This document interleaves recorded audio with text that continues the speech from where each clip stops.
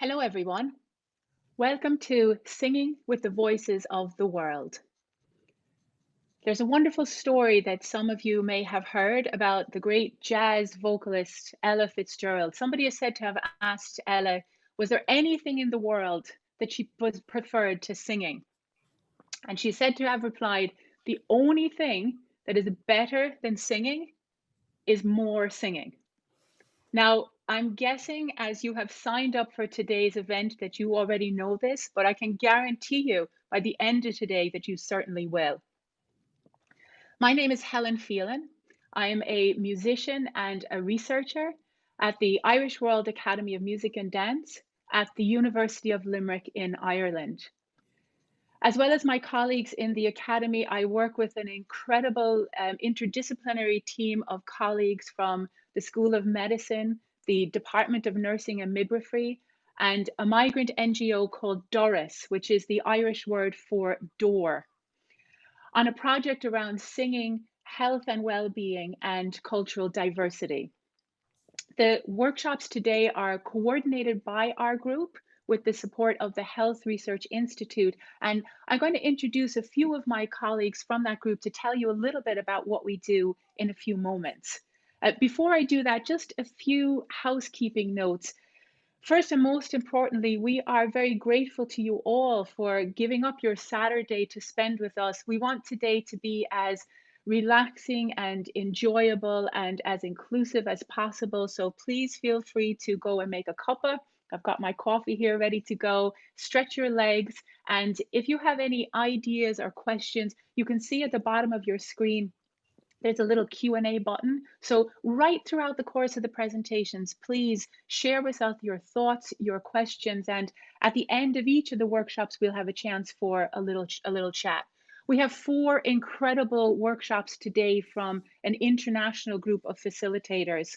And I'm going to come back in a few moments to say a few words about those workshops. But before I do that, I just want to introduce 2 of my colleagues here to tell you a little bit more about the work that we're doing around singing and health and also working with migrant communities.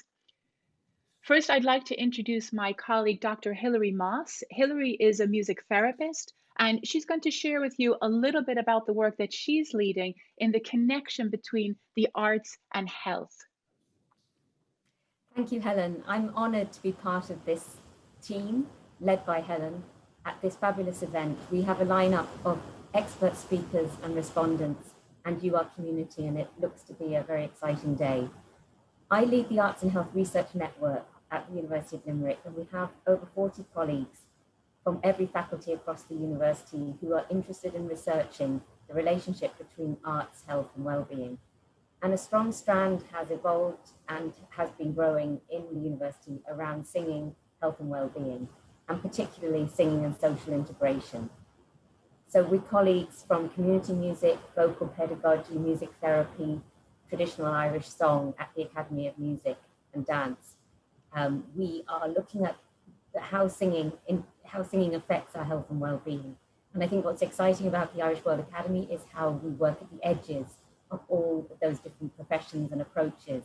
And indeed, then with our colleagues across the university, I think what happens, which is most exciting in practice and research, is those things that happen at the edges.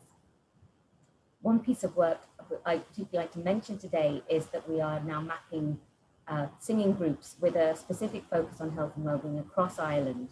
This is the first time. By the spring, hopefully we'll have a map of what is being provided where, which clinical groups have access to singing groups for their health and well-being, which areas of the country do, and we hope that will really inform health promotion policy.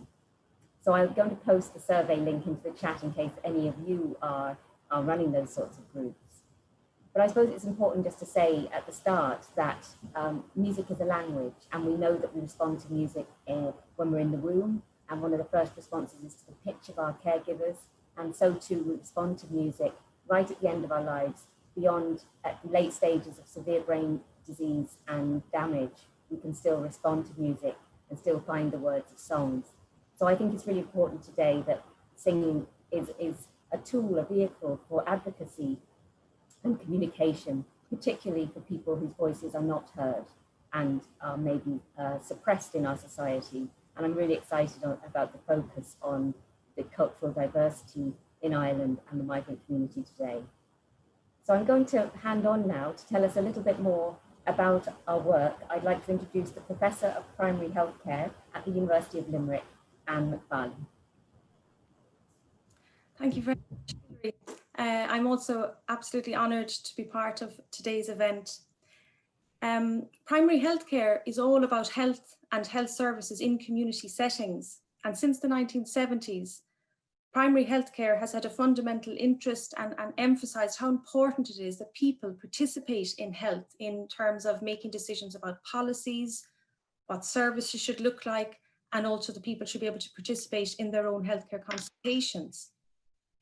It's only more recently that this has extended, if you like, to think a little bit about how should people participate in research, and not just as subjects or participants from whom we extract data, but to think a little bit more about how people can participate in research to co-produce knowledge. So there's why is this important? There's a very long answer, or there's a very short answer. So I'll give you the short answer. People have expertise about health because they are patients, they are carers, they are part of families. And so we have such deep experiential knowledge about health and illness. We have such expertise. And it's really important that this is brought into the research process to sit beside the knowledge that academics and clinicians have. And this is why PPI, public and patient involvement, is really all about creating opportunities for members of the public and patient to become part of research teams and to co-produce knowledge. So this raises some interesting questions then about how do we do this, and how do we do it well? How do we do it meaningfully? If we involve people in a way that's just empty or tokenistic, this is really problematic. It's not very ethical. It leads to research fatigue, and it's also a lost opportunity because it means that people's knowledge and expertise hasn't been respected and harnessed appropriately.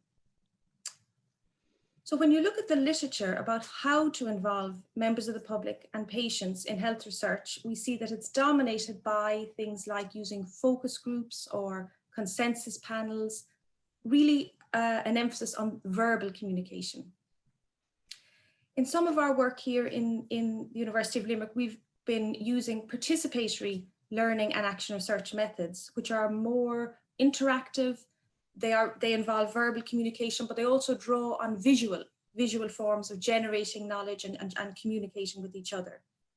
And it's really from there that I started conversations with Helen and Hilary and other colleagues, and has really opened up a whole new area, a very exciting area of thinking for me, which is about other forms of communication, other forms of the arts that can be used to elicit and share knowledge. And of course, today we're here to celebrate the specifics of singing. This is a really, I think, important collaboration to expand the knowledge and skill base about singing as an arts-based method. I lead the Public and Patient Involvement Research Unit here in the School of Medicine in Limerick, and we've been designated as a World Health Organization collaborating centre. And the focus of our programme of work is all about involving migrants in health research. As part of our work with WHO, we're going to generate guidance and training, which will be disseminated across the region to provide resources and skills for health researchers to involve migrants in their research. And I think it's really important and valuable that the work we're doing here through PAR Team and the research cluster, through these workshops, that can feed into that guidance and training which will be delivered to WHO. WHO are deeply committed to involving migrants and emphasising migrants' health because, as Hilary has mentioned, too often they are excluded and suppressed in the health field. So that's my interest, this is my excitement in the workshop and my delight in terms of being here today. So I'm going to hand back now to Helen, who's going to say a few more words about the workshops that are coming up. So I wish everyone a great day. Thank you so much, Anne and Hilary. And just before I hand you over to our workshop presenters today, I just wanted to say a few words about some of the research in behind what you're going to hear in the workshops today. And I'm just going to use a few slides to help me do that. As you're picking up from our various presenters, our core fascination really is, why do human beings sing?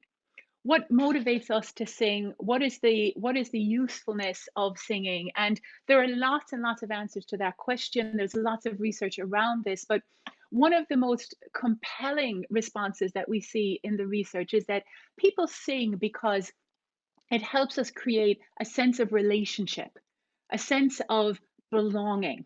And this is something that's really interesting to us. And I think you're going to hear speakers talk about this right throughout the day. Of course, there are lots of activities that we engage in that can give us this sense of belonging to a community.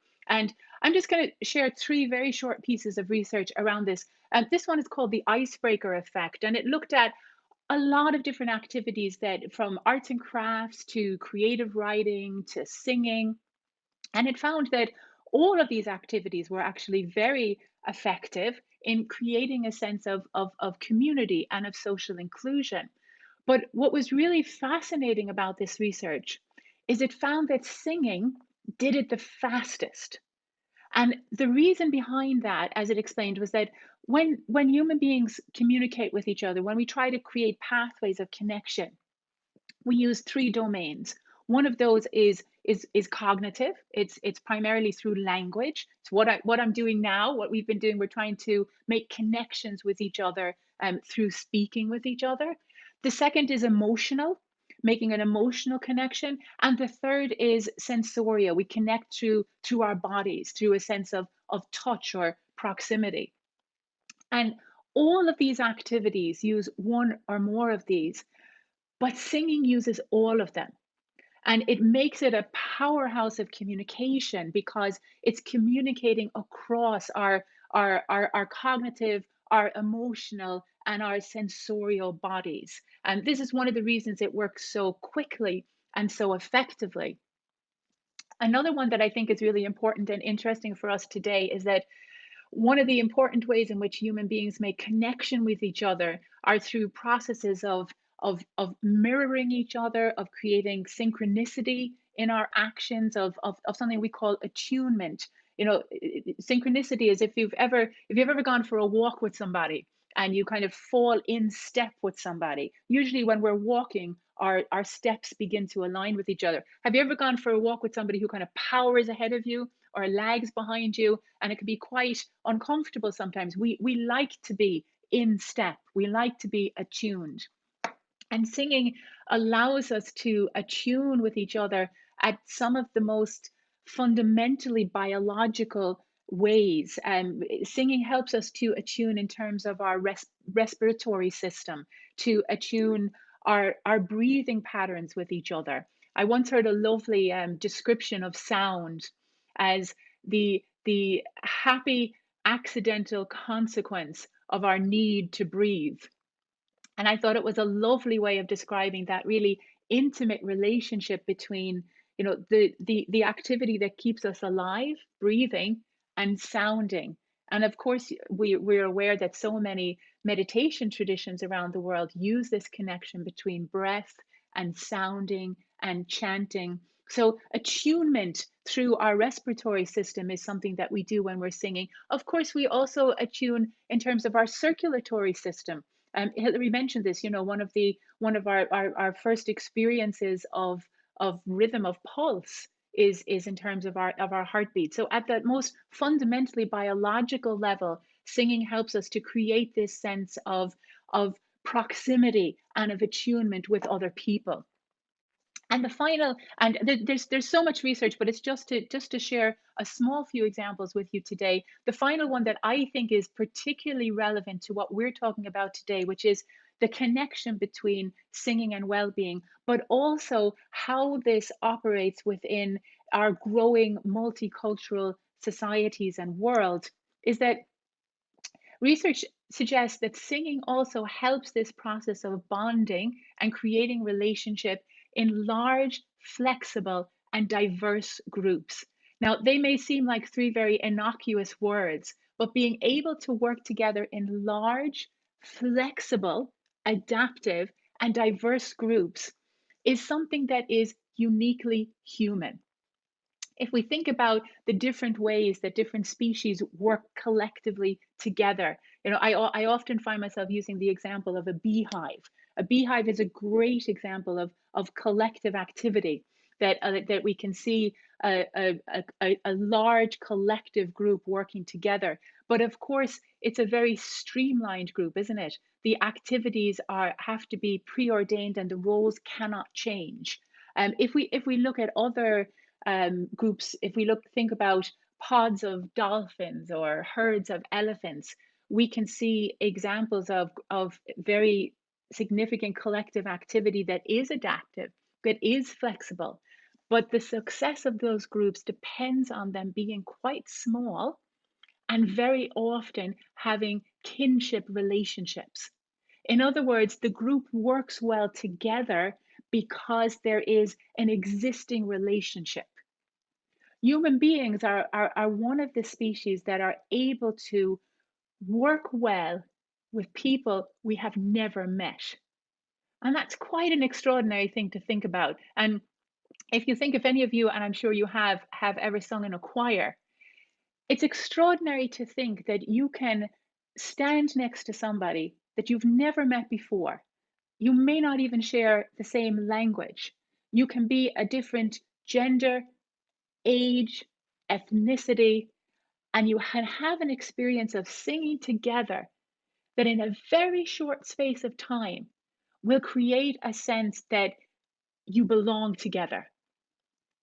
Now, that's an extraordinarily powerful activity. And one of the things that we're really interested in is how can we harness the potential of that activity to look at questions around our own individual health and well-being, but also our well-being as a society. How can we harness that power of creating a sense that we belong together and use that to address issues of isolation or stigmatization? And for us in our little cluster, we're also interested in saying, could it be possible to harness the power and the potential of singing for something like research? As Anne was saying earlier, so much of research is driven by the intellect because it's such a wonderfully powerful tool. But of course, as humans, we have other powerful tools, and can we harness those also for the purposes of research? And that's very much at the heart of what we're doing as a research cluster. Our name, as I said, is PARTEAM, which stands for, it's a bit of a mouthful, Participatory and Arts-Based Methods for Involving Migrants in Health Research. And our group is interested in doing three things. One of those, as I said, is to look at the potential of music and of singing and of the arts in general to engage in practices of health and well-being, both at the individual and the social level. So I've just shared with you one small example here, an activity we run called the Irish World Music Cafe.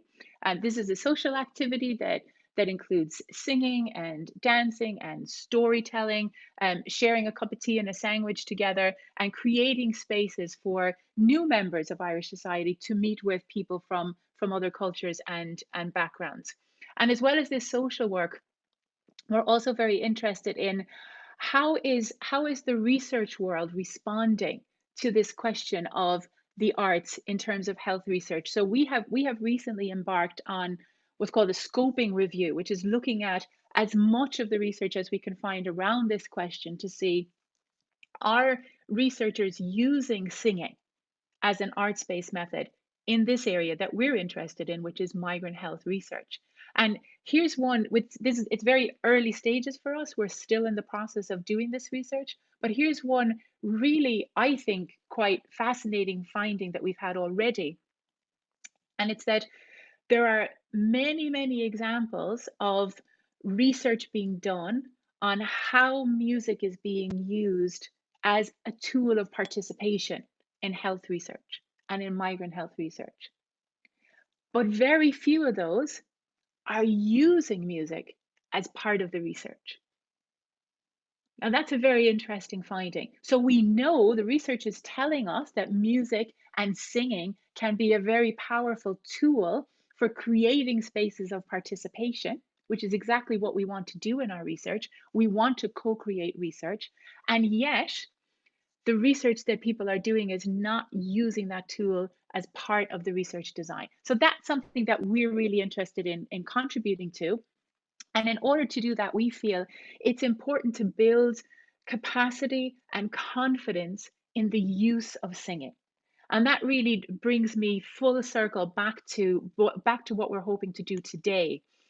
By the end of today, our hope is that everybody goes away from these workshops in the belief that every human being is a singer and that singing is as powerful and as natural a tool as any of the other ones that we use for building community, for creating participation, for doing research. In order to do that, sometimes we have to overcome some of the perhaps learning that some of us have had. You know, there's the number of people, and I know we've all had this experience, who have said, I don't sing, I can't sing.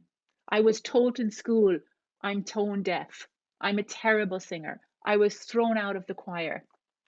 Many of us have had that experience. But here's a place where we can learn from our colleagues from new cultural communities in Ireland, because of course not every cultural community treats singing in that way. For many communities, from the moment you're born to the moment you die, you sing your way through your life. You sing your way through rites of passage, through celebration, through mourning, through ritual.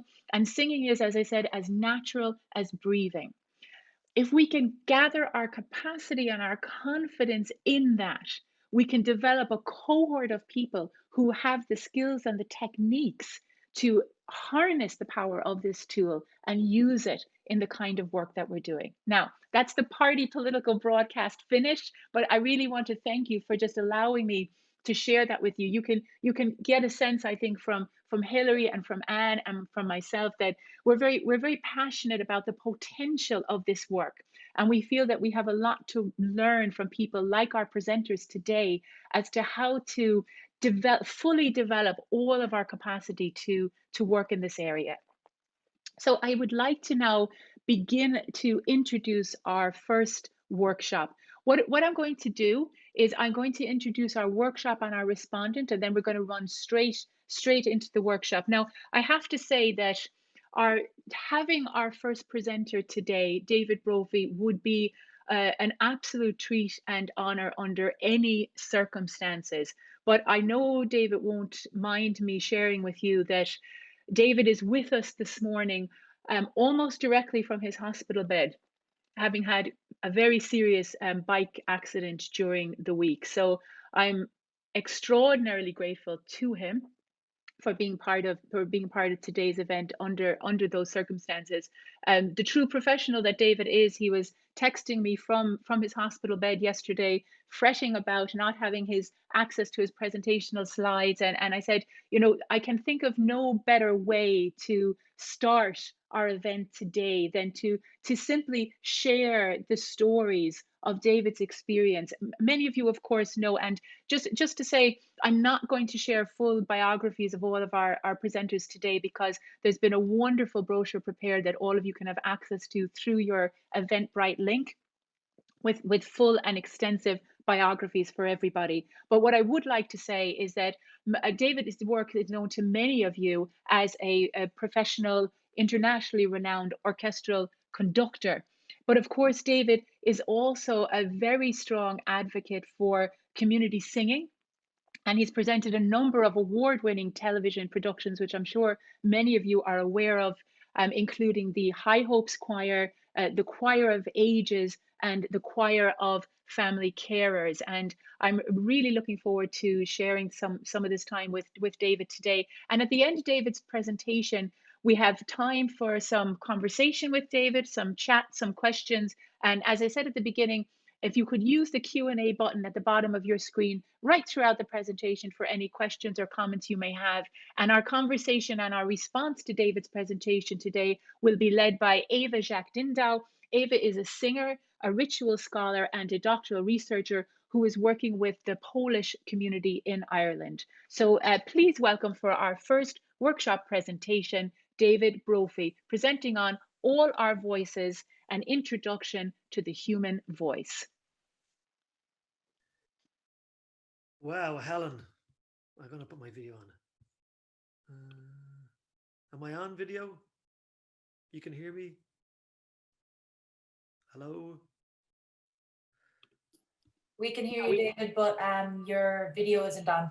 Yeah, but I'm trying to start my video and it says the host has stopped it. So I can't put my video on for some reason. But the host has asked you start my video. Okay. Yes, amazing. I'm here. Fantastic. Brilliant. Helen, what can I say about that introduction? Well, you can see, yeah, I have a fractured scapula, having had a fight with a tram line here in Dublin on Wednesday last and fell off my bike. And I got out of hospital last night, so I'm delighted to be here. Helen, thanks for the fantastic introduction. I could hear Ein Heldenleben flying in the background as you spoke about my heroic activities to get here today. What a great introduction. From 10 o'clock, I've been listening with a smile across my face to 10 o'clock on everything you've been saying so far. And my presentation today is very much a personal presentation. I suppose it's based on my own, we call it practice-based research, where what I've done with community choirs over the past number of years. So it's in three parts. I'm going to start with, I suppose, my background. Helen said, she spoke about biographies and that. My biography tells you an awful lot about what I've done, but tells you nothing about who I am. And I think certainly from my experience dealing with community choirs, I think the type of person you are directing a community choir and what your life experience is, I'm not talking about musical experience, your life experience is a key aspect of your ability, I think, to enable, because that's what your job is as a director, is to be an enabler first and foremost. So I thought I'd start with a little bit of background to me, then I'll move into and speak a little bit about my experience with the three choirs that Helen mentioned that I've worked with, and then give personal reflections at the end before I finish up at about 11:15. So I grew up in Santry on the north side of Dublin in the early 1970s, and we grew up in the shadow of Ballymun, which was a satellite town, I suppose you could call it an experiment from the 1960s, where people who lived in very deprived parts of the inner city of Dublin were moved out into high-rise apartment complexes that were utterly ill-conceived, like a lot of places were in the 60s and 70s, not just in Ireland, but in other countries across Europe. And so I know from a young age, I knew what it was like to, I suppose, live and be aware of families and people who were existing in quite deprived circumstances. So no facilities, local facilities at all for younger people or older people at all. Huge unemployment, huge problems with drug abuse, lots of crime.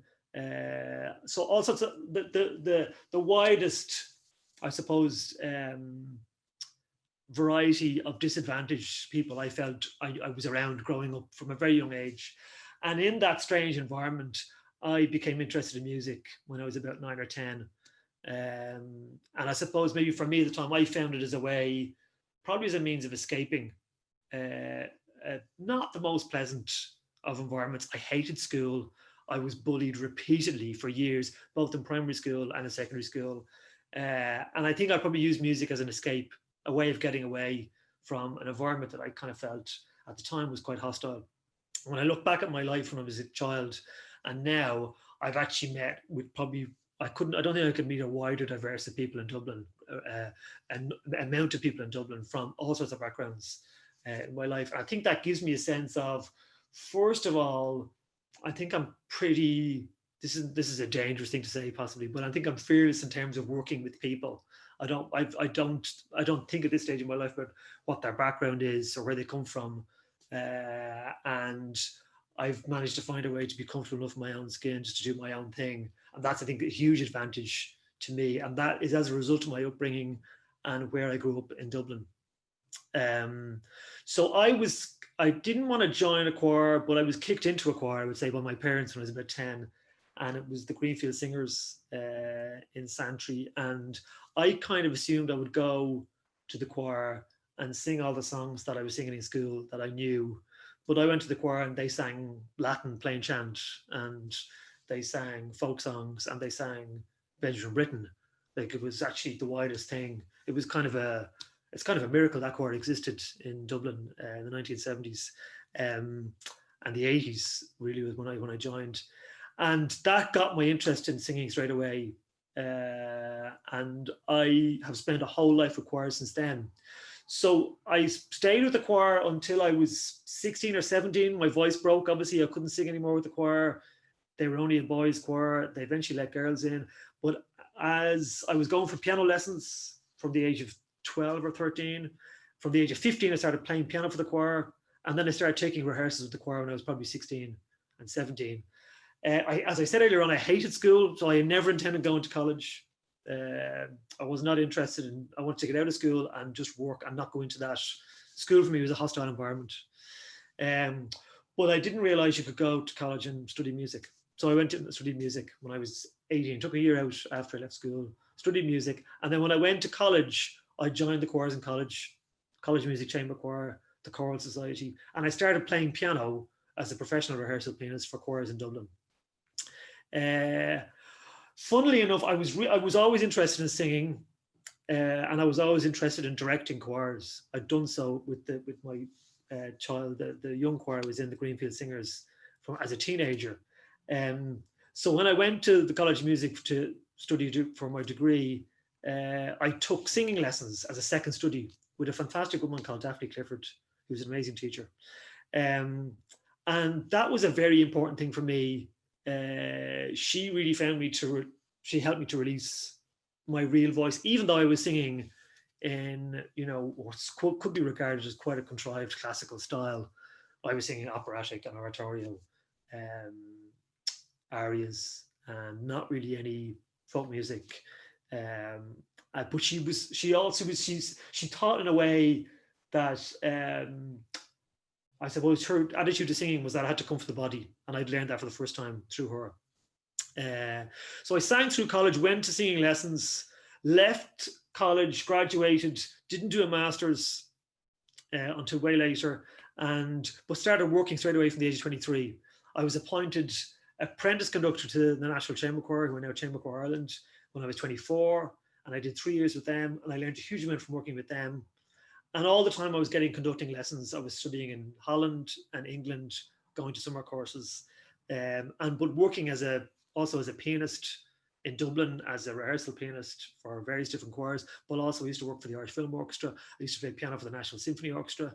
And until my late 20s, I was practically always working with choirs, conducting and directing choirs.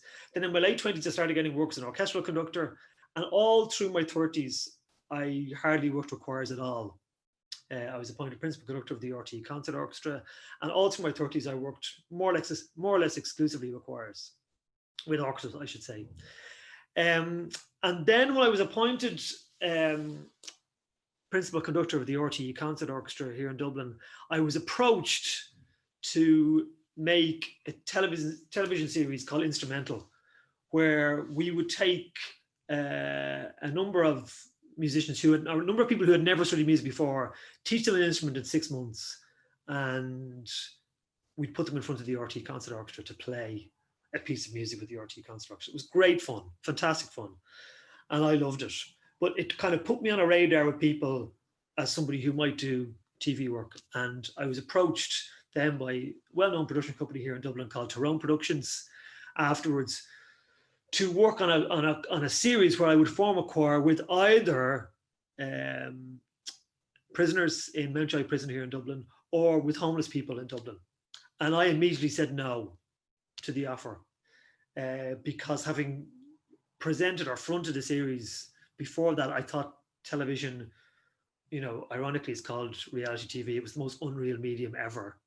And I think TV in some ways is quite exploitative, and I didn't want to be in a position where I had to exploit people for so-called entertainment. So I said no to Tyrone Production when they approached me about this new series, and I told them all my reasons why. They went off and I suppose licked their wounds and said, "Oh, that's a pity." And then they came back to me 2 months later and said, "We've reflected on what you said. We'd like to have another conversation with you." So this was the beginning of what was then the High Hopes Choir. And the High Hopes Choir, people in Ireland would probably be familiar with it. It's a choir that was made up of homeless people in Dublin. And it was a choir that was formed, it still exists today. It was formed for the TV series. We formed 2 choirs, one in Dublin and one in Waterford. But the choirs, obviously, like all the choirs that formed, all keep going. You don't form a choir for TV series and it just goes away. Everybody wants to keep singing. So I got involved with the TV company, and we basically formed a choir for this TV series. Now, one of the reasons I said no to the series is that I'm not qualified to deal with people who have issues regarding substance abuse, or they've got issues, mental health issues potentially, or they've got issues with relationships, or they've got other issues going on.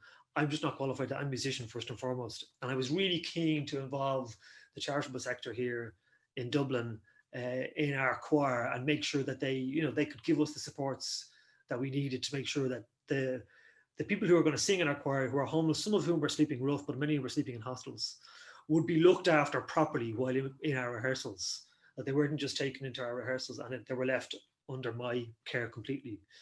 I wanted people around, a very strong support team around me to make sure that the choir was well looked after. And we had that with Focus Ireland, who are probably one of the largest homeless charities here, certainly in Dublin. And so I agreed to the series, but then I started telling friends and colleagues. Obviously, I'm a professional conductor, and friends and colleagues were strangely very wary of it, I realized. And over the years, since the High Hopes Choir, which is maybe like 7 or 8 years ago now, I've learned as much about me and, people who have never sung in a choir before. I've also learned just as much about professional musicians and their attitudes to music making, to themselves and in general. And it's fascinating, utterly fascinating. And I still continue to learn a lot today. So a lot of professional musicians said to me, "Oh, be careful, Dave, be careful now about this, because you're going to go into a choir and first of all, you're not going to audition them." "Yeah, I'm not going to audition them." "Well, how do you know it's going to be good? It might not be very good. So that would be really damaging for your reputation." And I kind of went, and these are people I respect, they're colleagues, friends of mine. I kind of went, should I be doing this? So one of the first lessons I learned was that if you're going to involve yourself in community music or community music making or community singing, lots of different terms, I think the first work that has to be done is work on yourself. I really believe that. So I had to kind of do a bit of work on myself before I started into High Hopes Choir. And I had to make some decisions. First of all, I had to learn a new trust, not only for myself, but for the art form that I'd practiced for my whole life. I had to trust music in itself, in its rawest form, to transcend people's preconceptions of what is good and bad. And that was a big leap for me. And I had to kind of say to myself, right, can I stand in front of a choir where there's so much of my professional, creative part of my inner head, my inner hearing, is crying out, "No, sing it in tune," or "No, sing the right note, it's an F sharp," or whatever it is, or sing the right word. How much of that part of me, that professional side of me, can I suppress in order to allow another part of me emerge that enables these people to do things that they could not normally do? So that was the first bit of work I had to do myself. And I did that work kind of pretty easily. And that might speak a little bit to the kamikaze side of me, where I would be slightly reckless or impetuous and just go, yeah, let's just do it, and not think about the consequences. So while had everyone around me, my colleagues and friends would say to me, "Oh, be careful of this, be careful of that." I kind of said, "No, there must be something better in this." I think maybe the fact that I felt connected to, I'd seen the power music had on me and other people as a young child growing up, and I think maybe I think my upbringing had a huge impact on me, on my ability to be able to I won't say leave my professional side to one side, but turn off those parts of my creative muse that wants to make things, cannot accept only anything but perfection, and actually see a perfection emerge, a different type of perfection. I would say a more human perfection, a more authentically connected perfection that otherwise I wouldn't have been able to engage with. So I did all the work on myself, and I kind of made a few resolutions to myself in terms of how patient I would be, in terms of what my aims were. I set out a new course for myself when I started working with the High Up Square. And I needed it because within the space of, the first 2 or 3 weeks of forming the choir, I went out in the streets and I literally went to people who were holding, paper teacups or cardboard teacups looking for a loose change. And I went up to them and I said, gave them a few quid and said, "Do you mind if I talk to you? What's your story? I'm Dave Brophy, I'm forming a choir. Would you like to sing in my choir?" And on one level, I was aware of how absolutely stupid what I was doing was. Because, if I was homeless, I was thinking to myself, I would say, "Well, yeah, I'm kind of happy to join your choir. Would you give me a house first, please? Or give me somewhere to stay tonight? That'd be great first, because I need that first. Maybe I'll do the choir after I've got my house, my bed for the night." So on one level, I kind of thought, like, this is actually ridiculous to go and ask somebody sleeping rough to join a choir. But I was stunned by immediately, like the very first day I went out and I spoke to maybe 10 or 12 homeless people just on the streets. And I was immediately taken with how open they were to me and to the notion of singing in a choir. And I still probably struggle to understand why that was the case, but I can make I can guess at it. I can make some stabs at what made them so open.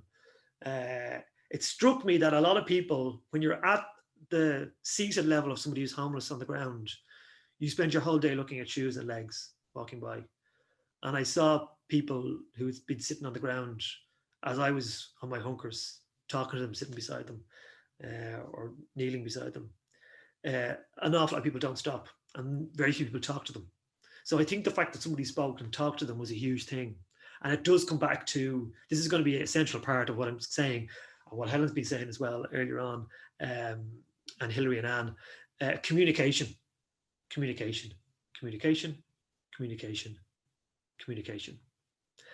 And I felt that I had gone up to these people and communicated with them, and they actually completely devoured that sense of me communicating with them, and they wanted more of it. And it was nothing to do with the choir. It was nothing to do with singing. It was nothing to do with anything else I believed. At the time I believed it's the fact that I communicate with them and they want to find a way of communicating back with me. They want to interact. That's what we want to do. We want to interact.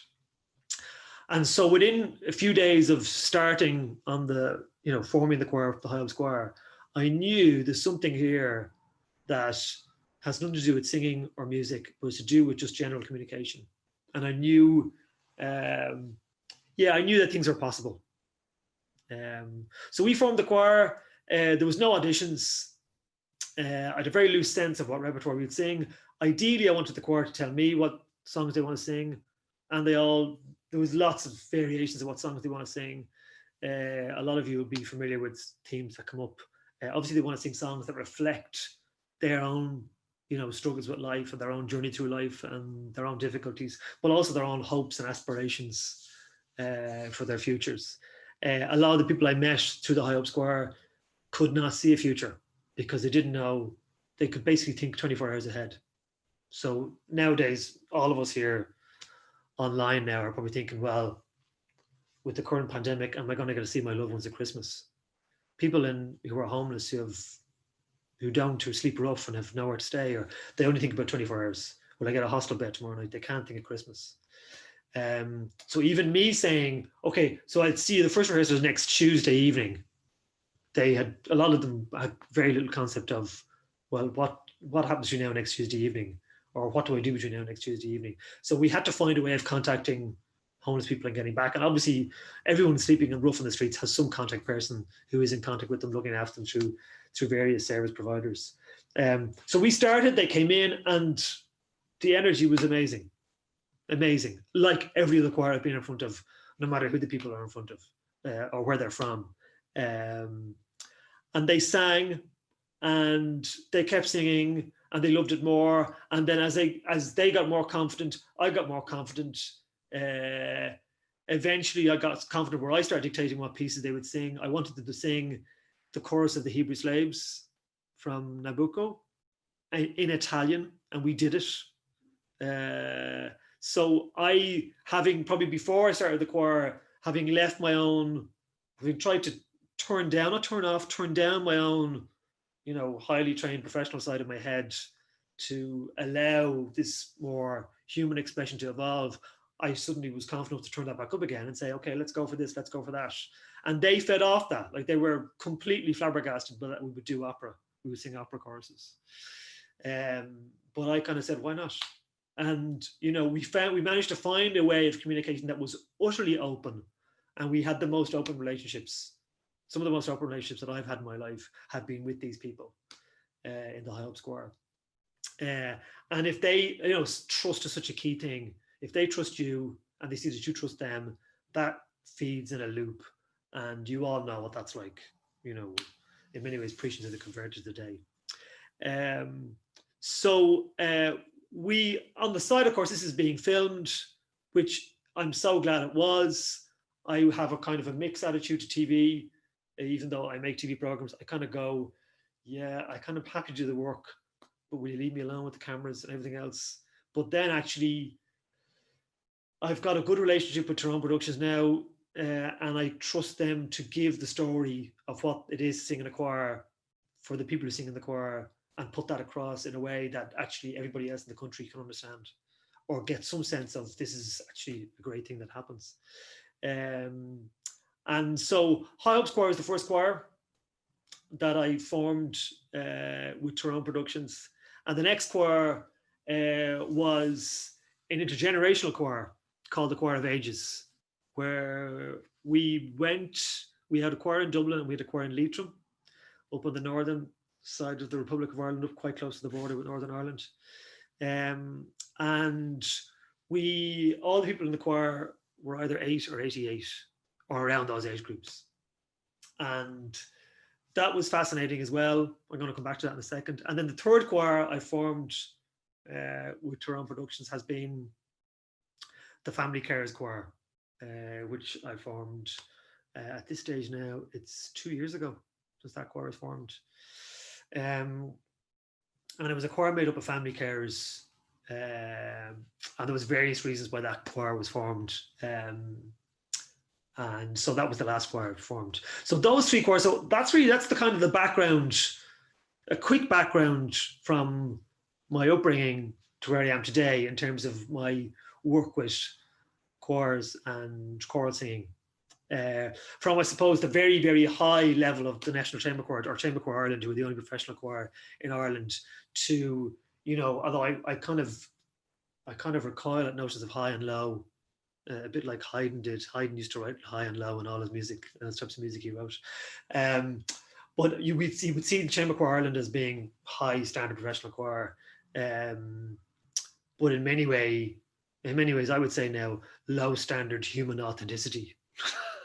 Is that a terrible thing to say? Yes and no. And then I would look at the High Hopes Choir and the Carers Choir and the Choir of Ages as being, like, they would say, okay, very potentially low quality singing, but I would say very, very high level of human authenticity. And this is what, from now on till 11:15, this is what I'm going to deal with now. So that's really just the first section of my presentation, to give a sense of where I've come up to now. What I'm going to do now is I'm going to look at all the three choirs, the community singing projects I've been involved in. And I'm going to just very quickly look at what my initial observations were before the choir was formed. And then what I left when the choir was formed, fully formed, and we'd given performances, how I felt the people in the choir had changed. None of these things would be probably surprising to you, but I think it's always, if we're here to research and we're here to learn, we have to be able to learn from the people who we are in front of, and I've learned a huge amount from the people I've been in front of. So I think, and the learning has come from just observing how these people were when they started and how they were at the end. So I'm going to quickly go through these now. With the High Hopes Choir, my initial observations were that most of the members had very poor eye contact. So I have a conversation with people in the choir and they look at the floor, or they look at my shoulder, or they look over their shoulder. They don't make eye contact with you. Very few did. They had poor conversation abilities. So at the beginning, you ask questions, you get monosyllabic answers. Very, very, very difficult to make conversation at the beginning.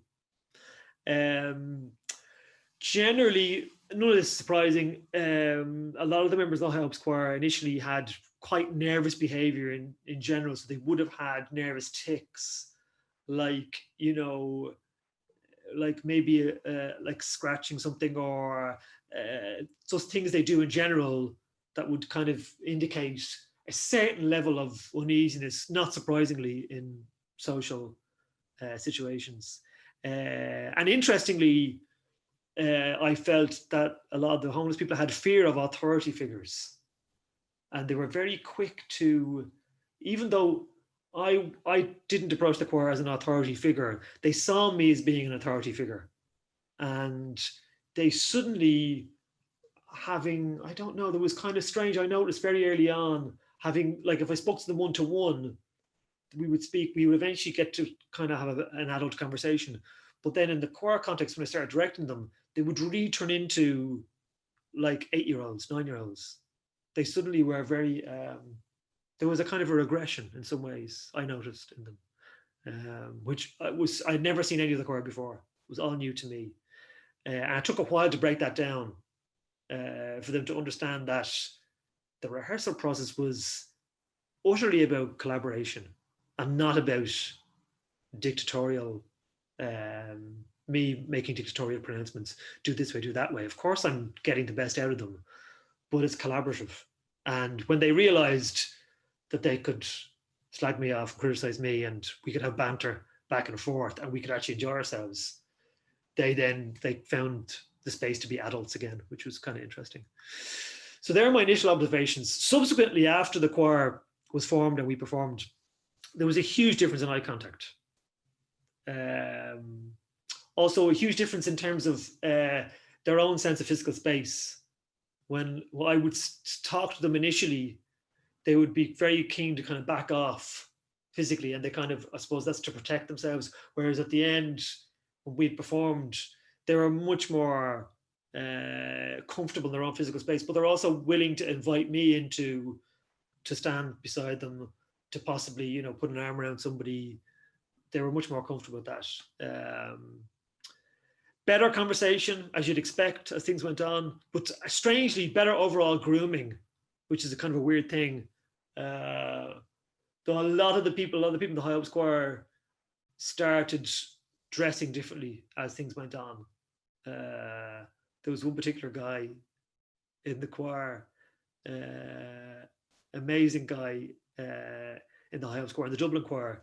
Jerry was his name, and he went into a local charity shop, and he bought, for one of the performances, he bought a full ivory white cream groom's wedding outfit for like €5 or something.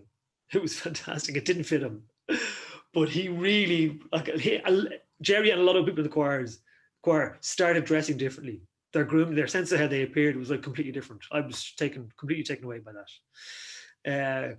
Strangely, while the banter between us and the chat between us in the rehearsal room increased, the rehearsal room became a lot calmer, a lot less tension in the room, and they felt the rehearsal room was a safe place to be, which I think was amazing. Obviously, as the choir, as things went out on television, the choir enjoyed their own celebrity because they became well known. People would recognize them on the street, and they loved all that. That has its upsides and its downsides, and there were downsides to that too. But generally, that was a big positive. And then the personal ambitions of the people who sang in the choir were markedly changed. So one of the members in the choir, she, about 6 months after the choir was formed, she got a house. She got a local authority house. And she said to me, I wouldn't have got this house only for the choir. And I said, that doesn't make sense to me. You got the house because you deserve the house.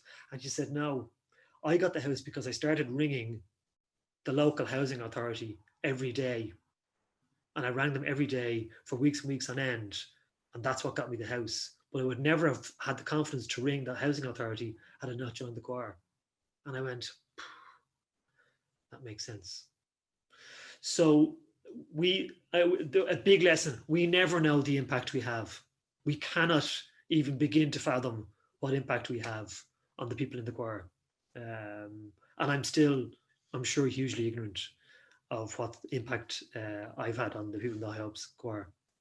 The Choir of Ages was a completely different intergenerational choir, very different to High Hopes. My initial observations were that each age group were very wary of each other, not surprisingly. There was a huge unwillingness to mix. All the older people sit together and the younger people sit together. The older singers tended to chastise the younger singers at the beginning. Older singers felt that the younger singers were too loud or too active. I mean, this all sounds very stereotypical, but it was completely true. Older singers felt the need and they had the right to comment no matter what happened. So they sat there kind of, commenting on everything that happened around them. Whereas the younger singers did what they were told. They didn't really say much. And I found it difficult to galvanize these into a coherent group initially. But subsequently, after, we'd done a couple of performances and we'd had a good 6 months under our belt, the changes were huge. The older generation became far more tolerant and actually more robust. Singing in a choir can be tiring, particularly in rehearsals. You've got to stand for a long time, or you've got to stand and sit and stand. And we had quite a number of elderly people in the choir. And initially, they wouldn't stand. I can't stand for long. Then they eventually stand for 5 minutes. But at the end, I had older people who were standing like for 45 minutes, no complaint, and happy out. I mean, they became a lot more robust, the older people did. Both generations began to enjoy each other's company, which was obviously what we were about. Strangely, the roles that were established at the beginning, where the older people tend to want to look after the younger people or chastise the younger people or say what they should do, that reversed to the process. And at the end, the younger singers tended to care and look after the older singers a lot more than it was at the beginning. It completely reversed. The roles changed. Ideally, of course, this was a great thing. The music became the focus instead of the unusual profiles. So actually, this notion of a shared goal, shared vision to make the music the most central, important part, that became the important part at the end. The older singers, strangely, were more willing to try modern songs when they saw the younger singers enjoying the old-time songs. And I would say, strangely, the more mature singers in the space were the younger ones, because they had not grown up yet. Like, growing up is dreadful because you've got to go through school and you learn so much. And I was reading a book recently on how to unlearn. And I think I'm going to spend the rest of my life unlearning what I've learned so that I can be like a child again. Because surely that's the best way to be, is like a child. That has to be the best way to be. And the younger singers, who were all 7, 8, 9, 10 years of age, they were the adults in the room at the end of the day. They'd far more emotional maturity than a lot of the older singers did. They were much more open. So if you want to sing, they want to sing my way. The older people want to sing my way. The younger singers don't know the song, but they said, yeah, let's sing it. But then the younger singers say, we want to sing the song from the film Moana. We want to sing Moana. And the older people say, no, that's terrible. That's a dreadful song. But they eventually actually did sing Moana, and they loved it. Of course they loved it. That was fascinating. And finally, the Carers Choir. which is the last choir I formed, made up of family carers, a lot of whom are 24-hour carers, caring for family members who are highly dependent on the care they receive from their families. And a lot of the family carers we work with don't get the supports you would like them to get from the state. And there are so many family carers in Ireland who do amazing work, and frankly they bail the taxpayer out, because if they didn't exist, we would have to find a way of looking after those most vulnerable people in our society who don't get the care that they should deserve. This was amazing. This was fantastic. Love this choir.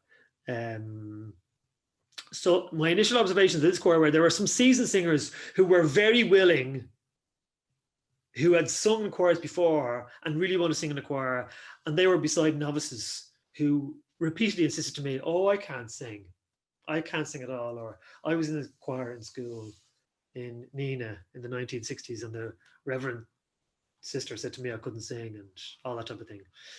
We had a wide variety of singers in the choir. But the one thing with this choir that was different to High Hopes and the Choir of Ages was all the singers wanted this to work. They had a very deep desire for the choir from the outset. So a lot of the time with family carers, I learned very quickly that they spend all of their waking moments are spent thinking about the person they care for. So they always give. They spend their whole life giving, and they rarely receive. And this was something that the choir was going to be something for them. And a lot of them had felt they hadn't done anything for themselves in 10, 15 years. They'd been caring for their loved one, husband, wife, daughter, son, sister, for 10, 15 years, and had received nothing from themselves, for themselves. And the choir was going to be something they were going to do for themselves. So they really wanted this. They all identified their roles as carers through each and every song. So all the songs they picked were drawn on to articulate different struggles in their lives. They all brought what I can only describe as unconditional love and energy to each rehearsal. So the fact that these people are carers, they brought that caring sense of themselves into every rehearsal. And it was like some of the most electric rehearsals I've ever had in my life in front of any ensemble have been with the Carers Choir. Amazing energy. New friendships were made almost immediately. They were very, very open people, very, very open people, and always happy and willing to support each other at all times. People became friends the first day, changed phone numbers, and were in touch the next day. Very, very open people. Amazing. Subsequently, what I learned from the choir was they were very willing to champion individual members in the choir. So you'll know this, that, you know, if somebody in the choir gets a solo, you tend to get a sense of somebody might go, oh, they got a solo. Why didn't I get that solo? Or Maureen, she should have got that solo. Or Tony over there, he's got a great voice. Do you ever hear him sing My Way, or whatever it is? He's got a great voice. There was nothing like that. Anyone who got an opportunity to sing a solo, everyone, they were fully supported, and everyone was delighted to be championed by the choir. They found performing and rehearsing very emotional. They were highly connected with their emotions. Not that I would say that they were highly connected to their emotions all the time, but what I felt was talking to them was that they had learned to, in some ways, suppress their emotions while caring for those they were caring for. And the choir became a focus for them to release emotions that had been suppressed. And very powerful. Strangely, we haven't mentioned this yet, but male singers, a lot of men in Ireland say they don't want to sing in a choir, or they can't sing. It doesn't make sense to me. I don't get it. I've worked with choirs in Romania, and you're not a man in Romania unless you sing, it seems to me. But in Ireland, if you sing, there's something wrong with you if you're a man. But the male members of the Carers Choir found a space for them to be men. They were men, they were carers, and they were singers. And they were all of these three things at once. Very, very powerful, very powerful. They all got a huge kick from singing, but they also simply got a kick from being together in the same space. Physically, emotionally, artistically, and sonically, they loved being together. They felt they were doing something for themselves and for those they cared for. This was extremely powerful. It was strange because I felt that the choir would be for them, for the carers themselves. but the carers felt they were rehearsing to do performances in which they would bring the people they care for to the performances. So they would bring their, you know, their paraplegic husband or their son who had been in a wheelchair for many, many years. They'd bring them to performances and sing for them. And it was, yeah, it was very powerful. That was the choir, I think, out of the 3 choirs, community choirs I've been involved in, that really I kind of went, wow, this is huge. So that kind of brings to an end the second section of my presentation, speaking about the 3 community choirs that I've established myself and what I've learned from them. So I'm going to close now with some final thoughts, and these are not fully formed. These are thoughts that will remain with me till I die. And, you know, that's why we're all musicians, to learn, to try and find something, and it's lifelong learning. And in rounding up here, some of the things I'm going to say are half-formed notions, beliefs that will probably evolve and change over the years ahead. But they are nevertheless worth, I think, I suppose, expressing now and elaborating. And they may prompt some of you to think about your own thoughts in terms of community singing as the rest of the day progresses. So I believe that the space between singing and speaking, and it was mentioned earlier on by Helen, as a primary means of communication is very small. So people have regarded singing as being amplified speech, amplified not only in the terms of level of decibels, but emotionally amplified speech. I'm struck by expressionist composers such as Arnold Schoenberg used the term Sprechgesang to describe the world that exists between straight singing and straight speaking. And, you know, if you listen to his song cycle, miniature song cycle, Pierre Lunaire, and you listen to maybe someone like Christine Schaeffer, who sings that music wonderfully, the level of expression when she moves between singing and speaking is otherworldly. And that's what music for me is. It's otherworldly. It's in a strange way, it's an escape from our world now, but nevertheless a connection with another world which allows all of us humans to find a more authentic way to communicating and to be together and to feel that we are together in something. Yeah, and I'm struck by a fantastic book I read years ago called The Singing Neanderthals by Stephen Mythen. And he explains that singing in pre-humanoids could have come from parents reassuring their youngest children or their babies in times of stress and danger. So he maintains that, I'm obviously speaking to you now in my chest voice, but if I was to, you know, speak baby talk to a 6-month-old now, I'd never speak to a child in my chest voice. I would always, hello, and speak in my head voice, very high pitched, and do a kind of a sing song, hello little baby, and goo goo gaga and everything else to a 6-month-old. I would do that, and I naturally do it. And I was struck by my eldest son, who's 16 now. A number of years ago, we were visiting friends who had a 6-month-old baby, and he was about probably 9 or 10 at the time. And he got down to speak to the baby in this very high pitched sing-songy voice. And I looked at him and I said, where did he learn that? I mean, I haven't told him to do that. No one tells us to speak to 6-months-old in our head, sing-songy voice, but we do it. And so the notion of the gap between singing and speaking, particularly from very young children, and when you want to make them smile and they all react, if you speak to a 6-month-old in your chest voice, they don't smile. You never get a 6-month-old to smile back at you when you speak in your chest voice. But if you speak in a head sing-songy voice, you get that fantastic, when you see a 6-month-old smile back at you, you know, and it makes your heart sing. It's amazing. So yeah, the gap between singing and speaking is very, very close. Singing is an all-body activity, and I think there are parallels to sport and all sorts of aerobic activities. And I know Helen mentioned this, alluded to this earlier on. There have been studies into how in choir rehearsals, you know, even the pulse of the people singing in the choir becomes aligned in the choir rehearsal, and there's a oneness in the room that goes beyond just singing the same melody or the same piece of music. everybody's body aligns, some of bodies align in the space. Kind of a miracle. Group singing is a miracle for me. There is no essential requirement to assess a human voice. So why do we assess human voices? We don't assess human speaking voices.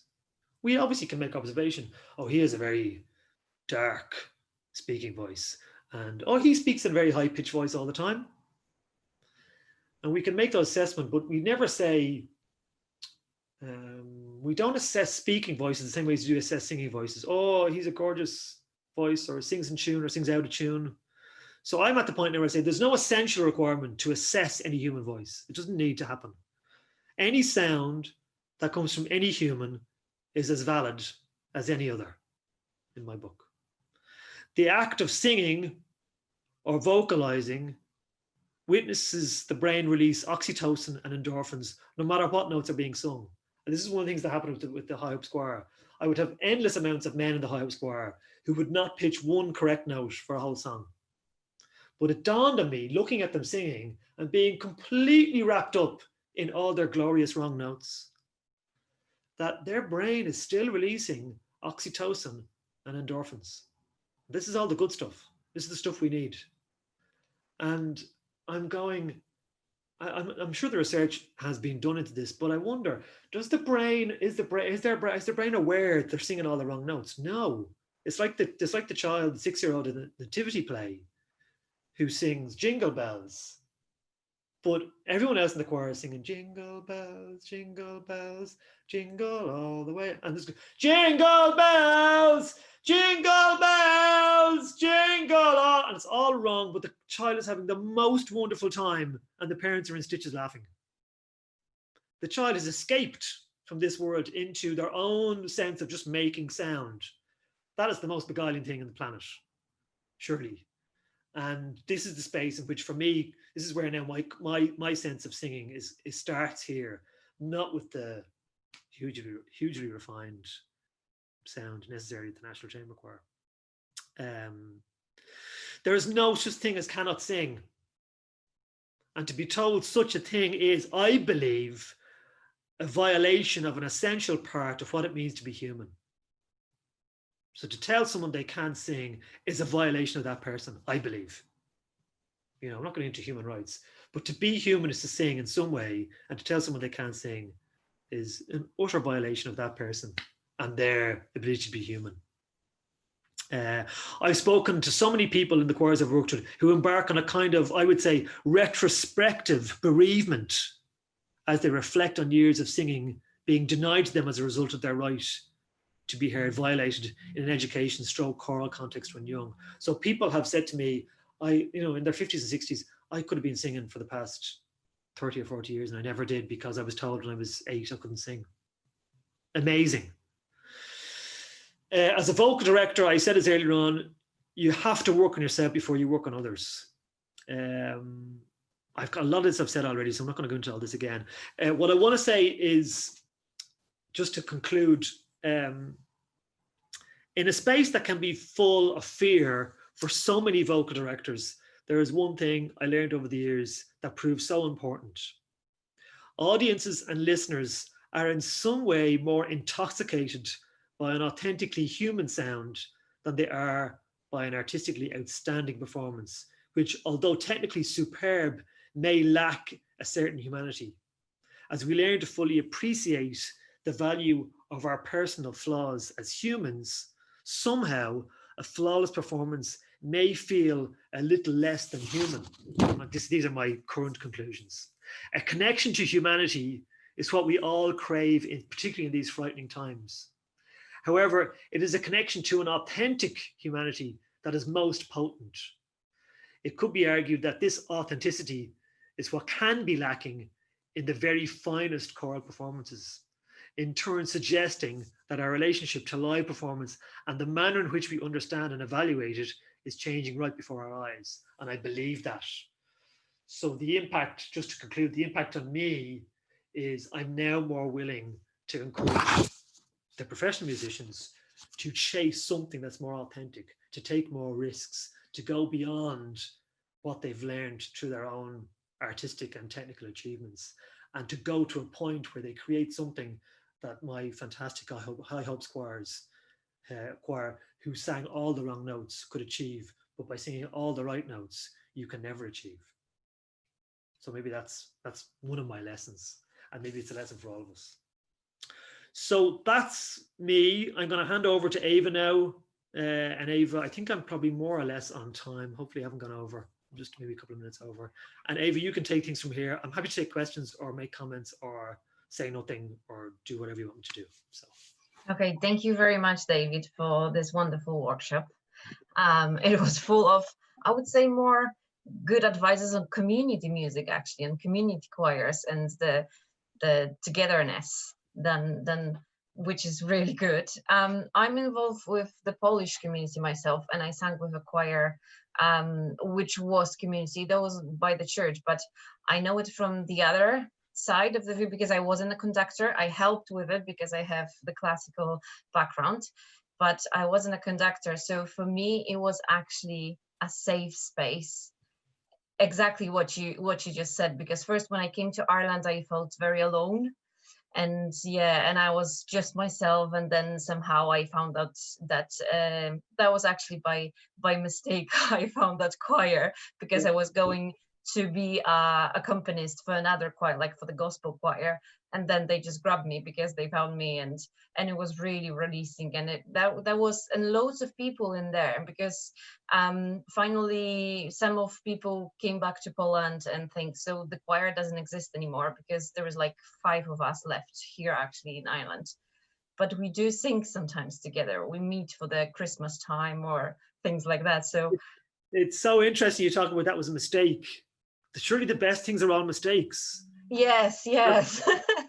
Where all the wrong things are the best things. So everything that's not meant, like all the stuff that's correct, I'm kind of questioning and going, God, why? Like, you know, it's everything that's happened to me. It's all the mistakes, the best things, and all the wrong notes is where you find the good stuff.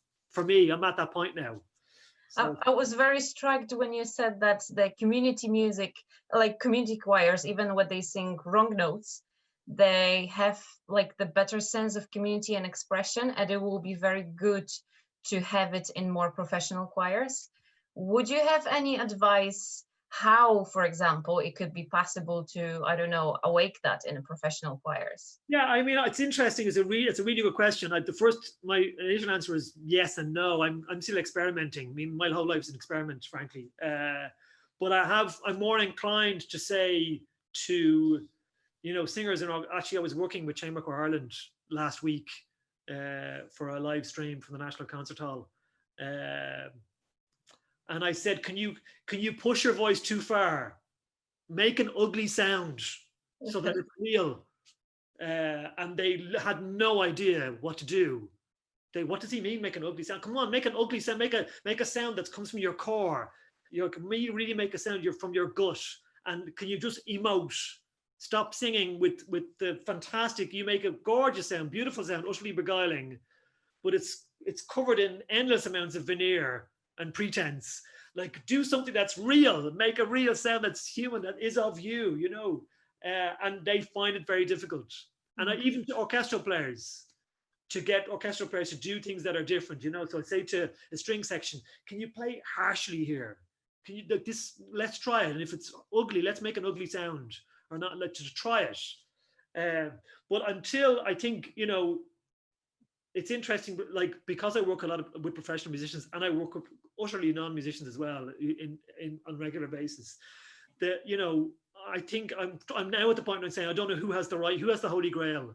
I think maybe they have the right way. No, they have the right way. No, they have the right way. I don't know. And I'd love to get both together. I mean, I got the High Hopes Choir to sing with the RTE Concert Orchestra, who are my professional orchestra. And I had people in the RTE Concert Orchestra come up to me who were seasoned professionals and said, that's the best concert I've done in 30 years in the orchestra.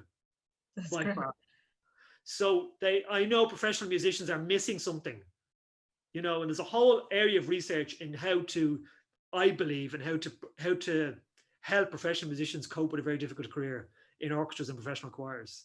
And I can't help feeling this connection to an authentically human way of making music is what a lot of professional musicians sometimes miss. A lot of them get it, but sometimes a lot of them don't, you know.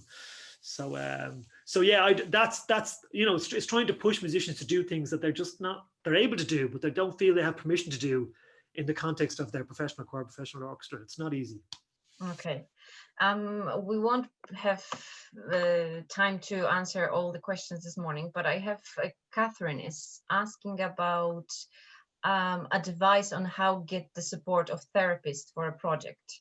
So she have not added much voice work on her class or workshops yet, but working towards it.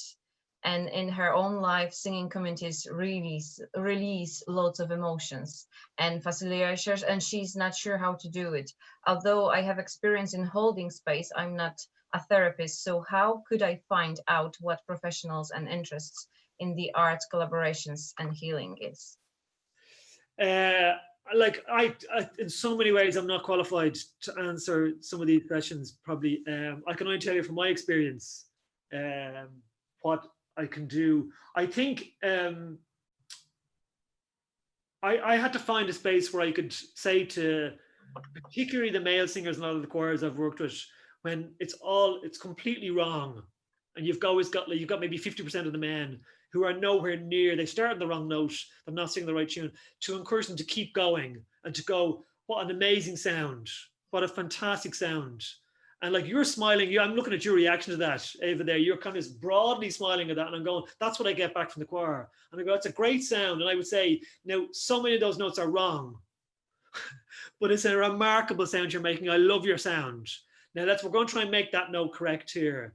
And so we try to put notes and try and find a way. They haven't got a connection. They can't find, where's my F sharp in my body? Where's my D natural? Those type of things, because we're all singing pitches. But I think to give people the space to enjoy the physical sensation of making a sound, because you know you've got to tell the choir we can't hear ourselves. So I'm hearing a version of myself speaking, but you're hearing something different, because the sound is coming out and it's going through microphones and speakers and everything else. So we can't hear ourselves as singers. So it's very difficult to evaluate us as singers. So singing is something that has to be physical, has to be felt. And I'll talk to professional singers, like really well-known professional singers. Like luckily I've worked with Willard White and Danielle Denise and some great opera singers who will tell me about, oh, this note feels really great. They sing a top A or a top G or a top B. The note feels great today. I could sing any note today, a top C. I could sing it for 6 weeks today, no problem, you know. So singing is very much physical. So I think connecting the sound, the body, and the sensation of singing is a key aspect in all of this. That's for sure. Okay. And maybe one more. So Elizabeth is wondering if any reports or research has been conducted around your really moving and incredible work and various choir methods mentioned. Elizabeth, thanks for your question. I see it here. And I see there's one from Matt Lamari, which I'll try and come to in a second. So Elizabeth, no, I don't think so. I don't know. I mean, like, you know, I know things like today are fantastic because we're, you know, being evangelical and spreading the word and that, you know, about, you know, some of the amazing things that are happening. But like, this is going on the ground at all times, you know, and even I've worked with other amateur choirs who are, you know, choirs that people want to come together to sing Brahms and Schubert and Mozart, things like that. They feel the same thing. And I'm convinced the National Chamber Choir, professional singers, they feel the same thing too. So in some ways, it would be great to get to the point where we don't have to research, and this just becomes the norm, and that everyone sings and it's taken as being the norm. Now, I do think, you know, education is going to be a key thing, and how we engage with school singing. And that's probably what one of my next projects I would do, is something around choral singing in schools and what that's to do with. But no, the short answer is there's no research on what I've done, particularly, as far as I'm aware of anyway. Will I go to Matt's question? No, I think we have to finish. I'm sorry, David, but the time is short. So thank you very much again. That was really interesting. I'm very excited, actually. Thanks, so Dave. Thank you. And I will hang to, I believe, Helen now. Thank you so much, David and Ava. David, that was an absolutely inspirational presentation, and the comments line is flooding with responses to that. And as Ava said, I'm sorry we're not going to be able to get to all of them today, but we will try to pick up on this conversation with all of the attendees today, and indeed with yourself. And I might just that question about research that came up. I think one of the things we're really interested in is not so much doing research on people or on projects, but doing research with people and creating these spaces of participation in what we're all doing. So, as I said, David, you have gone above and beyond to be with us today. And I hope you don't mind me saying, to present and share your experience with us, indeed through your own pain and your own and trauma in the recent event. So, that's very, I think that's very inspirational for us as well. So thank you so much for that. I'm just going to say a few words to introduce our second workshop today. So we have one additional workshop before we all break for lunch. And I was struck, one of the things that came up in David's presentation and Ava's response, is how meaningful it is to be able to sing our own songs, whether they're the songs from the cultures that we come from, or the songs of our youth, or the songs of our, that inspire us because of our life experience. But I know myself, as somebody who grew up with Irish parents in New York, as how important it was for us to be able to sing Irish songs. And I also have that experience of how valuable it is to be able to share our songs with others. And our next workshop by Jane Wheeler, I think, is an excellent example of somebody who has really spent her life traveling the world, learning the songs of different cultures and finding ways and pathways to share those with others. Jane is the leader of something called Songs from Around the World. She's the director of Living Song, and she set up projects and choirs over the years across London, including ARC One Voice program and the London Sing Up community. And she's going to share with us today some of the work that she's done in facilitating the sharing of songs from around the world. And responding to Jane's workshop today, we have John Nutukpor. John is a musician, a festive artist, and a doctoral researcher from Ghana, who is currently working with the African community in Ireland. So could I please welcome Jane Wheeler with her presentation, Songs from Around the World. Thank you so much, Helen, for that incredible introduction. I'm having trouble getting my camera on at the moment.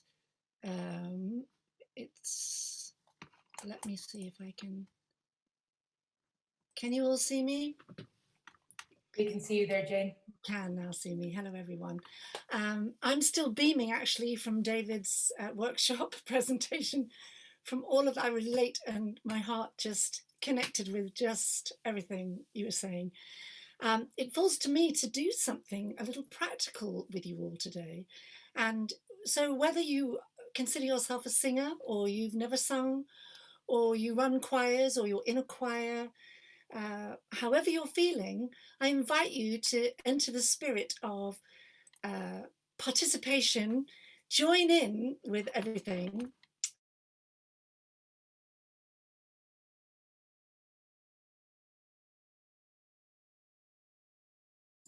Jane, you've muted there. Okay. So sorry. I would love to see myself on speaker view, but I can't seem to do that. So, no. Oh, I'll just carry on. Great. So we are I'm going to start by just singing a hello song, and I'd like you to just join in with the actions to start with. If you know the song, sing along with me. Hello, hello, it's good to see you. Hello, hello, it's good to see you. I must say, you've made my day. Hello, hello, hello. We're going to do that one more time and join in on anything you picked up there, or just keep doing the actions. Hello, hello, it's good to see you. Hello, hello, it's good to see you. I must say, you've made my day. Hello, hello, hello. So that is one way I might connect with a new group of non-English speaking children or adults. And walking into a room, as Doreen Rao once told me, always start with singing. Just always start with singing. Don't explain yourself, just sing. And I've done that so many times over the years. And I do have a memory just a couple of years ago working in Sierra Leone with a large group of children that we needed to get from one place to a place they were going to be in a workshop. And there was some discussion about how we might get them there. And I just walked up to them and I started singing and waving, and their faces just beamed. I was a strange white woman that's descended into their school. And they just started waving at me and smiling and gradually saying hello and singing. And we just traveled from the classroom around the grounds to the library area where we were. By the time we got there, they knew the song and were waving and singing at me. So coming back to what Helen was saying about connection and about that flexibility, that is one way. Singing just does that. And David mentioned that many times, just that connection of voice without having the same language, the same culture, the same background. Suddenly you're connected in the singing. So we're going to do a little more. I'm going to invite you, if you can stand in your space, wherever you are, I invite you to do that. It's always great if you can.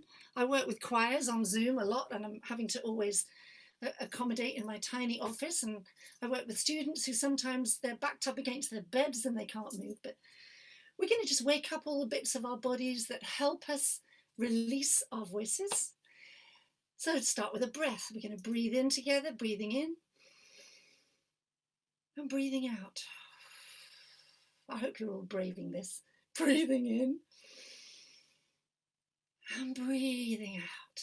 Let's do one more of those. Breathing in. Deeply, deeply, and out with a sigh. Yes, okay. Going to get our bodies going a little bit now. So you're going to roll your shoulders, open your shoulders, lifting your sternum here up to the ceiling, really opening up. Feels good. Do the breathing while you do that. Opening up, rolling the shoulders. Wonderful. And we're going to do a shake. Are you ready? Repeat after me. A shake, shake, shake, shake, shakey, shake. Yeah. A shake, shake, shake, shake, shakey, shake. A shake, shake, shake, shake, shakey, shake. A shake, shake, shake, shake, shakey, shake. You sound amazing. Don't worry about your neighbours. Don't worry about the other people in the house. Just let it all out. Next bit. To the left, to the right, to the side. To the left, to the right, to the side. And pose. Now you don't have to do what I'm doing. You might have your own pose that you'd like to do. Choose a pose. We're going to do that one more time. And you do your own pose in your own space. I wish we could see you all, but you know where you are and who's there. Ready? And a shake, shake, shake, shake, shakey, shake. A shake, shake, shake, shake, shakey, shake. A shake, shake, shake, shake, shakey, shake. Yeah, let it all out. Come on. Shake, shake, shake, shake, shakey, shake. To the left, to the right, to the side. Let's go right first. Right to the left, to the right. And pose, ready? Oh, some really great poses, I am sure. Wonderful. Okay, good. I am going to sit down for the purposes of connection with you, or kneel down here on my kneeling stool. I invite you to stay standing, but if you want to sit down, just make sure you're standing from the hips up. Just rest your legs and keep your body open and engaged. We're going to just do, I say rain, you say bow. Rain, rain, bow. I say roller, you say coaster. Roller, coaster, roller, coaster. Rain, rain, I say one, you say one.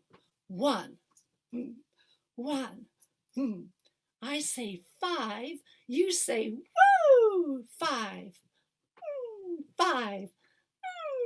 One. One. One. Five. Woo, woo, woo. Take that up even higher. Five.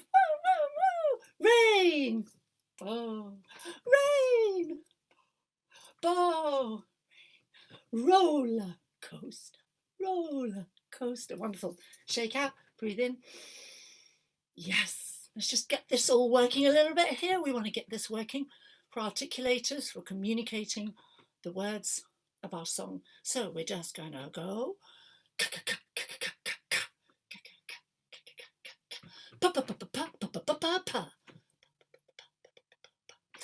da da da da da da.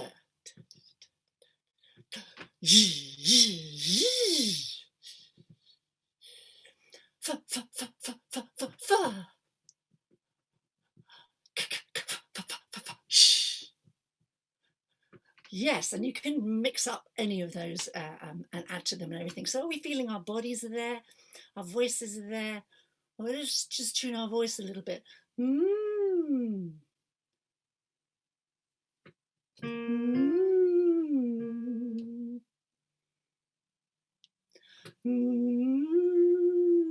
you do that with your hands as well?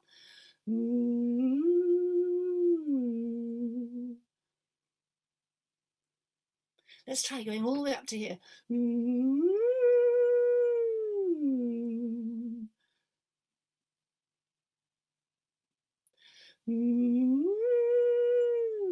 I'll sing it with you this time. Yeah, wonderful. We're going to start with a song from Ghana. I wonder if John knows this one. It's on the Sing Up website. In fact, the repertoire I'm taking for this session today, I've taken from the Sing Up website.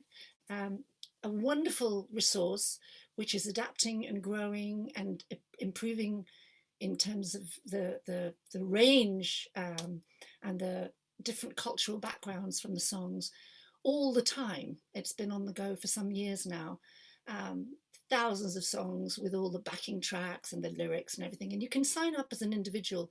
There's a small annual fee, or if you're a school or an organization, you might like to sign up, because every now and again, I'm just looking for a new warm up or a new song or a song in another language. So this is a song, I use this quite a lot with all sorts of groups, whether they're beginners or not, because you can use it for creative play, improvisation, making things up. So I'm just going to sing it once, the main tune, and then I want you to join me. And it goes like this. Zenwa de dende zenwa, zenwa de dende zenwa, zenwa de dende, zenwa de dende, zenwa de dende zenwa. I wonder how many of you have heard that song before. Zenwa de dende, this comes from Ghana. It's in one of the many languages. I'm not even sure which language it's in. And it's about a vulture, an old vulture that's a bit tired and a bit confused, I believe. But it's got an incredible wingspan, hasn't it? And a wonderful thing. So the words are Zenwa, de dende, Zenwa, de dende. And it's just a straight no diphthong, no dende, dende. Just for a little more authenticity. The authenticity, I believe, much as John was saying, much as David was saying, comes from the heart, the connection of what you're trying to do. But we can do the best we can around the language if we're singing other languages. Ready? We're going to sing it together. Zenwa de dende zenwa, zenwa de dende zenwa. Big breath. Zenwa de dende, zenwa de dende, zenwa de dende, zenwa.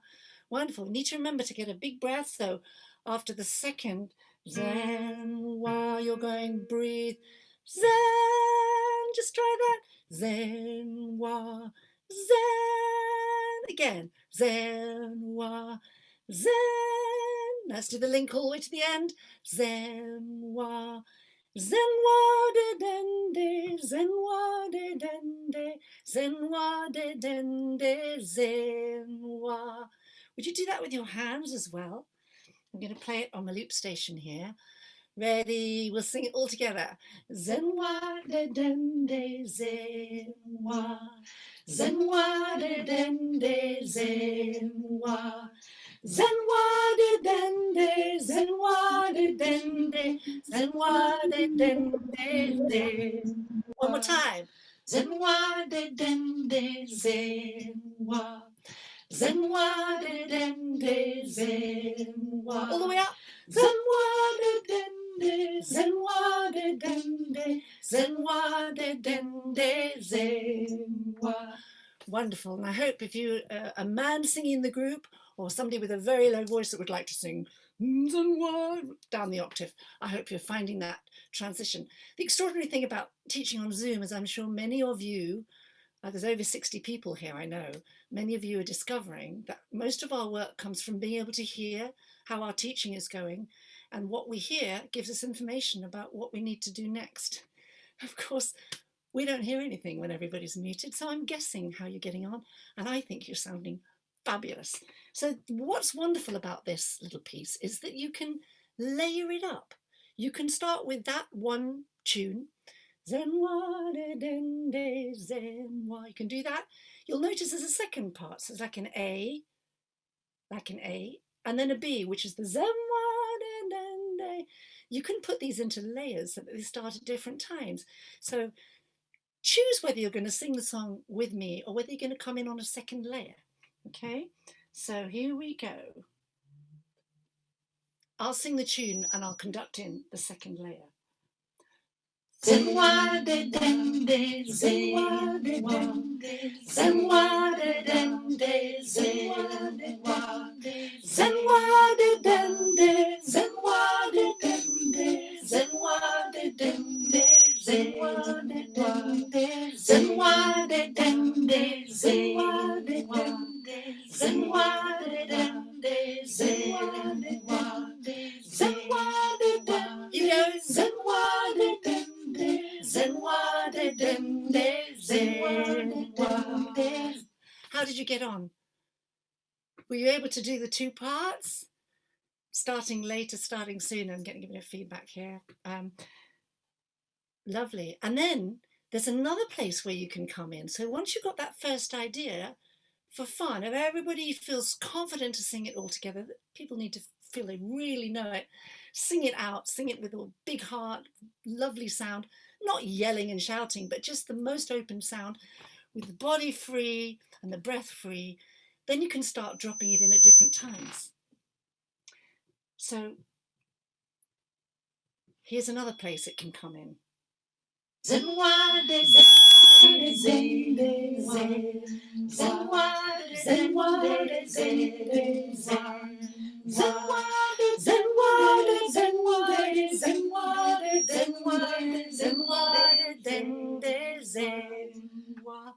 Would you try singing it coming in there? So it starts zenwa de den de, oh, zenwa de den de, zenwa de den de, zenwa, coming in at different times. Ready, and zenwa de den de zen, zenwa de zen de zen, zenwa de zenwa de zenwa de zenwa de zen de zen, zenwa de zen. Wonderful, wonderful. So you can come in quite quickly afterwards. Zenwa de zenwa. Or you can come in after a little bit longer. Zenwa de den de zenwa. Zenwa de zenwa de zenwa. And we get this wonderful layering up of the piece. So should we have a go? Are you all in your space? Some of you have gone to get a cup of tea, I expect. But I'm really hoping most of you are just experiencing what it feels like to be in the song, even if you're a classically trained, brilliant singer, just to be in this song and thinking about how to release the most natural, authentic sound that you have in your voice. Let's try. We're going to layer it up with the zemwa, the zemwa, the zemwa, the zemwa. And I might even have a go at playing a drum.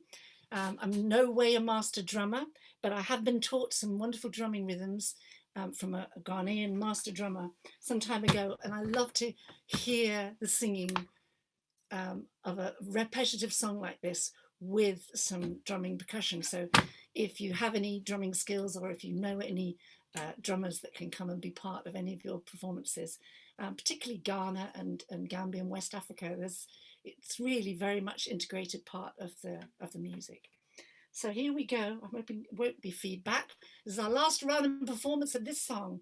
Ready?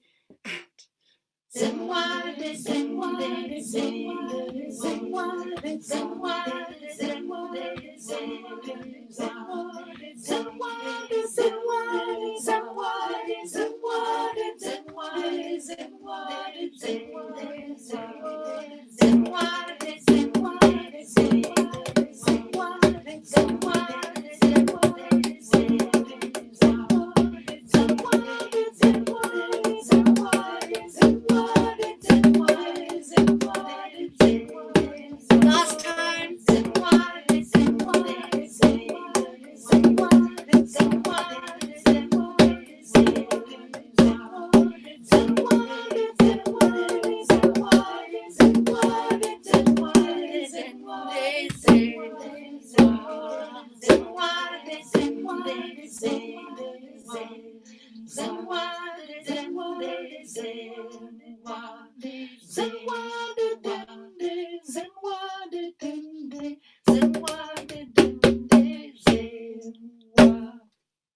How did you get on? I hope you were able to just really release your voices and join in with that. Could have done some eagle flying. Adults like to do this. My adult choir likes to do this. My youth choir likes to do this. Moving around, flying in the space, and obviously very young children love to do that. Wonderful. Let's just breathe in together. And out. Yeah, look at the shake out. Good. We're going to, that song came from, I was going to share my screen and just look at the map actually. And then we can look at the map of where we're going to next. Let me see if I can do that, because I have such a strange view here. I cannot tell you.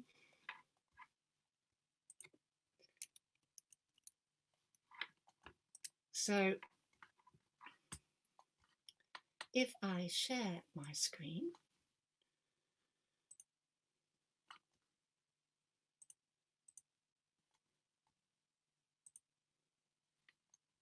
so here we are. We were in Ghana, which is just down here. And can you all see that? I hope you can all see that. And we're going now, we're zapping all the way over to Latvia here. And this is a song, we're going to do a song now that I am still learning. So I think I've worked on the pronunciation of the first verse, and we're just going to do the chorus of this song. Again, you will find this on the Sing Up website. Thank you. You'll find this on the Sing Up website. And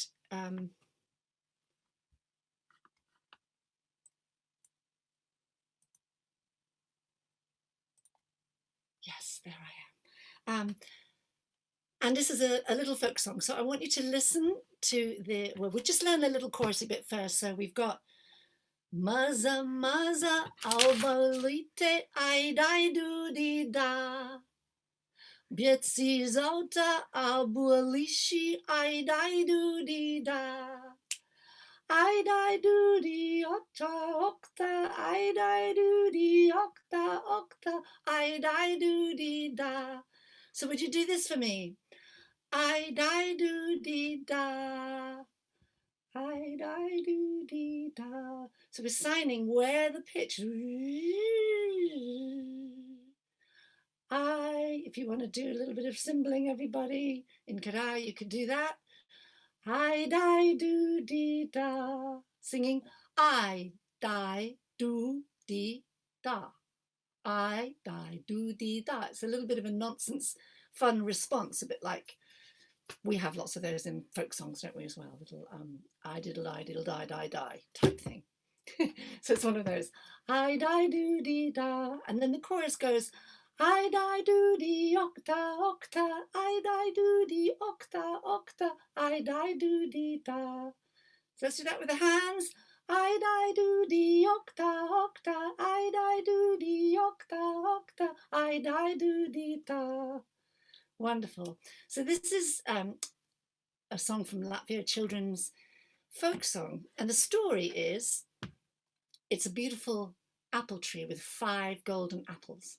And the 5 golden apples, out of the 5 golden apples, the singer and the person who introduced this is Lema Demante, who introduced it to Sing Up and is singing on the recording I'm going to play you shortly. 5 golden apples, 2 she gave to her brother and 3 she kept for herself. With the first one, she bought a horse, must be a real golden apple. Second one, she bought some land. And the third one, she bought herself a husband.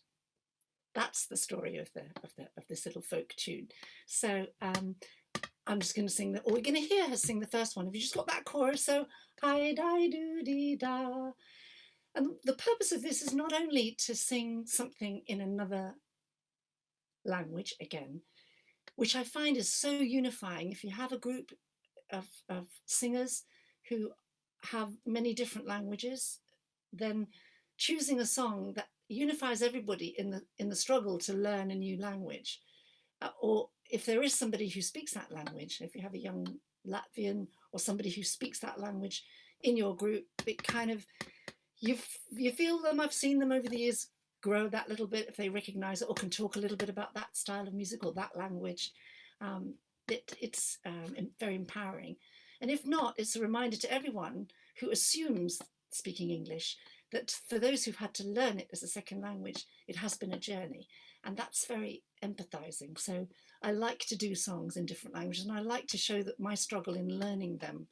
And also I'm very happy to be corrected in my pronunciation. So if anybody wants to make that comment in the group, I will endeavor to practice further. But let's sing the song, and there's a nice little surprise at the end where we're going to try and keep up with Lema. Are you ready? Let's sing the whole song. Probably not the verses unless you know it, and then you can sing the whole song. Sorry, from the beginning. Maza, maza, abelite, aidai dudida. Pieti zelta, pualishi, aidai dudida. Aidai dudi, octa, octa, aidai dudi, octa, octa, aidai dudida. Aidai dudi, octa, octa, aidai dudi, octa, octa, aidai dudida. Divus devu brālīšām, aidai dudida. 3 es pati paturēju, aidai dudida. Aidai dudi, octa, octa, aidai dudi, octa, octa, aidai dudida. Aidai dudi, octa, octa, aidai dudi, octa, octa, aidai dudida. Par to vienu zirgu pirku, aidai dudida. Par otru novadiņu, aidai dudida. Here we go. Aidai dudi, octa, octa, aidai dudi, octa, octa, aidai dudida. Aidai dudi, octa, octa, aidai dudi, octa, octa, aidai dudida. And the last one. Par trešo es nopirku, aidai dudida. Sev maizītes ārājiņu, aidai dudida.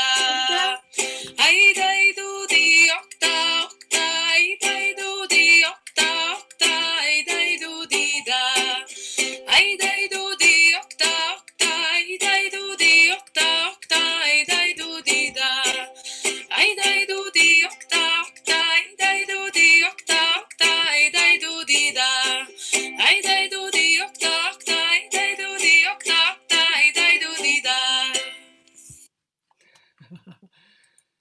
absolutely love singing those songs that speed up at the end. How did you get on? And you could make up some dance steps.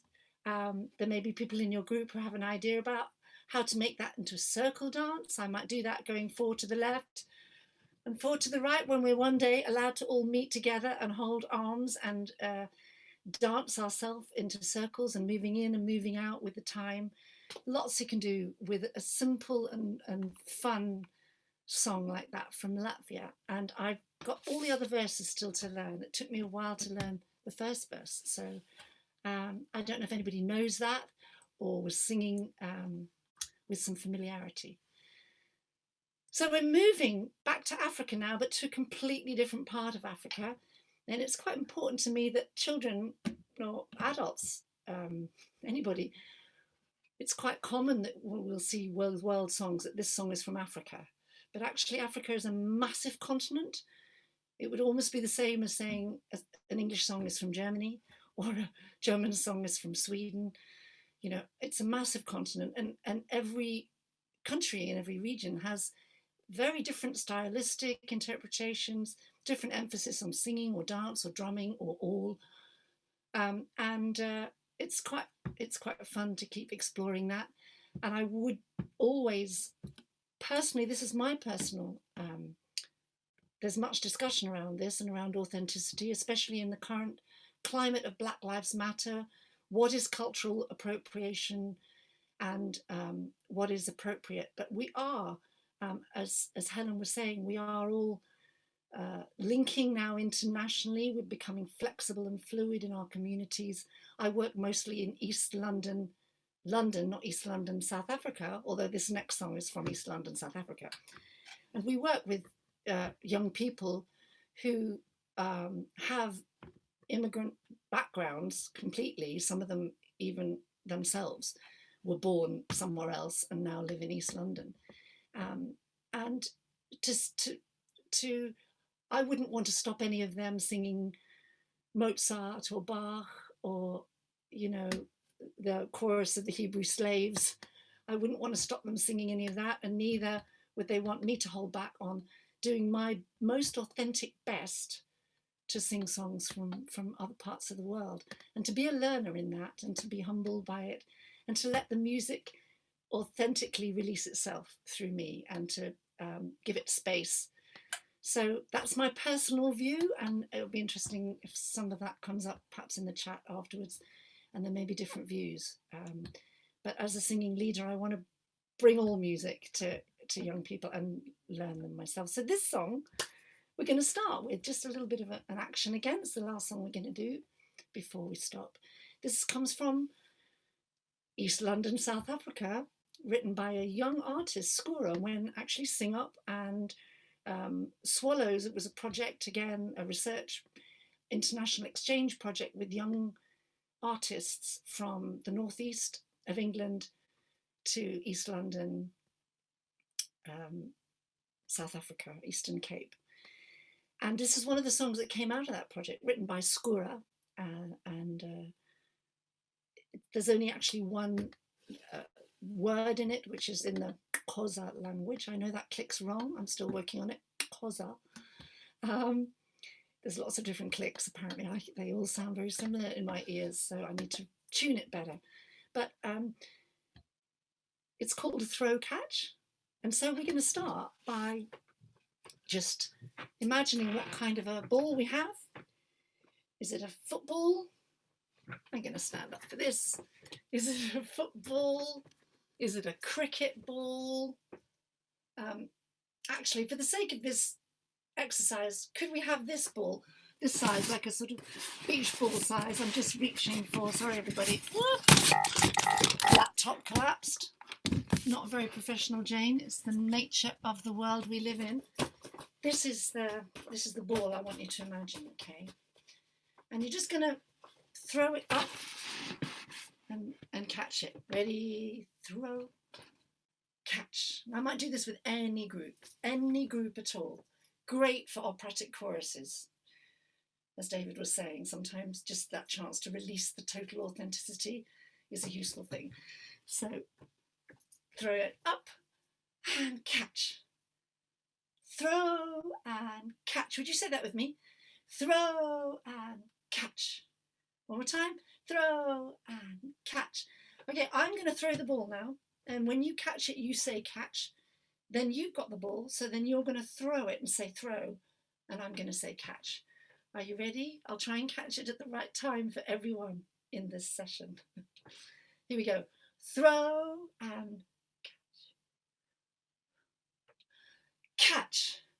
Throw. Catch. I'm just hoping I'm not standing here all by myself throwing and catching, but I'm having fun. So if you feel like sitting down having a cup of tea, I understand. One more time. Throw, catch. Are you saying catch? Good. Throw, catch. Good. So we're going to just learn this whole song.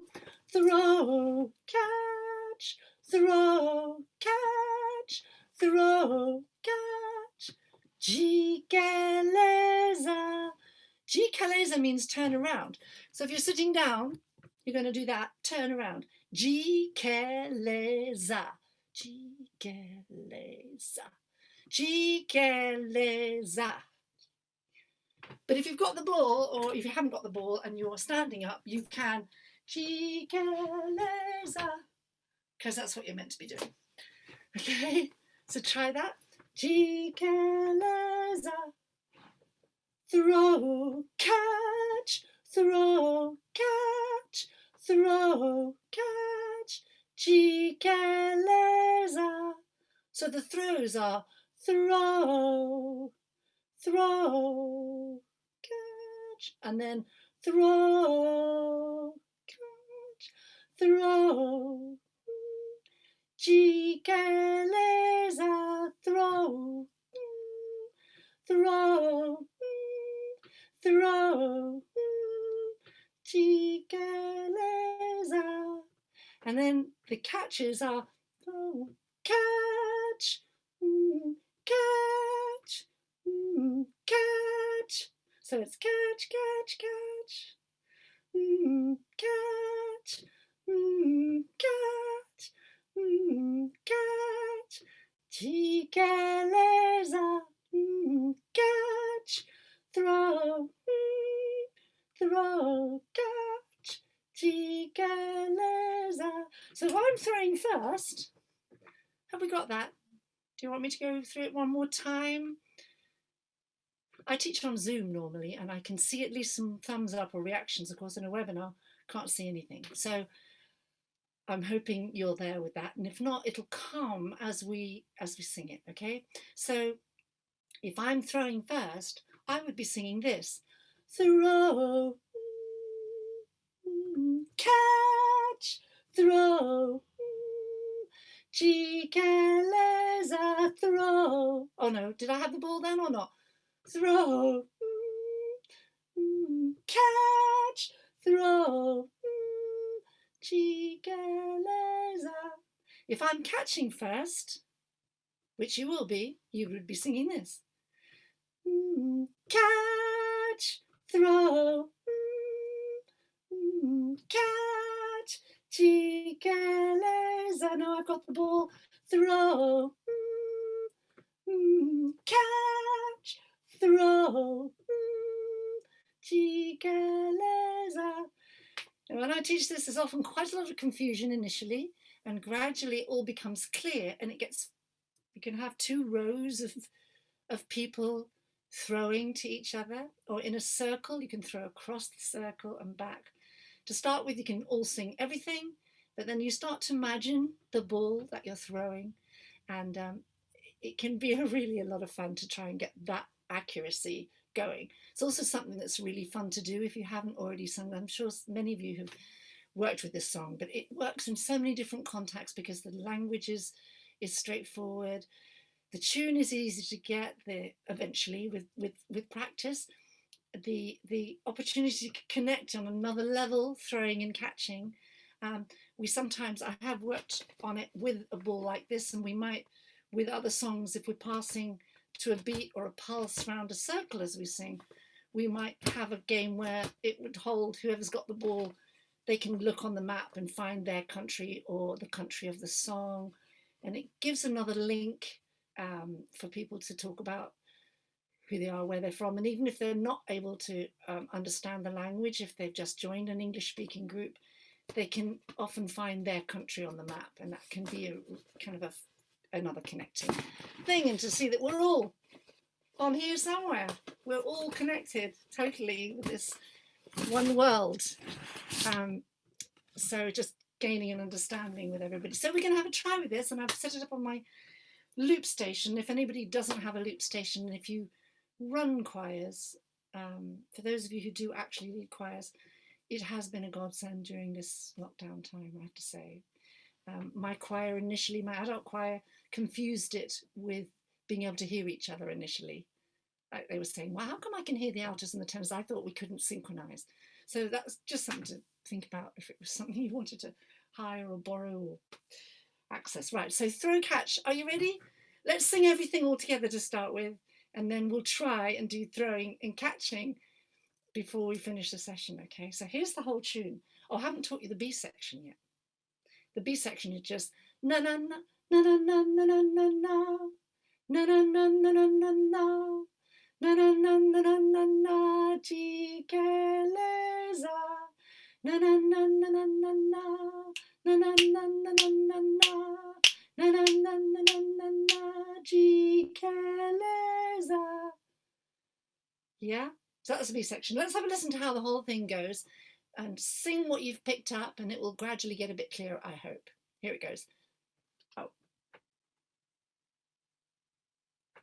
Throw catch, throw catch, throw catch, jikeleza, throw catch, throw catch, throw catch, jikeleza, na na na na na na na na na na na na na na na na na na jikeleza, na na na na na na.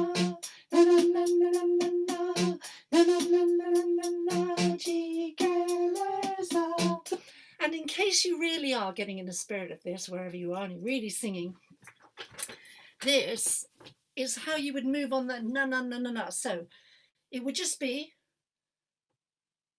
right, left, right, left, right, left, right, left, but for a slightly more authentic movement of the way they move a lot in South African singing, in Eastern Cape especially, is when you go right, left, then you go forward on the right.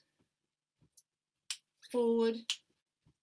You're still going left, right, right. So get that going first. And when you're ready, just go forward on every other right. Right. So you're just going forward. Doesn't have to be big, it could be. You could get really kind of into this if you're feeling in the mood today. Just go for it. Move around, create your own movements, do your own thing. But that's the kind of thing. So it's just right, left, right. I'm mirroring right, left, right, forward and together and forward and together. That's it. That's all you're doing. And this na na na na na na. So there's a step. Then you start singing the na-na-nas. Step, na-na-na-na-na-na-na, step, na-na-na-na-na-na-na, step, na-na-na-na-na-na-na, jikeleza, step, na-na-na-na-na. You got it? Right, I'm going to stay standing. To build up the layers, you'll see that there are some harmony possibilities as well. So here we go. Last big sing before we stop. And if you have any questions, really happy to do the best I can to answer them. And throw catch, throw catch, throw catch. I forgot to say I'll throw first, shall I? Or you can just throw and catch everything if you'd rather. Here we go. Throw catch, throw catch, throw catch. Sorry. Throw catch, throw catch. Jikeleza, throw catch, throw catch, throw catch. Jikeleza, na na na na na na na na na na na na na na na na na na. Jikeleza, na na na na na na na na na na na na na. Na na na na na na, jikeleza, throw catch.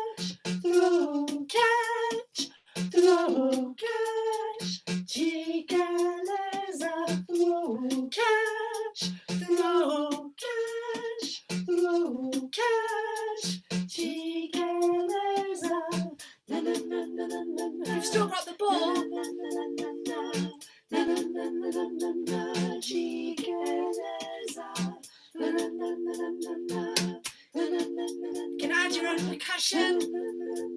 Hey, hey, hey, hey, hey. Throw, catch, throw, catch. Chiqueleza, throw, catch, throw, catch. Chiquel. Last time. Na na na na na na na. Na na na na freestyle. Na na na na na na na. Hey, hey, hey, hey, hey, hey, hey, hey. Oh, oh, Chiqueleza. And I have not worked out how to do an ending on the loop station yet, so we get a harsh cutoff. So there's 3 songs, all in languages that are not my first language. I hope I've taught them with authenticity and respect the best I can. All of them, well, the first 2 were taught to me by authentic culture bearers, tradition bearers, as I've heard it said or I've read. And the song from Latvia, I've taken it from the Sing Up website. They're all on the Sing Up website, actually. But I hope you enjoyed having a bit of a shakeout, and maybe it will bring some experience to the rest of the day, that when people are talking about the amazing, incredible, so far inspiring activity and research that's gone on and that it's going on in this connection. And in Ireland, and it's lovely to be in Ireland while I'm here in London, that experience of having done some singing for some of you may bring a little bit more depth of understanding through. So thank you very much. I'm going to hand over to John now. Thank you so much. Thank you. Can you hear me, please? Yes, thank you, Jane. And that was a lovely performance and presentation.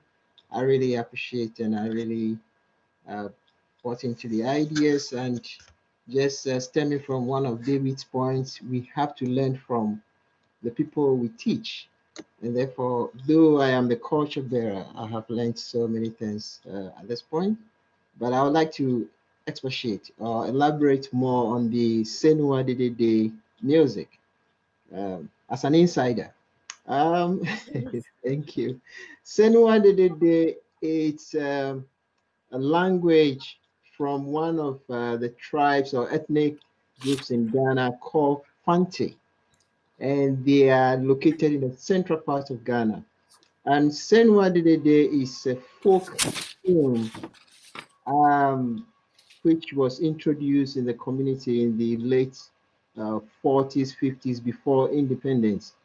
And with this song, what we do, or the Fantis do with this song, is it is a go-around music. It's a community music where people gather by the fireside, tell stories, life experience, share dreams, and this music is used to intersperse the dialogue that comes within the context of folktale or storytelling. So what happened is originally it is a clapping song. So whilst they clap and sing this song, rhythms are orchestrated or generated within the performing or performance sector. So for instance, there's this rhythm goes this way, 1, 2, 1, 2, and the song goes Senua Dede Senua Senua Dede Senua. So this is a call and response music. So therefore, what happens is the counter, or the one who calls the music, ad-libs or add some kind of additional lines or melody to it, and all the response that is received, senua dede senua. So fete fete senua dede senua. Osi mayekwe senua dede senua. Osi mayekwe senua dede senua. And the chorus goes. Senua dede, senua dede, Senua de de de se. So what happens at this time? Everybody is dancing around the fire, and there is how do you call enjoyment or celebration going on at this time. And the reason for introducing this song is to see if there could be an amend if there is a grudge or disunity among the community. So this song is used as a dialogue to bridge any kind of conflict or any thing that has happened in the community that needs to be resolved. So we sing this song, and everybody's happy at the end of the day. When these issues are resolved, we go back to our home. So that is the story behind the Senua Dede music. But it has revolved, and a lot of work has been done, and the people have rearranged, changed the rhythm, maybe sometimes the pronunciation, and of course it's about globalization. We are, how do you call, sending music across migration and all that. And of course that is my research area, how I can use music to bridge cultures in Ireland, or the African community in Ireland. So it's a good presentation that you did, and I've learned a great deal out of it in terms of the technique. And of course, music in Africa without dance is no music. It's inseparable. You cannot separate music from dance. So you can go to an orchestra concert, you can go to a choral concert, but at the end of the day, the audience want to dance. So if you play Mozart, Beethoven, Chopin, and at the end of the day, you don't play any music with drumming accompaniment for people to dance, the performance is no go, it's 0%. So that is something in addition I want to add. There is a question here. Somebody wants to know if the website you indicated, or you talk about all these songs are there, you can pay some little amount. If this can be put on the question and or can be sent to the panelists so that we can give it out to the audience. Those who are watching, so that myself, I'm interested. I would like to know what is going on there, and also adapt some of the music and the concept people are doing it. So that is it.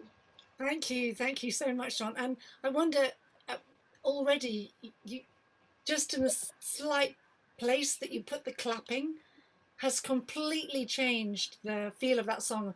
And while I've had the privilege of learning with master musicians to some extent in Ghana and other parts of Africa, I've never done that song. I've done that song in English schools for years. It's been on the Sing Up website. I've just put it in the chat. And I know that the Sing Up team are really keen to revisit all of the world songs and look at the authenticity and where they can get the time and the pulse.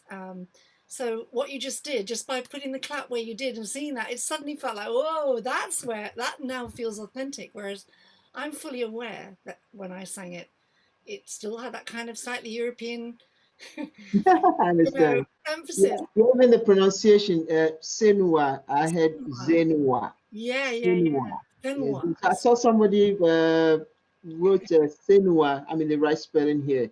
So I'm like, okay, I don't know which one it's authentic, but let's go with it. So would you be willing to sing it one more time with where you put the claps? Because that was just so okay. wonderful. 1, 2. 1, 2. So it comes after the clap. Senua de senua. Senua de senua. So it's really pushy. Senua. Senua de senua. Yeah. Yes. Fantastic. And that whole story that you told is just it makes such a difference. So the work you're doing is so important, because could I just ask you, and there are probably other questions that we need to address, could I ask you, as a musician from Ghana, to see and hear me, a middle-aged white woman, teaching that song to 60 or more delegates? Many will know it already very well. Some may never have heard it. How does it feel? Does it feel like I'm encroaching and because it's wrong, it shouldn't happen? Or do you do you have a sense it's the big, it's part of that flexibility, and that where you can bring more authenticity? I feel appreciated, one, because I see my culture being explored to the world. That is in the first instance. I feel so happy and glad this is being told to the world. Now, for me to go and, I don't want to use the word correct, no. For me to go and add my voice, it's another layer that brings to the understanding of the culture. So I feel so appreciated that this song is widely sung across the world or the globe. So in terms of question, no, I mean, it's about learning. It's a process. We are all learning. For instance, you come to Africa or, okay, sorry, Ghana. Somebody is playing the piano. An orchestra is performing a popular tune. Somebody is playing maybe Symphony Number 9, and you hear each other. No, there's, of course, you don't expect maybe non-indigenous person to play perfect like somebody who play like a Westerner. So it is not a matter of trying to feel bad. It is not going well. No, it is about you adding your voice to it. And even through that process, there is a moment of learning. You learn. There's nothing like an end to learning. I mean, we learn as we go along. So I rather feel appreciated that my culture is being exhibited out there. That is what I'll say. I'm glad, because that was my intention always. Only. Should we look at, I don't know if there are other questions. I think I see some here. Quick question. Will a recording of this webinar be made available to attendees? Many thanks. Yeah, that's very right. Zoka or or Helen. I mean, most of the comments here are an appreciative comment, add up kind of appreciating what you've done. Wonderful fun dancing around my living room. Somebody will say, well warmed up now. Love the music. Somebody will say that was brilliant. I'm beaming. So you see, so that's one peculiar characteristics about African music. You never get bored. You never get stuck. You keep on going. The energy keeps on going. You keep sweating, and it's a sign of relief. It takes all your burdens or kind of like thoughts away from you. When we sing and we move around and we dance, we feel good. We feel, kind of a whole sense of energy, newness happening within us. So, I mean, the comments here are more of an appreciation. I really appreciate. I mean, personally, I love it. I feel like I'm home. I feel like I'm in Ghana now. That's so kind of you to say, and it reminds me when we had the opportunity of some exchange work with young people. We had 5 young South Africans come. When I say young, they were like late teens, early 20s, and they came and stayed with us for a week, and they were working in schools teaching their music. But what so moved me was that they sang and danced everywhere. They sang and danced on the tube, waiting to get to their stop, had everybody like watching. They weren't doing it for show. They were doing it as part of how to be together and like you say, feel good, feel connected, be very present. It's almost a form of meditation in a way, cultural meditation. Going shopping in the supermarket, they were singing while they were pushing the trolley around in 4-part harmony with dance moves. It was just... It's a whole lot of kind of like sense of belonging to the culture. And it turns out sometimes to be a competition. The North, the South, the East, the West want to compete against. My music, my dance is special. So it brings us really together. Like for instance, for now, we have election coming up. I mean, some few weeks, and the government or the president has set up music competitions or musical programs and dance programs that will unite, because there's so much tension. So these concerts are going to release tension before election. And after election, there's a big one that will be organized. It's like it's a national concert. So it's really music and dance, particularly in Ghana, really plays a special role in our political lives, our domestic, religious, social life. It's very important in our culture. Yeah. So important, and perhaps next time there's an opportunity for something like this, you could do the teaching session, and I would be so honored to reflect. I will contribute. Thank Great, you so much. Yeah, that's great, great. great. So how are we doing with time? Do we still have some time? Thank you so much, John and Jane. I think we will begin to draw this session to a close with your, I mean, that was just an extraordinary hour. Jane, you did the almost impossible of making me feel like you were here in my room, you know, though you couldn't see us or hear us, you know, and it's quite an extraordinary thing to be able to communicate with people at that level. So thank you so much for that. And I think the conversation that you're having with John is an incredibly important one, and one that we're very sensitive to in the work of Parteam. And it's a discussion we all need to have, I think, about. And my own view on this personally is that singing each other's songs is not a right, it's a gift. And the nature of a gift is that it involves giving and receiving, and it takes, you know, openness, generosity, and humility to do either of those things. And I think it's important to remember that, you know, singing each other's songs is not just about whether we're singing a Latvian folk song, but whether we're singing a lied by Schubert. You know, all music is cultural, and it's contextualized culturally. So being aware of that, and I think John's double response there would be the kind of ethos that we work from. One is that we have a sense of appreciation when people sing our songs, but that's the first step. After that, it's about a process of participation where all of us are involved in that wonderfully reciprocal relationship of teaching and learning and singing. So thank you very much for the two extraordinary workshops this morning. We're going to take a break for lunch now, and we will be starting back promptly at 1:45 for our next workshop. So we really look forward to seeing you all then.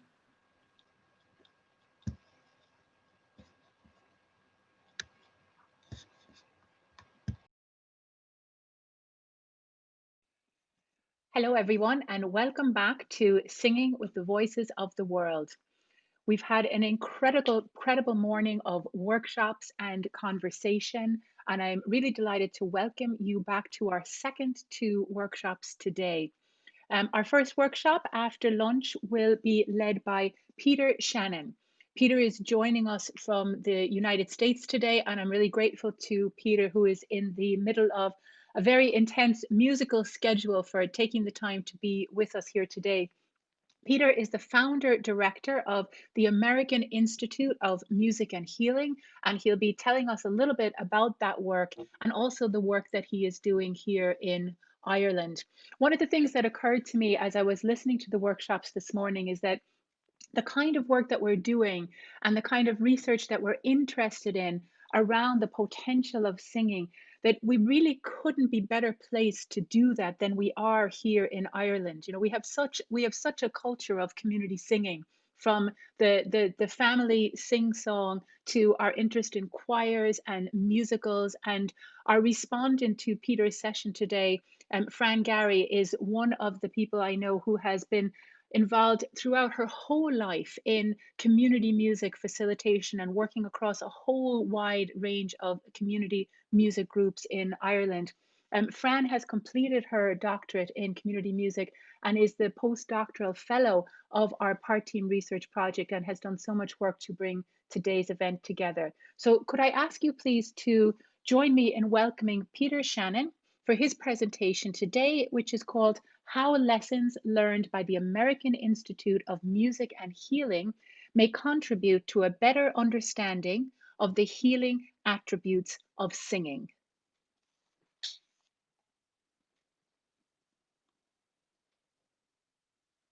Hi, Helen. Thank you so much for that lovely introduction. Thank you, Peter. Hi. And thank you to Sorcha, who's managing my slides. Thanks, Sorcha. So hi, everybody. My name is Peter Shannon, and I am the founder of the American Institute of Music and Healing. And as Helen said, the title of my talk today is How Lessons Learned by the American Institute of Music and Healing May Contribute to a Better Understanding of the Healing Attributes of Singing. So before I tell you what the American Institute of Music and Healing actually does, I'd just like to briefly introduce myself to you. I'm an orchestral conductor, and you can see there that I spent some time in Heidelberg in Germany before moving to the States, where I am now. I was the artistic director and conductor of the Savannah Philharmonic Orchestra and Chorus. This is in Savannah, Georgia, for about 12 years.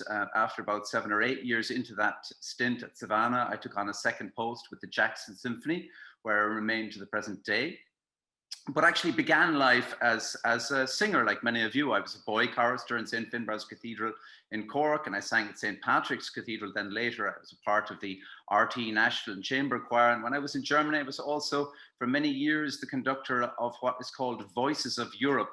And I know this is interest Helen. It was a week-long choral course for ethnic minorities from all over Europe. So if any of you have tried to speak Sorbian, for example, you'll know that that's no mean feat. We'll cue the next slide there, Sorcha, please. So unlike many other musicians, I wasn't born into a musical family, but rather a very medical one. Both my grandparents were doctors, and my father, Bill Shannon, was the first chair of general practice in Ireland. And all my siblings really are involved in healthcare. So this really, I suppose, has fueled my own interest in this area. Because as conductor of the Savannah Philharmonic, I began an outreach program. It's a term we use a lot in the States, outreach programs. And this one was not in education, but it was in integrative medicine, or what's now commonly known as mind-body medicine. And that I did at the Curtis and Elizabeth Anderson Cancer Institute, bringing musicians to play for chemotherapy patients there. And afterwards, I met Dr. Jackie Huntley, who remains my primary collaborator to this day. Jackie's a physician, but she's also a consultant for healthcare professionals who are dealing with different issues, which, ranging from burnout to career transitions to leadership development. And over the years, we've collaborated on putting together a structured training program for professional musicians in healthcare settings. And this led to the founding of the American Institute of Music and Healing. And because nobody wants to type into a website, internet, or into American Institute of Music and Healing, we've shortened it somewhat, and you can see that link up there. AmericanMusicandHealing.org, because that's the specification for a nonprofit organization. So if anyone wants to have a little look there later, www.AmericanMusicandHealing.org. Okay, Sorcha, we'll take the next one, please. And we'll play this. This is a nice 3-minute video. You might stop it somewhere in the middle, Sorcha, I'll tell you. So we're so fortunate to have the physician-in-chief of the Anderson Cancer Institute with us, Guy Petrozelli. Guy, would you like to share some of your thoughts about the program that we have here with the Cancer Institute? Well, thank you, Peter, and it's a great pleasure to be able to speak with you and to sort of share some of our experiences at the Anderson Cancer Institute about the integrative medicine program and about what the Savannah Philharmonic has brought to our cancer program here. So we know very clearly and very scientifically, actually, that integrative medicine and mind-body medicine is a true complement to what we do with conventional cancer care. So we know that chemotherapy, radiation therapy, surgery, all of the traditional ways to treat cancer really only goes so far. And if we can create an environment, a real healing environment for patients, we know that they tolerate their therapy better, they tolerate their therapy with less side effects, and their clinical outcome is actually better. And one way to do that, one way to create that environment is with music. So with individuals from your organization coming and spending time with us, both in the cancer center, in our outpatient setting, and in our inpatient setting, we're able to put the patients at ease and to allow the patients to be more mindful of where they are and to relax and to accept their therapy, have their body accept their therapy, and really facilitate the conventional therapy that they're receiving. The healing process. Yeah, absolutely. And that's been studied in many different parts of the world, actually, where definite physiologic parameters, I mean, things you can measure, like heart rate and blood pressure, and even more sophisticated things like immunologic function, patients' T cells, you know, infection and cancer fighting T cells. The ability of those cells to fight cancer is actually enhanced when they're listening to live music and when they're mindful, when they're meditating, when they're doing other things. And I suppose when they're in an environment where they know there's a lot of empathy, and I think that comes as well when a musician comes into the room and is present with them, that they get the sense, more a sense that somebody is really looking after them or looking out for them. Yeah, and the fact that it's a professional musician, the fact that it's a symphony musician coming to spend that time, and the music that they play and how they present themselves. Erica, I'll maybe give other people a link to that. It doesn't go on for too much longer, but I think we'll leave it there. And that is on YouTube, actually, if somebody wants to access it, just put in Peter Shannon and Mind Body Medicine, or Guy Petrozelli, who's a wonderful doctor. But we'll take the next slide, please, then, Erica, thanks. So over the years, different lessons have been learned by the American Institute of Music and Healing, which of course is the title of the presentation today. You know, lessons learned, unfortunately, also means making lots of mistakes. But one of the things that we had planned for, of course, was to create an experience to benefit patients. And what actually transpired was the experience was very positive for healthcare professions. It wasn't planned that way. And I would love to say that we had thought of that. We really didn't. And that experience made them happier in their workplace. And for the musicians themselves, playing for patients was recognized as a hugely rewarding experience. But I noticed something in the patients' responses and from the surveys that we did that made me think that something else was happening that was important, and that also I'd not expected. So have a look at some of these quotes, and we'll maybe read them together, but I'll just give you a little warning. There's one of them in here that's a bit of a red herring, but the rest of them, there's something going on that when I read them, I think, you know, there's something happening here. Now, these were taken over a long period. These are, you know, taken over years, but I've just taken a sample. So I'll read the first one. A lady asked for Ode to Joy. One of the things, by the way, that we do is we don't just go in and play music. We have a contact with the patient that I think is really, really important. And the patient gets to choose from a huge list of repertoire, which is broken into genres. They choose their song, which is important for a number of reasons, which I won't get into right now. But a lady in her 60s asked for the Ode to Joy. I chose Ode to Joy today because it's my last chemo day. A gentleman, I was present when he asked for O Mio Babino Caro. From my wife who's here with me, I want to dedicate this to her. And it was just such a wonderful moment when he turned to his wife and just looked at her, and she looked at him while the violinist, and I think it was a flute player, but you see all these are songs also, you know, singing O Mio Babino Caro. Sound of Music, that's also a lady that's just a couple of weeks ago here in Jackson, a lady who had actually brought her kids to one of the rehearsals that I did with the orchestra. She said, I know you, when I walked in, and the musicians, she asked for Sound of Music and actually some Mozart.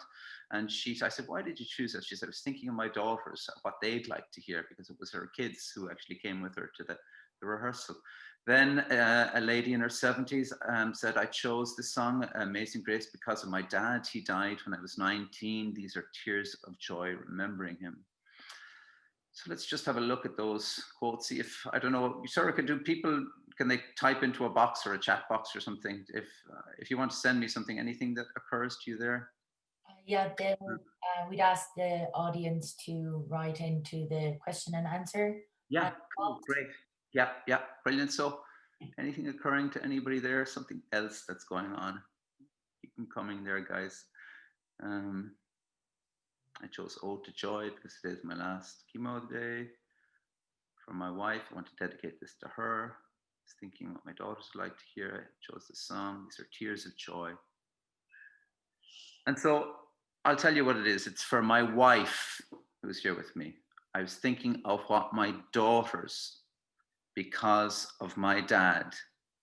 So the important element for me was that the music itself was acting as a vehicle or a connection over and beyond the very obvious connection, to the music. You know, the music made the connection to the musician possible, But these songs became a vehicle for compassion, stimulating further connection to compassionate people and the experiences for the patient. And as you see in at least two of the above, the people weren't even present.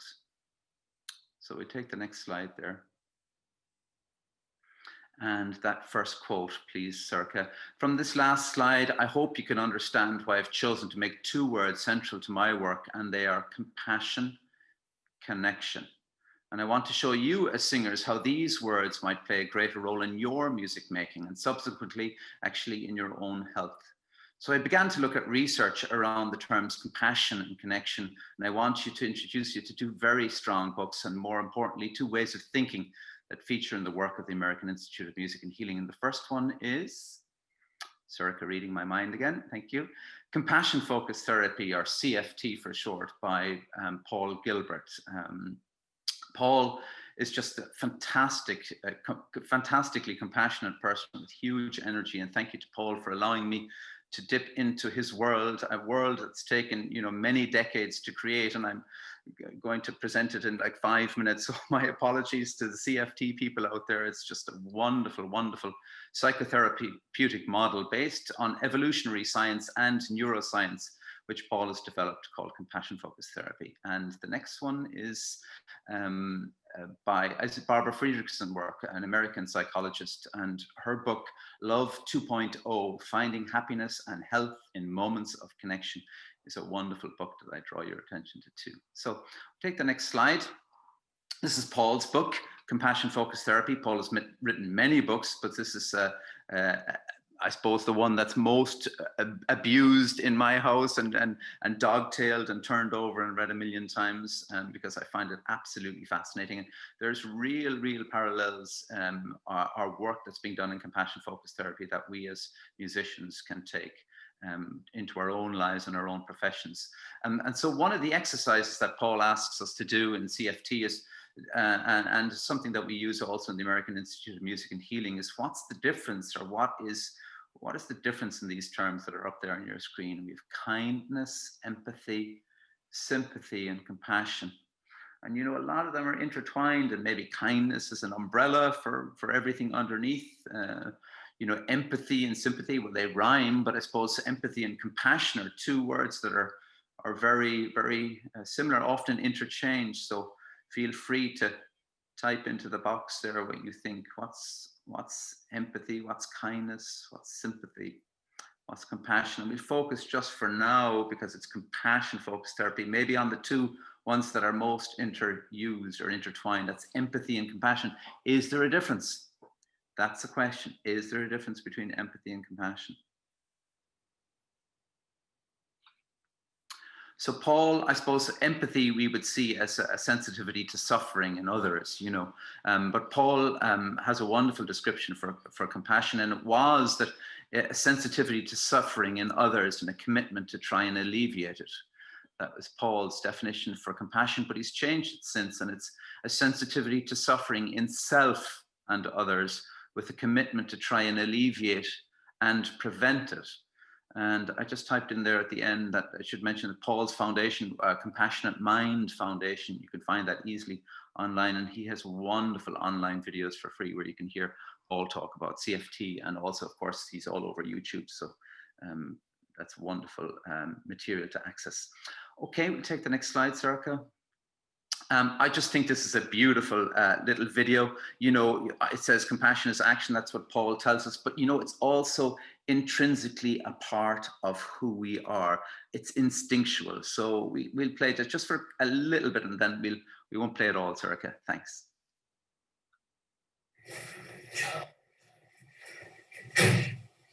Oh.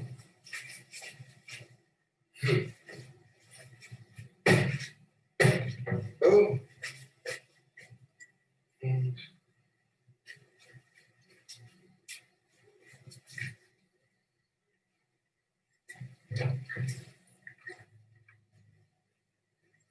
so, here. Oh.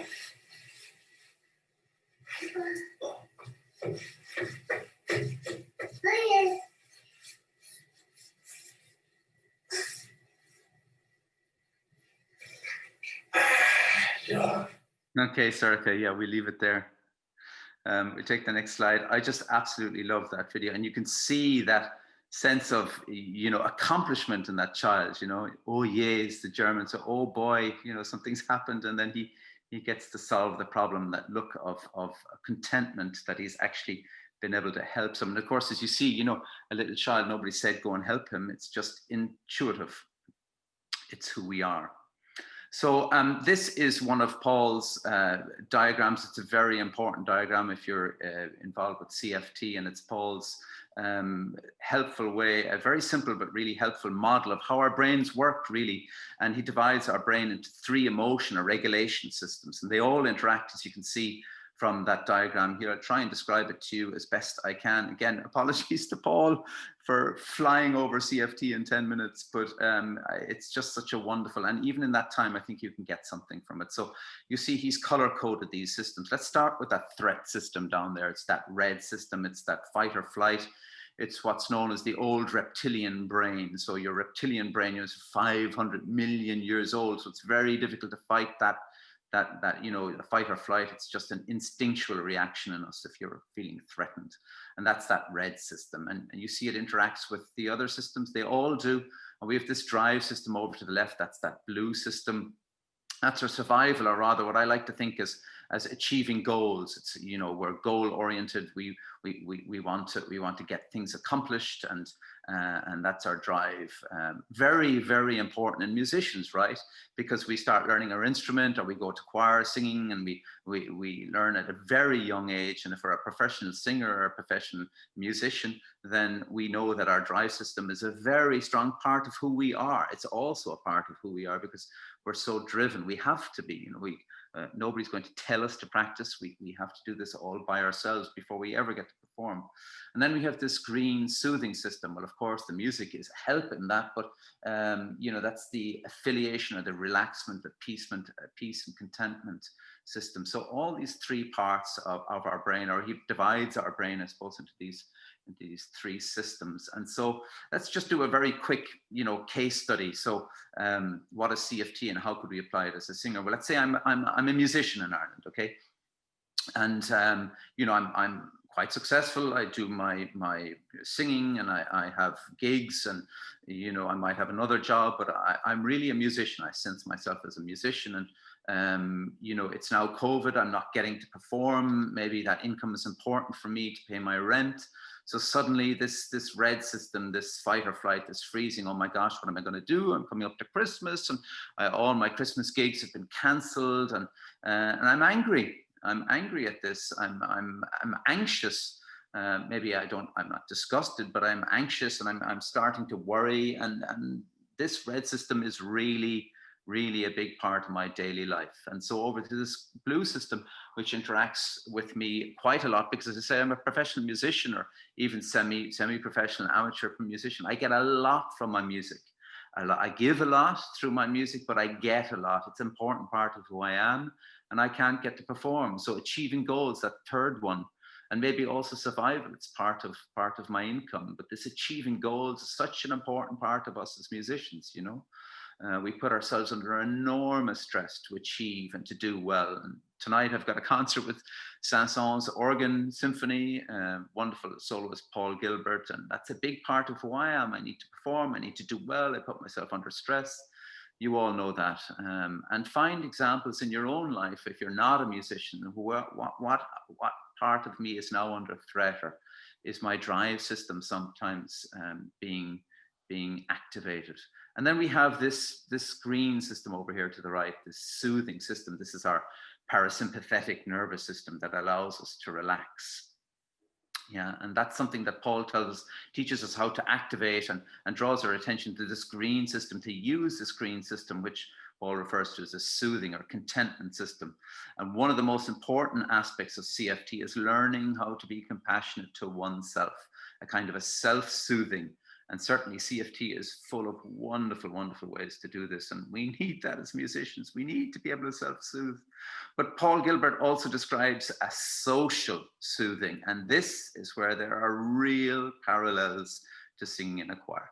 And the signals that trigger that soothing system are simple things. They're like facial expression, a friendly facial expression, soothing voice, or really any positive communication or interaction, all of which are present, of course, when we sing in a group. So just like the lessons learned from the American Institute of Music and Healing that show that music is a vehicle or can be an extension or connection. We see that word popping up again, connection, if you will, over and beyond the music itself. So too, the actual act of being in a choir, singing in a choir and being part of the group, you know, forget the singing, but just being part of the group stimulates this green system, soothing system. And I'd argue that there's 2 layers of safety to singing in a choir, not just one.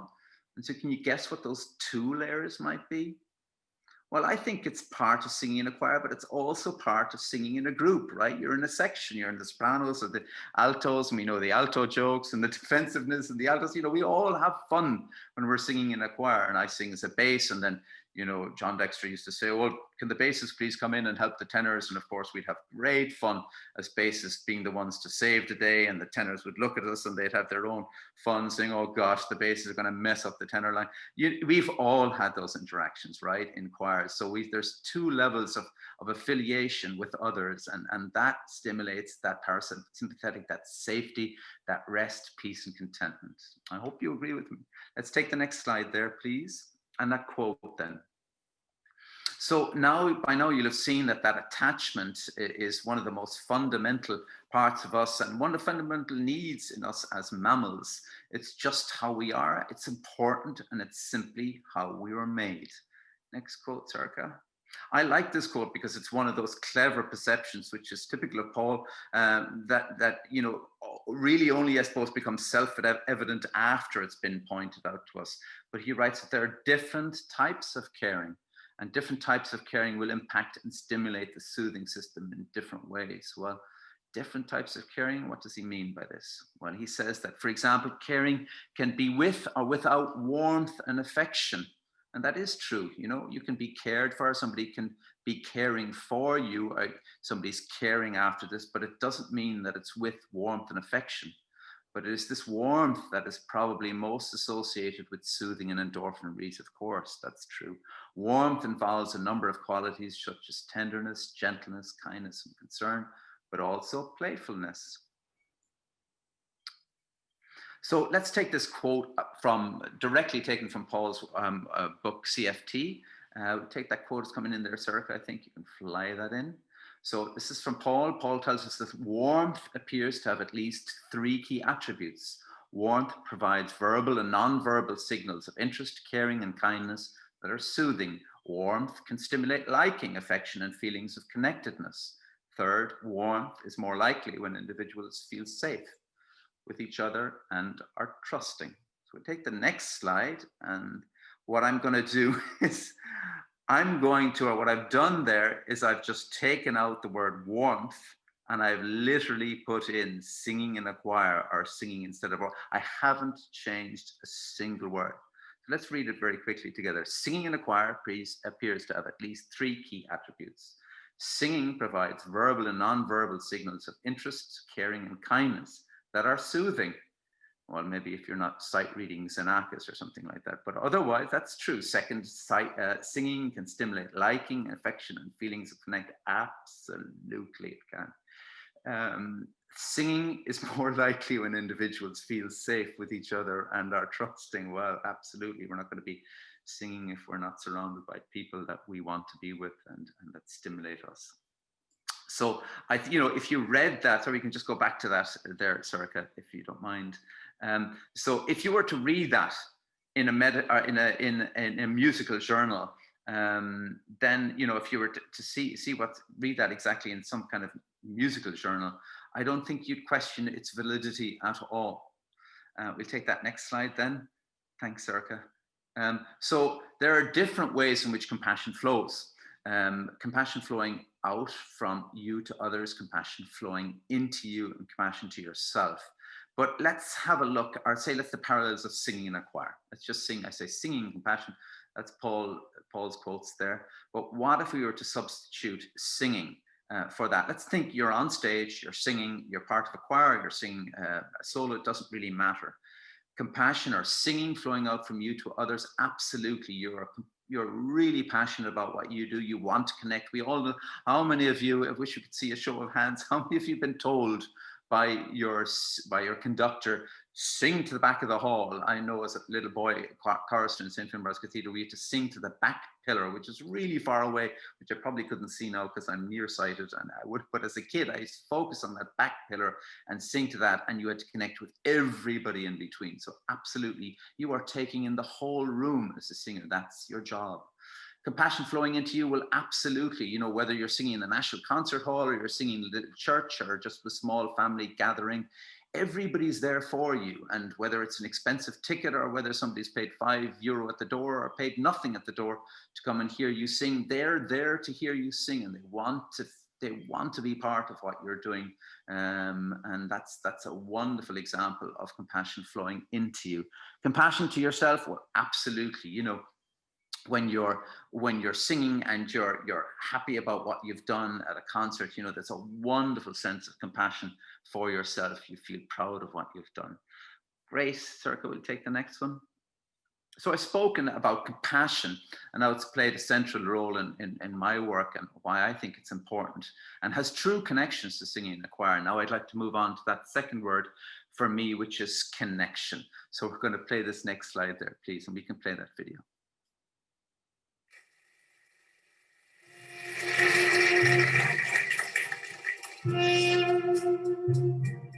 I see trees of green.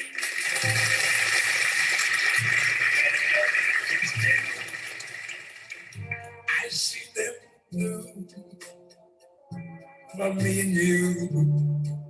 And I think to myself, what a wonderful world.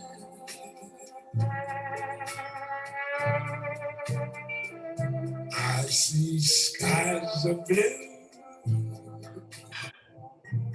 clouds of white, bright blessed days, dark sacred nights, and I think to myself, what a wonderful world.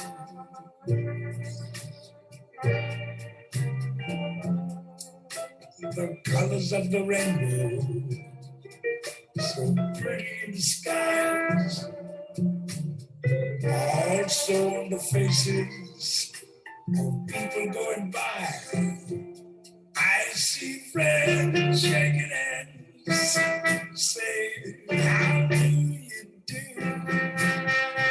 They say, I love you. I hear babies cry. I watch them grow. They're not much more. I'll ever know.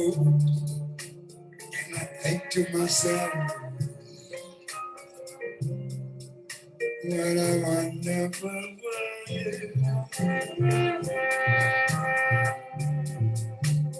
Yes, I think to myself, what a wonderful world.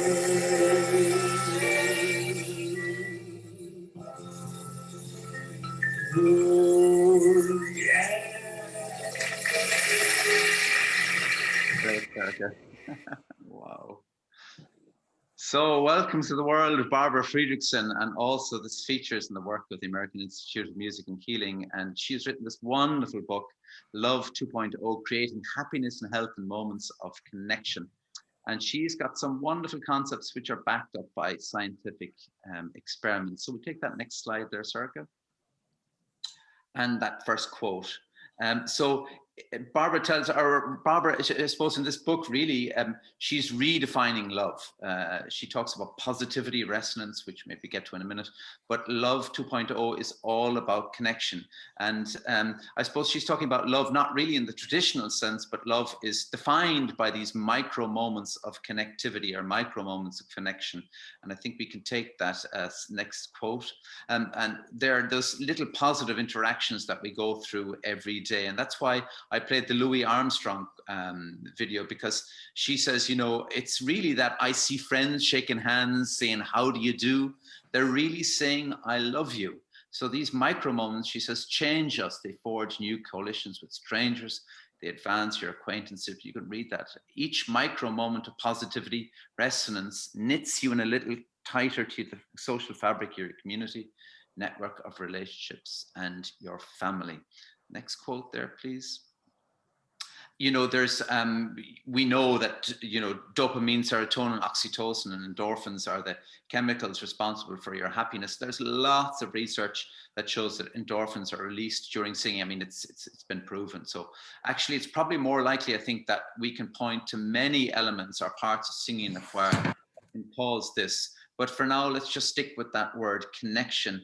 And the social connection, I suppose, are these micro moments of connectivity that are a huge part of singing in a choir. So oxytocin is known as the cuddle love or the love hormone. And this comes about when there's a good feeling of social trust and where cooperation exists. It's released when you find the safety of social support. And of course, that's really where the parallels come in to singing in a choir. We take that next quote. So behaving kindly raises levels of oxytocin, which in turn curbs stress-induced rises in heart rate and blood pressure. And who doesn't need that? We all need that.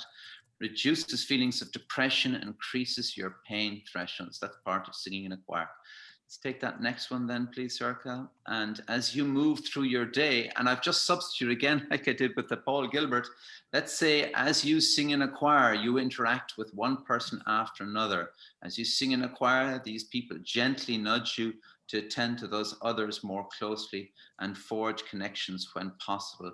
They shape your motives and behaviors in subtle ways, yet ultimately their actions serve to strengthen your relationships and knits you in closer. The social fabric of life, all happening when you're singing in a choir. Great, so this is a short exercise. I'm trying to go and stand up so I can do that for you. But I put in there, let's go to Vegas. And of course, it's not Las Vegas.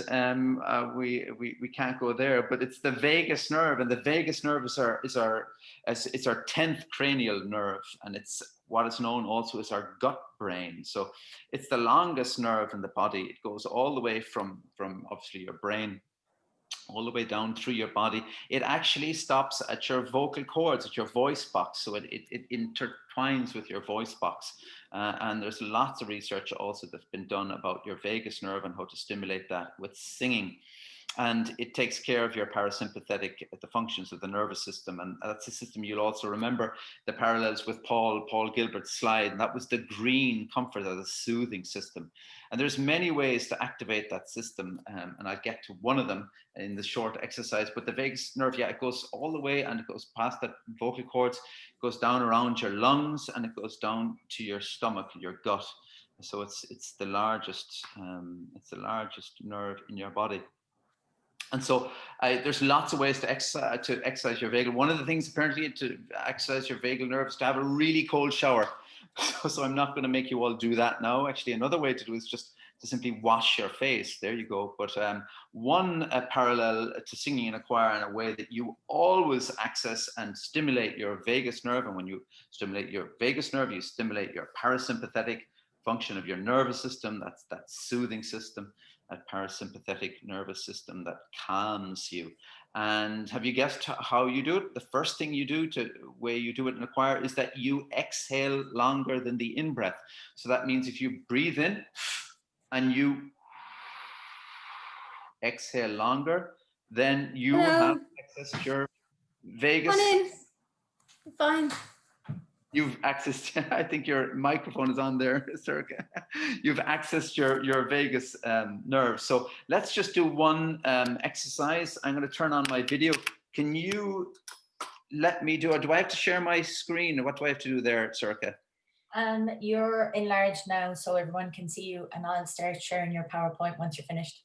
Okay, great. So, and you can see me, I can't see myself, but that doesn't matter. I suppose I could, but so what I'd like you to do is when we're singing, and of course you do that, but one of the exercises that maybe some of you have done when you're warming up as a choir, so you breathe in and you hold your breath, and then you practice to divide your breath, is maybe that you would do it over, say, 5 short exhalations. So I'm going to do it. I'm going to breathe in.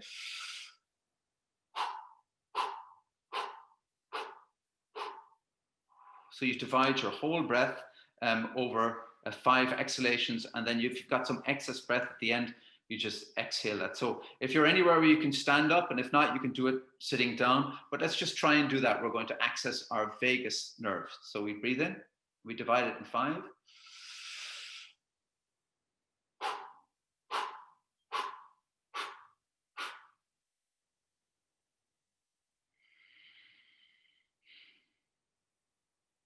So try and relax in between. We're going to do it again. This time we're going to divide our breath in 7. So 7 short exhalations. Let's breathe in.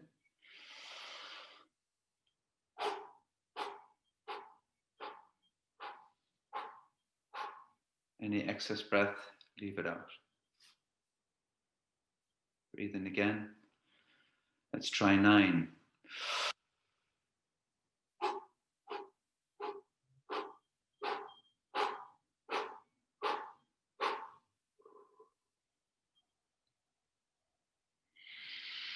Okay, Sorcha, we can take that slide.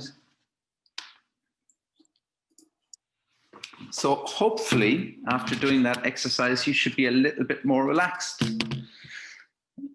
And we can take that next slide. So I've talked about 2 words that represent lessons learned by the American Institute of Music and Healing.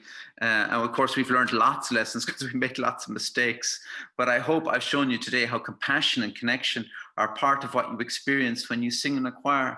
And now that you know of compassion and connection, I'd invite you to become more mindful of them, not just when you go to your choir rehearsal, but in your own daily activities. And so allow yourself to open even more to these concepts in your own life and work. Maybe use that vagus nerve, not just as a singing exercise or a breathing exercise, but as an exercise in your own relaxation. And remember, you have the ability to activate that self-soothing part of your brain that Paul Gilbert described so well. So Sorcha, we can take that next slide. For anybody interested, I want to let you know that I have just recently founded an Irish Institute of Music and Healing, which I hope in time will be able to bring the training courses that I've run in the US to Ireland with Dr. Huntley. And if anybody is interested in finding out about that, please just email me for now at the American Institute of Music website, and we can get that up to you. It's www.americanmusicandhealing.org. Just email me there if you've got any interest in that. You can take that next slide, please, Sorcha. So in ending, and I want to thank you for your attention, I want to draw your attention to also Jonas Salk, who features heavily in my work. I mean, I don't have any time for him, of course, today, but he has just done such an incredible work on music, not music rather, but the connections between creativity and the sciences. And you'll know Jonas Salk as, you know, so timely now, because he had created the first vaccine for polio, which was just really a horrible time in the world. You know, in the States, if a little town had polio or a city had polio, the train would literally not stop there. So very big parallels to what's going on in the world today. And I'm delighted to say that I've got a lot of contact, or some contact, with son Jonathan Salk, who has endorsed the work of the American Institute of Music and Healing. Jonas Salk was just absolutely convinced. He created the Salk Institute in La Jolla, and he asked for it wanted to be a crucible of creativity. So that's work that we're also doing in the American Institute of Music and Healing, is finding these parallels between creativity and what they can mean to the sciences and for healthcare in particular. So it's so important. all the problems that we're facing nowadays. We see it now with the pandemic, all the mistakes that we're making because we've never solved these problems. Gosh, in Ireland with we closed down, and then even with the clothes for the kids, and you can buy this but you can't buy that. Of course we're going to make mistakes, but the people that will solve those mistakes, and people just in healthcare in general, if you're finding a cure for cancer, you're so used to making mistakes, you have to make mistakes and you have to be creative. So in ending, I want to mention I suppose this quote, because Jonas Salk, compassion and connection represents important ingredients in a new world where Salk tells us will and must see a shift, and we see it already, from independence to interdependence, where competition will shift to cooperation, a change in human values that is important, he tells us, if we are all to survive. And we see it now in the pandemic, where we witness how important connection is and how it affects all of us when we're deprived of it, both globally and interpersonally in our own communities. And, where a grandparent is deprived of the loving hug of a grandchild. We see compassion and the courage of healthcare workers because, compassion, Paul Gilbert tells us, is not a weak trait, but one that often demands courage, as shown by the compassionate courage of our healthcare workers. And so I want to leave you with this quote from Jonas Salk, and his son Jonathan Salk, who is the support, as I said, of the work that we're doing. And he writes, "We are at a point in the course of human evolution when the demands of survival converge with the higher ideals of humankind and the well-being and flourishing of human society. It's up to us to see that we navigate this transition, adapting to and emerging in a new reality." We'll take that next slide. So Helen Phelan, thank you so much for asking me to do this and for motivating me to find ways and links between the work of the AMH and the wonderful work that's being done at UL by you, Helen, and of course the wonderful Hilary Moss also, who's been so kind to me. So thank you, University of Limerick, and thank you so much, Helen, and thank you to all of you for listening in. I'll go on to my video. Should I do that? Oh, you can see me, I think, Sorcha, right? But thank you. I'm finished now. Brandon's going to join you now. Great. Hi, Peter. Thank you so much. Can you hear me? I can, and I can see you even better. Great. Thank you so much. That was a wonderful, wonderful presentation. I just absolutely love the video of the child and the idea that the kindness is an instinct. Right. And I just feel that, when I'm looking at the clinical settings there and how you're helping people, how that relates so much to community settings as well, because in my own experience of choirs, everyone has a story. And as a facilitator, you learn about those stories and you hear people's stories through life, and often they are profound.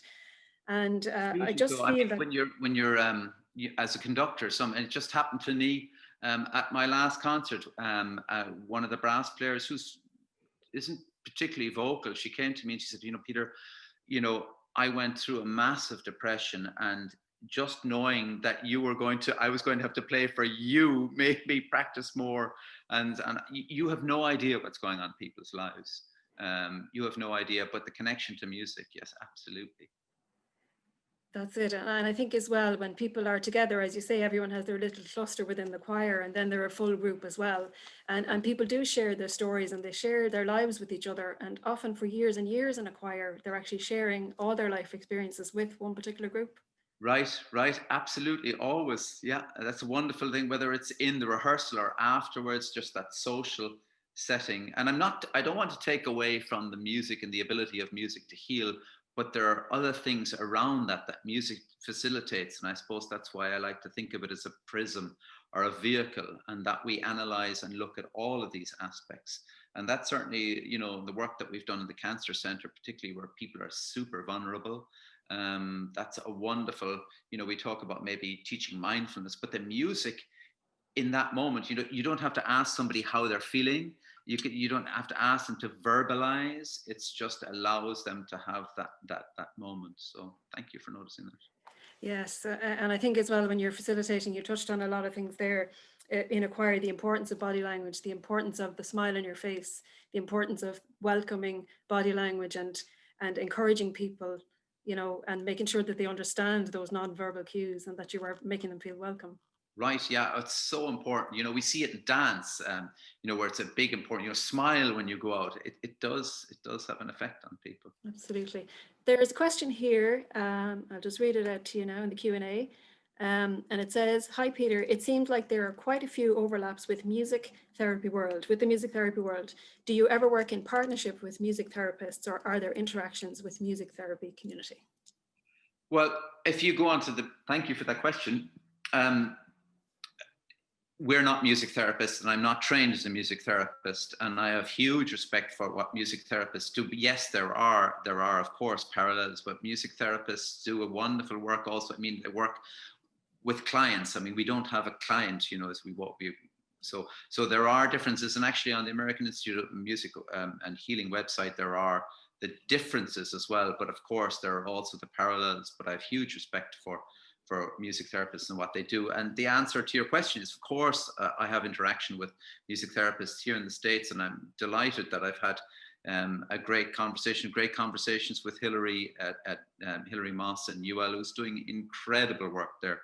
We're just so lucky in Ireland to have somebody like Hilary there. I'm sure there are other people that are doing wonderful work in music therapy in Ireland. I just know from my own short interaction with Hilary, and the wonderful work that she is. So I think you're there, Hilary. Are you there? I see your name. But she is there, but I think everybody else is just muted at this point. So yeah, okay, they muted you, Hilary. Sorry, yeah. But I'll hope to touch base with Hilary and yes, and Helen, of course, who's doing the World Academy of Music and Dance. But certainly Hilary's been hugely supportive. Absolutely. Can I just ask you about, you were talking about practitioners being affected, or medical people being affected as well by the music, and how important it was for them. And I think it's something we often forget, isn't it, as facilitators, that you have your own story as well. And is there something that you've built on from the learning from that in terms of maybe helping medical staff as well? Absolutely. So my collaborator, Dr. Huntley, she works only with physicians. So I'm the one who's kind of bullied her into the world of music. But she works with burnout is a real touchstone topic in the States. Resilience is the word that comes from that. And she is a consultant for healthcare professionals only. That's what she does. So, we've done workshops here. I've just done one. I'm in Jackson, Tennessee now, but we've just done one for healthcare professionals here as part of their ongoing education. They get credits for doing it. And that was run by myself and Dr. Huntley and musicians from the Jackson Symphony Orchestra.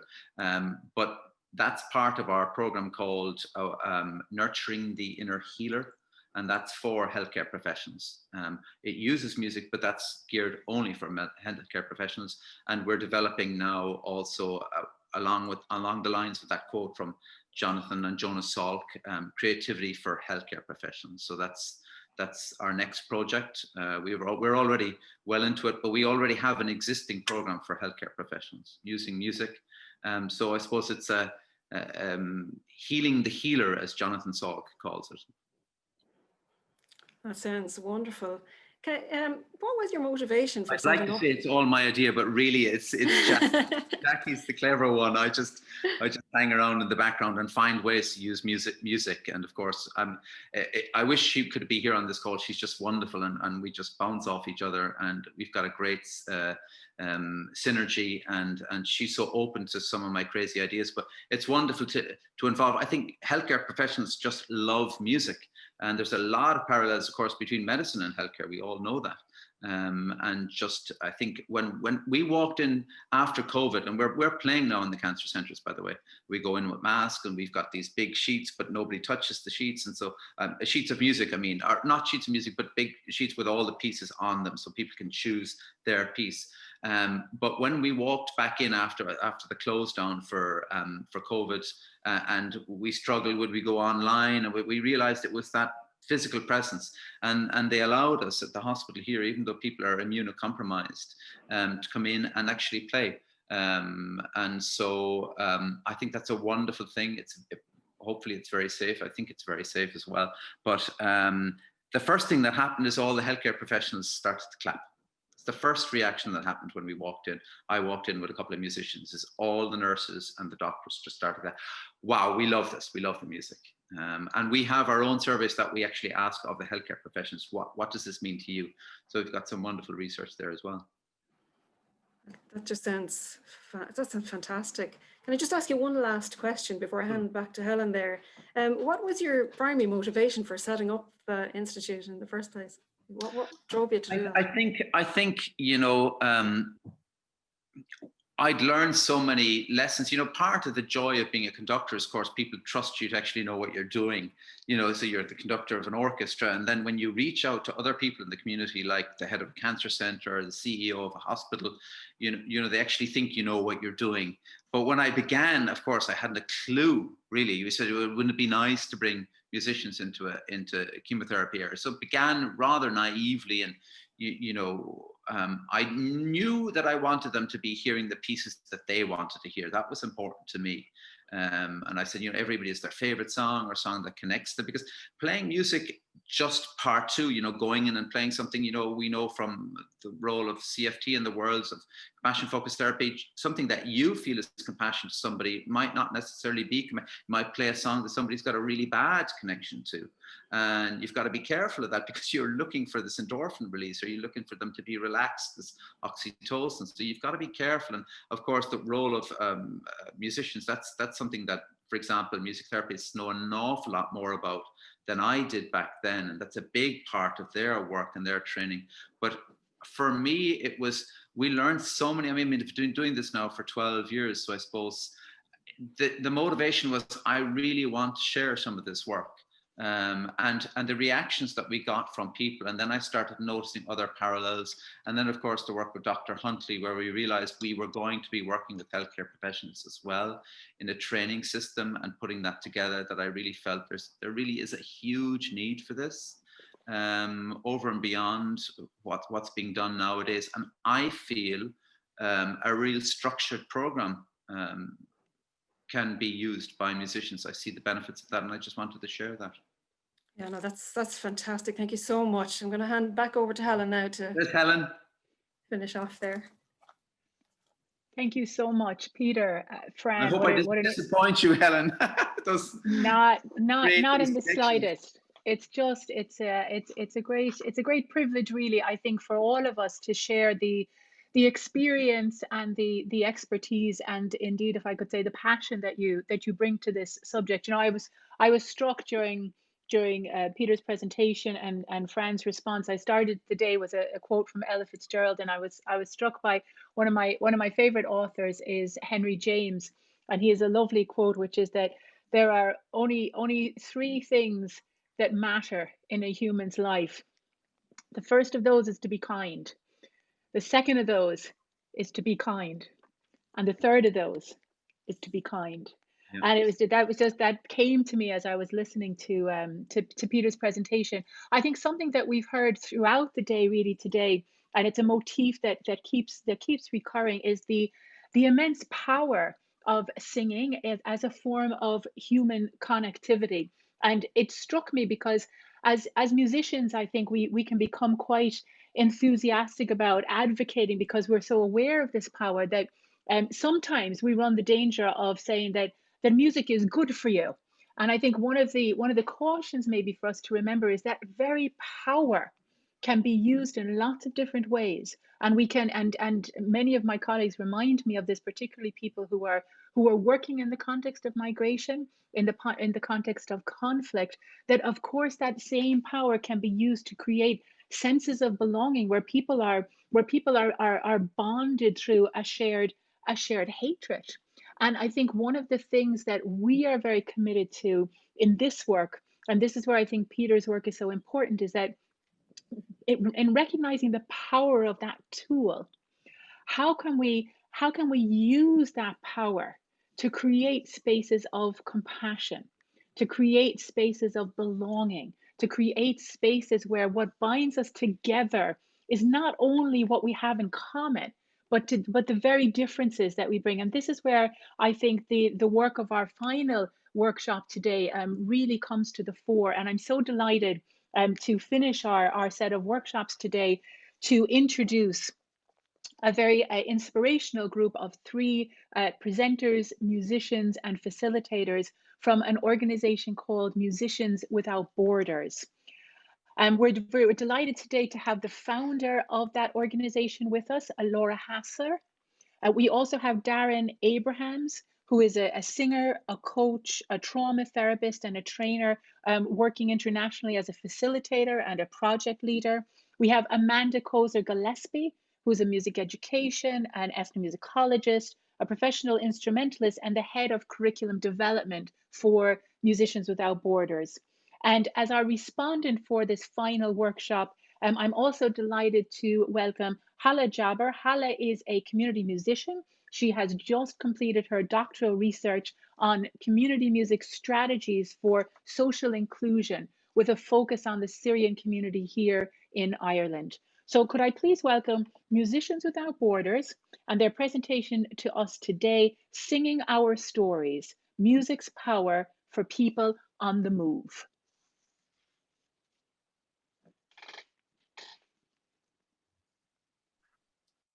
Hello, everyone. I'm just waiting to see the rest of my colleagues. Amanda, I don't see you yet. Hello. Great, everyone's there. Hello, it is absolutely wonderful to be part of this fantastic day of incredible expertise, amazing stories. It's humbling to be the final presenters after so many interesting presentations, but I hope that somehow we can bring a lot of the things together that we've heard today. I will be handing over to my colleagues in a moment, but we're going to begin by showing you a short video about our work, and I'll let that speak for itself, and then we will tell you a bit more about us.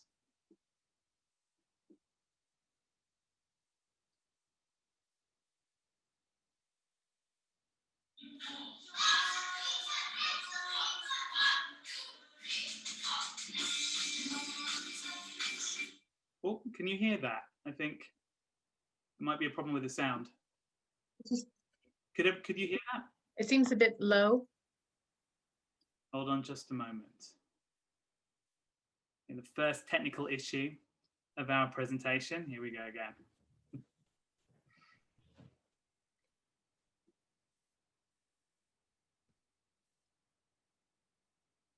Let's go back. Wrong video. Hold on a moment. I had this all keyed up nicely. Hold on just a sec. Laura? Yes? I'd like to talk a little bit about MWB while I sort this out. Yes, I will jump in. Thanks very much, Darren. Of course. There we go. Okay. So hi, everybody. I'm Laura Hassler. And I was going to say after the video, but now before, which is fine, just a little bit about Musicians Without Borders. We started about 22 years ago to use our experiences, our collective experiences, and our understandings about the ways in which music can connect people within the context of war and armed conflict.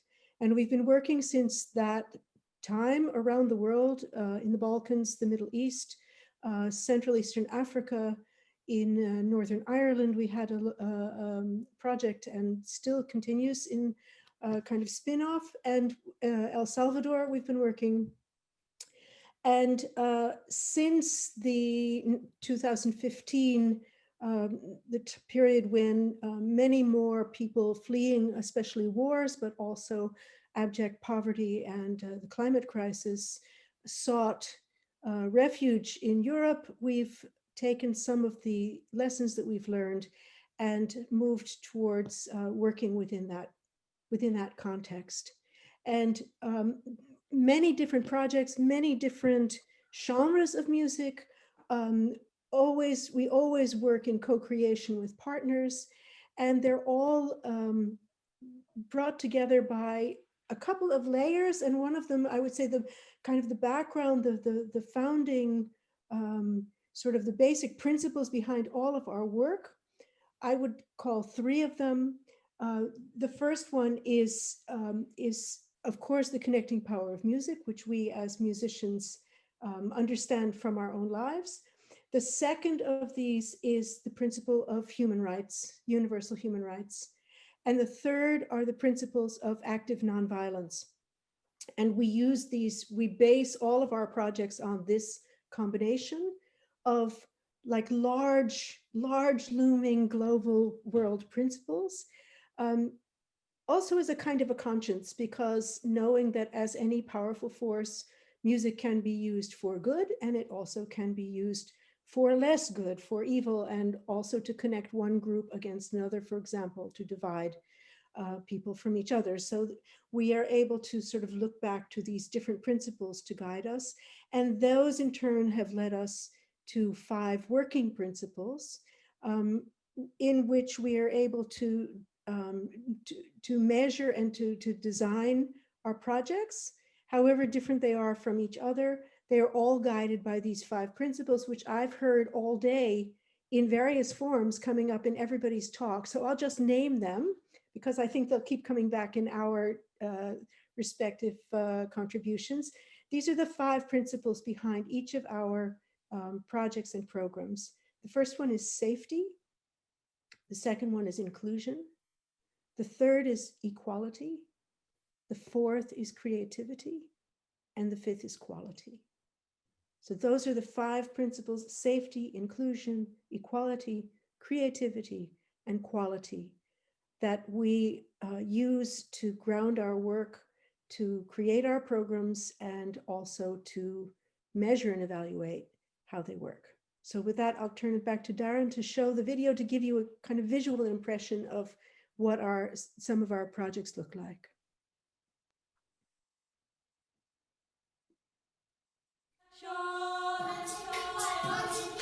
One, two, three, four.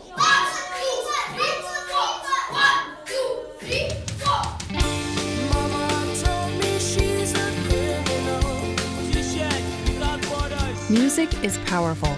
It can influence behavior, shape culture, and strengthen social bonds. With 2 billion people living in fragile, conflict-affected states, Musicians Without Borders uses music to address the needs of divided societies. My name is Sophie. I'm a Palestinian, and that's my trophy. I have my own rights. Music can help heal the wounds of war and rediscover connections. The voices of the unheard are raised with music. And it's music that's the collective voice for social justice and peace building. Musicians Without Borders is a global network, engaging with artists, changemakers, and communities spread worldwide. We share expertise with our diverse programs in some of the world's most vulnerable communities. And we work closely with local musicians and organizations in response to local needs.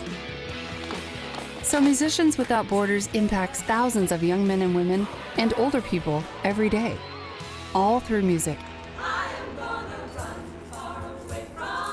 Music is a stepping stone towards lasting social change. Musicians Without Borders will continue to use music as a tool to build connections, foster empathy, and transform communities.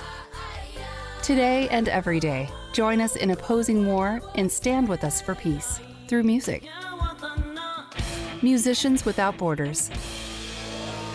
War divides, music connects. Has the right to hurt me.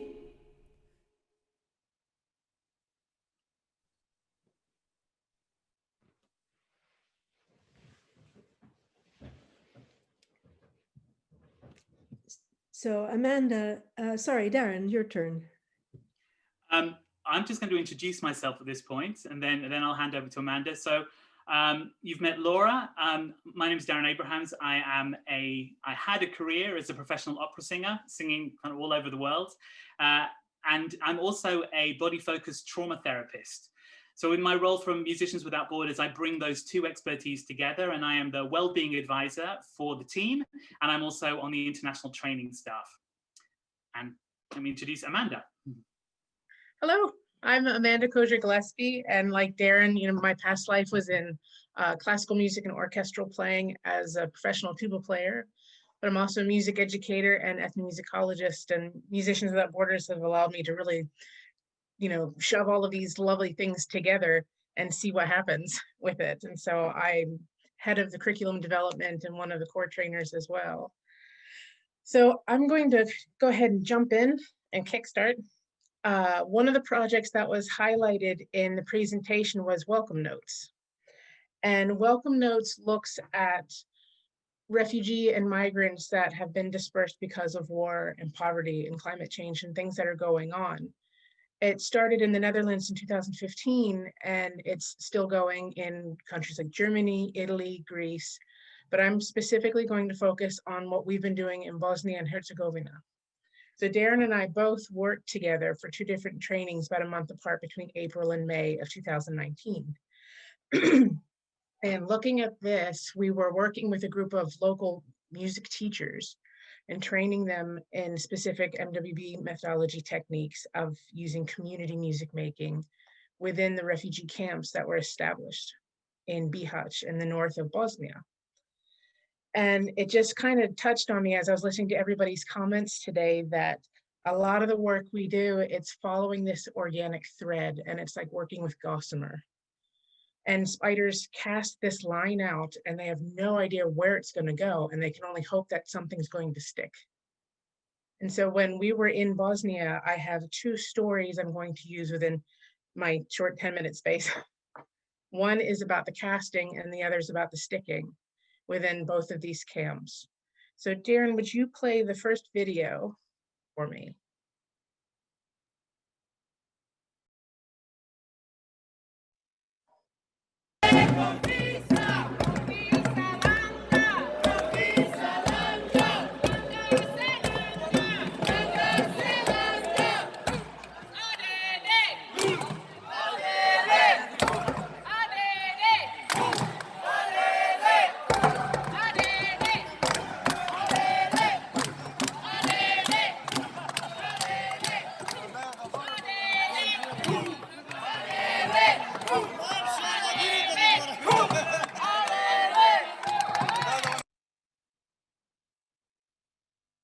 So this fragment of a video is the tail end of a workshop that we did in the Bira camp.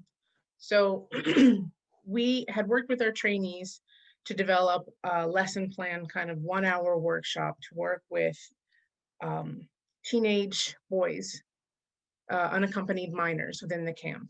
So we had put together this idea of what we were going to do. And we got to the camp, and I always remember just the mouth of the door, and it swallowed you whole. The building was this gutted out refrigeration factory that had just been left to ruin. And no human being should ever go in there, let alone be forced to live in there. And this was the living situation we were just basically going into for about an hour or 2 hours. And we brought with us several darbuka drums and 1 large djembe and just went, right, okay, here we go. And we had to walk the entire way to the back of the building, and then to the left in another section where the bathrooms and the showers, but where the unaccompanied minors were kept in what looked like very small FEMA trailers. And the lighting was quite poor, and we realized very quickly that this lesson plan that we had was just not going to work. And one of the things we tried to explain with a lot of our trainees and a lot of our projects is that have a plan B, C, D, E, and F. So when you have to start tossing stuff out the window, you yourself still feel a sense of grounding and comfort that you're not just rushing into something blind. And this supposed group of 25 people suddenly blossomed into this like cluster circle of 60 plus teenage boys and men. And so Darren and I quite quickly realized that, okay, we've got to chop and change. The plan's going out the window. We'll take over and see what happens. But we wanted to make sure safety-wise, our trainees felt safe and we knew where they were because the way the cluster formed. So we sang and we exchanged. It was this lovely moment of exchange of singing and playing and dancing and just kind of showing each other and having this space to build a language to communicate with. So this fundamental level. And the thing that stuck out to me the most of that whole session I had the djembe put in my hands, and we did the song that we just showed you the video clip from. And this one young boy and his friend just kind of like elbowed their way into the middle of the circle. And the one thing that we were missing from the moment we came in were the smiles. We had these really hard stone faces and no smiles and no smiling back. And something in this musical exchange allowed for this to start to ripple just a bit. And the one boy stood opposite me, and he looked so serious, and he had his arms folded and just stared. And I thought, okay, thinking back to something David said earlier about, you got to take a chance and just see what happens. And Darren started to sing another song. So I walked around and kind of nudged the young man to get him to sing the question answer style. And his eyes got massive and he blushed. And in a split second, I watched this very hard man become this beautifully soft 14-year-old boy. And he quickly laughed and tried to hide behind his friends, who thought the whole thing was hilarious and kept pushing him back into the middle of the circle. And they sang and we sang, and we had this time, and then they disappeared into the crowd. And that casting idea is, in that moment, I have no idea what's going to stick with him, because the Bearder camp are a camp of people in migration. You might have one group one day and come back a next day to do another workshop, and you'll have a completely different group because people have moved on. This isn't a place for them to linger. So the second story, it's about what sticks. And Darren, will you play the video, please?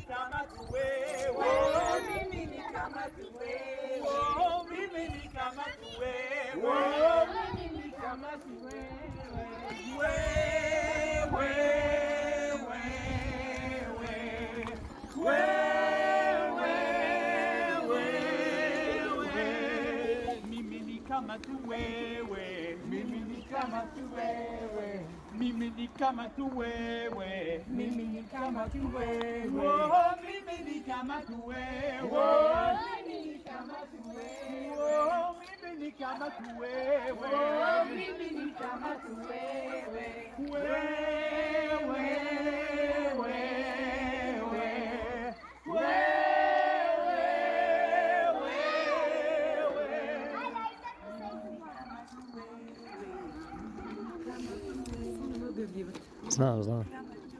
Dobro sam upućen. U tome ne skiraj se. Snimam svaku ovu našu radionu.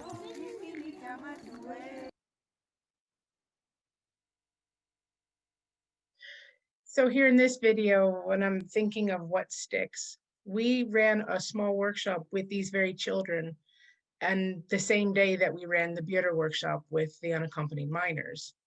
And we sang this song with them. This video was shot a month later when we returned for the second stage of the training.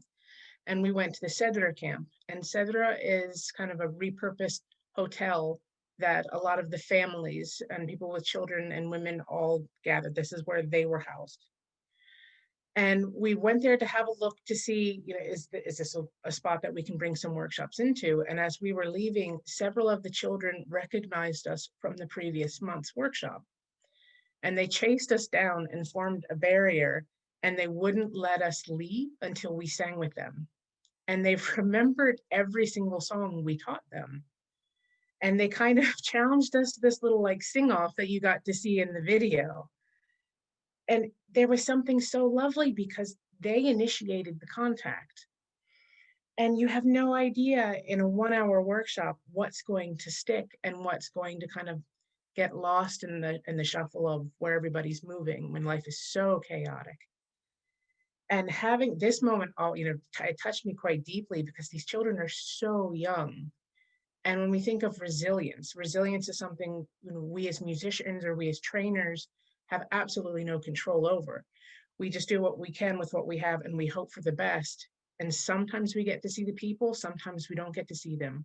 And when you get that special moment where you get to see these children and have them respond to you this way, it gives you that kind of an encouragement that to keep going when we need that element of resilience ourselves and elements of self-care. So I would like to now hand this over to Darren. Thanks, Amanda. So picking up really on what Amanda was saying, Amanda and both Laura and Amanda were talking about what we do as Musicians Without Borders. I want to talk a little bit about why it works. And this will refer back to a lot of what Peter was talking about in his session and to what our other speakers were talking about before. So this is very much embedded in neurobiology. So singing, as we have seen, is very much a biopsychosocial event. It's something that's happening inside our nervous systems. And trauma is something that is also a biopsychosocial event. And so when we put the connection of singing and trauma together, we feel we have a powerful tool for one to affect the other. I just want to check. I think that you're seeing Amanda's face rather than my face at the moment. I don't know how we change that on our screens. Sorka, is there anything that you can do to help us? No, you can see us all? Fantastic. Okay. It's very weird talking into a screen. So basically at the moment, I'm talking to Amanda. So I'm going to have this conversation with Amanda and assume that you're all part of this conversation because she's the only person that I can see at the moment. So it's a biopsychosocial event. Peter was talking about the importance of connection and compassion and linking that into the nervous system. Now, my training as a body-focused trauma therapist is all about the nervous system and how the nervous system works. And when people go through highly threatening, life-threatening or dangerous situations, this is when trauma can start to appear within our nervous systems. Now, trauma itself is not in the event. Trauma is in the way that our nervous system responds to that event. And as we will have seen before, there are different ways that our nervous systems will respond to keep us safe in those moments. So we have our fight response, where we get aggressive and try to defeat an attacker with our energy in our bodies. We have our flight response, where we are trying to escape from a threat. We have our freeze response, which is where we get very still and very quiet in order to avoid an attacker. And then we have our faint response, which is where we completely collapse and play dead. It's where we lose all our energy. It's our helplessness and our hopelessness. So these are various different ways that our nervous systems can hijack our bodies when we feel threatened. The environments that Musicians Without Borders principally works in are these emergency zones, crisis zones, places that have had very extreme events happening. So whether we are working within a country that has experienced a civil war, or whether we're working with a population that has fled from somewhere else and is passing through, as Amanda has just showed us in the videos from Bosnia, we're working with people whose nervous systems have been disrupted by their experiences. But using music, we can interact with those nervous systems in a way that feels safe, in a way that feels inclusive, in a way that feels equal. These are our principles, of course, in a way that's creative, which gives people agency, an ability to take back control of life in some kind of ways. And also this elusive term of quality as well, in a way that feels like a quality experience. If you are en route from a place that you're fleeing and trying to find another home, there might not be a lot of quality in your life.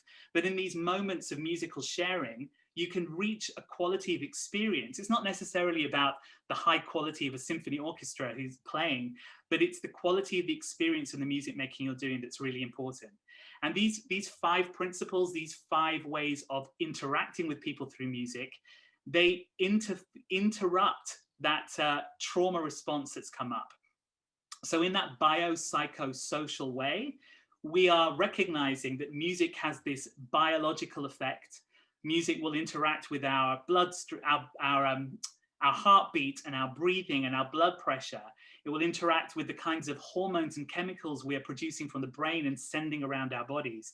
You know, our other speakers have spoken about oxytocin and endorphins and dopamine, all of these different chemicals that start to be secreted from the brain when we are interacting with music making.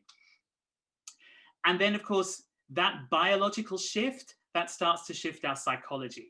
So in the psychological level, our mood changes. We might go, as Amanda was showing us in the first story about the young man who seemed to be very hard and shut down, but as soon as he started to interact with us, that shifted and changed. His mood changed. The mood of the space where we were making music changed from somewhere that felt quite threatening when we first entered to somewhere that actually felt quite celebratory by the time we'd finished.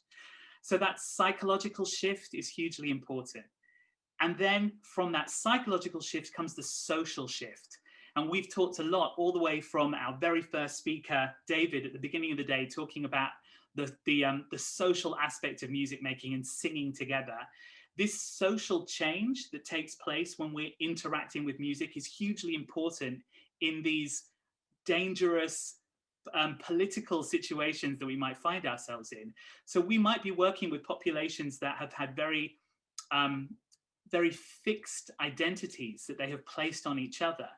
But when we start to interact through music making, those identities start to change. And instead of being two sides of an opposing force, we suddenly become musicians instead. We become a tenor or a bass. We become a guitarist or a tuba player. All those different kinds of identities can then shift the way that we respond to each other.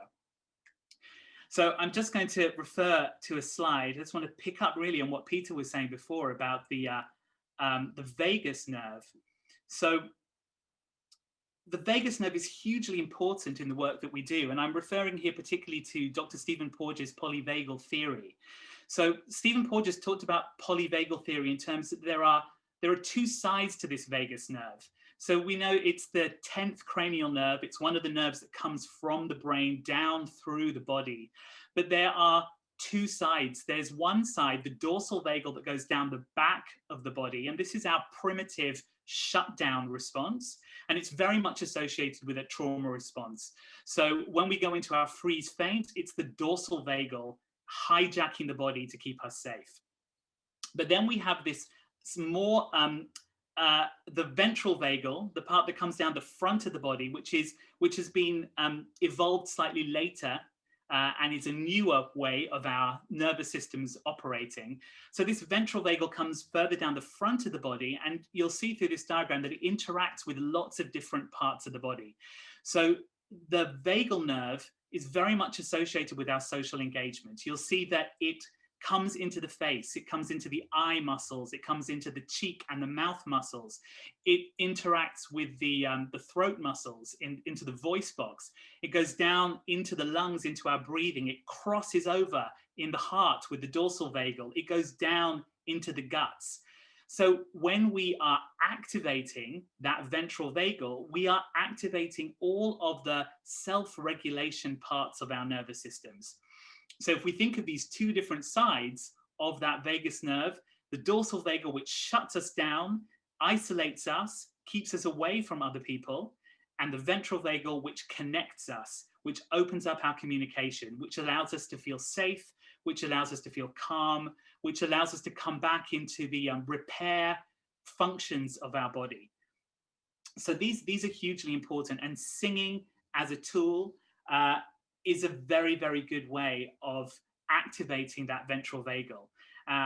As Peter was saying before, when we breathe in, that lovely exercise he did with us, when we breathe in, and we breathe in through our nose quite often, and then we breathe out in a long, smooth breath through our mouths, we are shifting the relationship of our nervous system from one side to the other, from our fight, flight, freeze, faint response into our rest and repair and our social engagement response. So this is why singing and music making in general works. It works because it's interacting with very fundamental parts of our physiology, shifting how our bodies feel, shifting how our mood is and shifting our ability to come into contact with each other, literally switching on and off parts of the brain that allow that to happen. And that's why in our work, singing can be a way of bringing very disparate crowds of people together in a harmonious form. So this is from a project that I ran with a whole mixed group of young people. Some had come from refugee and migrant experience backgrounds, and some were locally born in the UK from different kinds of backgrounds. And it didn't take very long, even though we spoke different languages, we had different life experiences.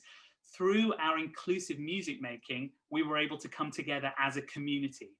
And this is a very important part of the work that we do with Musicians Without Borders. This is about how we use music as a tool to build community from the biological level upwards.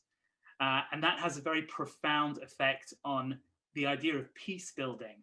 So I'm going to hand over to Laura now to talk to you a bit more about how we do that and how that works in practice. Thank you, Darren. It's lovely to see how all of these threads come together that all of the different speakers have been addressing, and so many of them so resonate so much with our work. I didn't really introduce myself, and I'll introduce a little bit of myself in the context of a little story because I'd like to talk again about another kind of choir, going back to David's 3 choirs at the beginning of the day. And my own background as myself a migrant. I grew up outside of New York and moved to the Netherlands as a young woman. And I grew up in a singing community, and I grew up among adults who were, many of whom were involved in social causes, in civil and human rights causes, in the peace movement. So I had that kind of background of always making music, often making music, singing songs from all over the world together, and always kind of leading groups of kids or teenagers or whatever age I was, getting people together to sing, and then kind of somehow initiating new groups that were singing in the school bus or Christmas caroling or around the fire, whatever we were doing. And then studied also piano, clarinet. My neighbor taught me how to play guitar. So sort of collected my musical information. When I ended up in the Netherlands, that was a kind of soft experience of migration because I'm from a Western culture, I'm white, I had an income and a family, and Dutch people were quite curious about and interested and positive in general about migrants such as myself. So that was quite easy, relatively easy, but it was still very challenging. And as I sort of found my way here and found my musical way here, I realized that that wasn't at all true for all of the people who had ended up in this country from different places, and particularly people who had ended up here from quite different cultures, especially if they spoke different languages, had a different religious background, came from different countries, had another color perhaps, and that people were often quite isolated. I was already singing with different groups and singing different ways. I had a chamber choir that did classical music. I had a jazz choir, small a cappella groups singing what we affectionately called world music. It's music from everywhere. And those two things kind of came together in me. I was curious. I loved music. I loved learning songs from different cultures.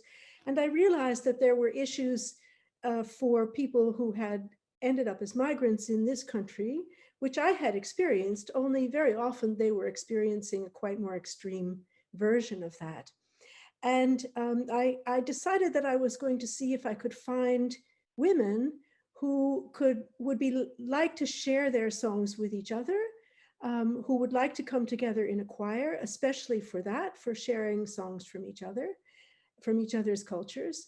And also with the idea of, well, if it works out that way, perhaps we could also put that finally on an informal kind of a stage so that we could together bear a kind of flip the story about what migration means, because people have always migrated and always brought their cultures with them. And that has always meant an enrichment of culture. So I started going around to people's self-organizations and clubs and asking about this and inviting people. And gradually a group of women came together, and this became, I guess, the most interesting choir that I ever led. It was composed of women from many different cultures. Some people were recent migrants, there were some refugees, there were people who had lived here for many years.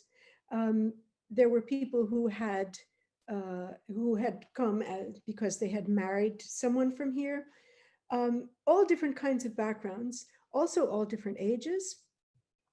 And it was similar to in the sense similar to the choirs that David describes. It was not a choir where you had to audition, or there were not specific kind of musical demands. It was just, would you like to sing? Would you like to sing with others? Would you like to share your songs?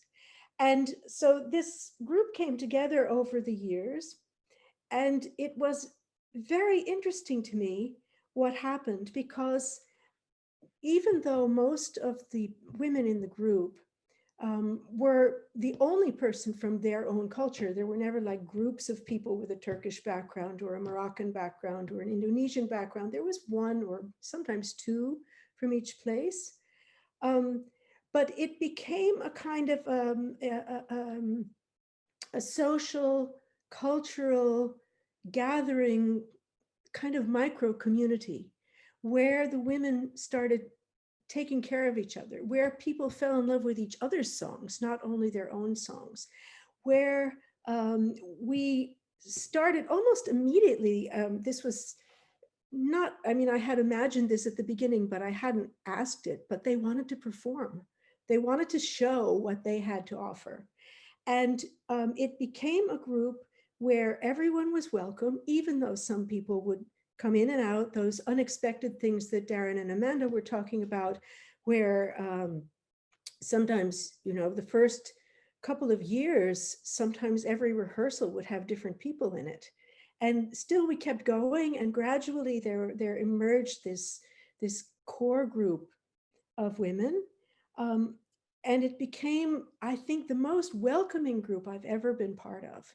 Welcoming to each other and welcoming to anybody who walked in the door. And that could have been anybody.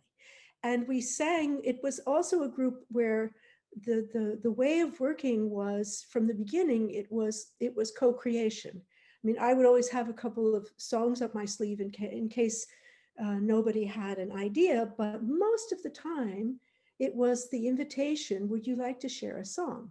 And then to listen to that, and then the person, the woman who had brought in the song would, to whatever extent she was able and willing to do that, would lead the process of learning it. And then we would all perform it together, or we would all sing it together.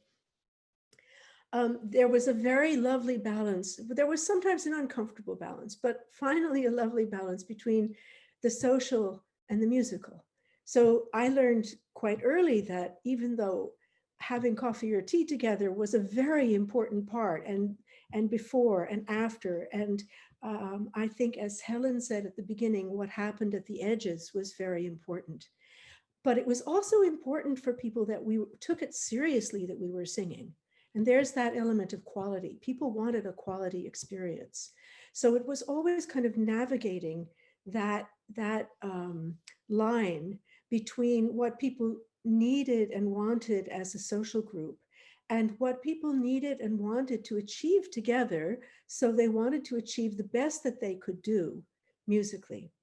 And some of the things that resulted in that, besides people sometimes really loving each other's songs the most. I mean, there was a Kurdish woman from Turkey, and her very favorite song came from the Moluccan Islands, from Indonesia. That was her favorite song. She always asked for it. But also we noticed that when there were problems, when anybody had difficulties, the group gathered around her and held her. So at one point, just before the holiday season, one woman's house was broken into, and whoever had done that stole all her money. And the group got together and they all bought Christmas presents for her children. And another woman became ill and finally passed away, but the group went to the hospital every single day of the last several weeks of her life and sang for her. So this became this community of, we've heard the word compassion, we've also heard the word love. I would call it even radical love, that held each other, and also did finally manage, in our city anyway, to really flip the story about the identities of people with a different cultural background or a different regional historical background from most Dutch people. And so I'd just like to show you one picture from, this was, at this point, we were going for about 18 years, and we became the choir that was asked to perform for the city to celebrate its 750th anniversary. And that's the group, that's the choir. So those experiences and those different choices along the ways, and the ways that that women in the group took responsibility for each other and for their community, that taught me a lot about that finally led to some of the things that Musicians Without Borders is built upon and based upon. And in fact, this group became a kind of ambassador for Musicians Without Borders in the first year, and very proudly sang as we were starting up, and performed and spoke about this and carried it. So I think these are lessons that I think we can also carry into the training program that we're hoping to offer. And maybe it's more interesting when that I kind of close my section here. Oh, wait a minute, I wanted to tell you a story. I wanted to tell you one story, if I may, first. I told this to Darren and Amanda when we were preparing for this session. And I also told them I can't tell this story without crying, and they said that was okay. So probably this time I won't. But this was to me a very, it was a miracle. It was a miracle that we experienced together in this group. It happened around one of the women. She was the oldest woman in the group. We called her Mama Didi. She came from Curaçao. She loved to sing. She lived alone. And I think the choir became, I know the choir became her main source, not only of joy in singing and also in dancing, but also of friendship. And at a certain point, she let us know that she was going to have to undergo an operation because of a thyroid problem. And she said to us, I told the doctors, do anything you want to me, but leave my vocal cords, because singing is my whole life. And when she came out of the operation, she couldn't speak. She couldn't make a sound. And they said that they didn't know why that had happened, but they didn't expect that she would ever speak again. And she was, of course, this was horrible for her to experience, and our whole group was so upset. And we decided at the beginning of the season, this had happened at the end of the summer, and at our first rehearsal, we decided, let's go and have our second rehearsal at her house, just so that we can be there and so she can hear the choir and be part of us. And so we went, and we were rehearsing for a program coming up, and it had a lot of our songs, including the song that Mama Didi always sang the solo in. And when we started singing that song, I was thinking, what's going to happen when her solo part comes up? I said, well, probably everybody will just keep singing it. If they don't, I will. And we got to that point, and you could see everybody kind of looking at each other, what's going to happen? And when that moment came, she sang.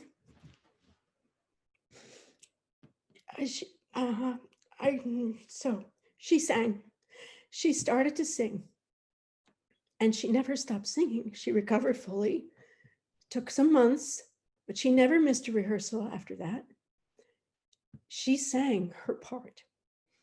And I think we all understood that we had been part of something that goes beyond what any of us could really understand, except that it was that holding of each other. It was that love, and it was the music that had brought us together.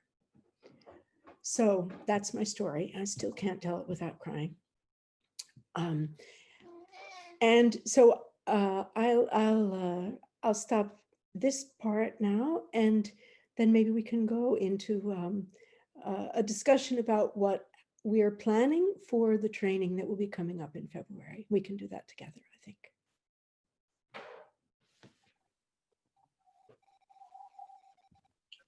Thank you. Thank you so much. I'm just trying to get my camera on. Thank you both Darren, Amanda and Laura for this really, really inspiring presentation and really moving stories. If I may, before we go to questions, add one thing to all you mentioned. I think it's also part of your work is empowerment to local musicians, because I have the pleasure of being trained by Musicians Without Borders in Palestine and working in the very first few months of the project Community Music Palestine. And I think part of my adventures in community music came from these trainings, because it kind of introduced me to a whole new world of making music. So that is very important to acknowledge. Now I'm going to encourage everyone to send us all their questions and queries, because I know I have a lot.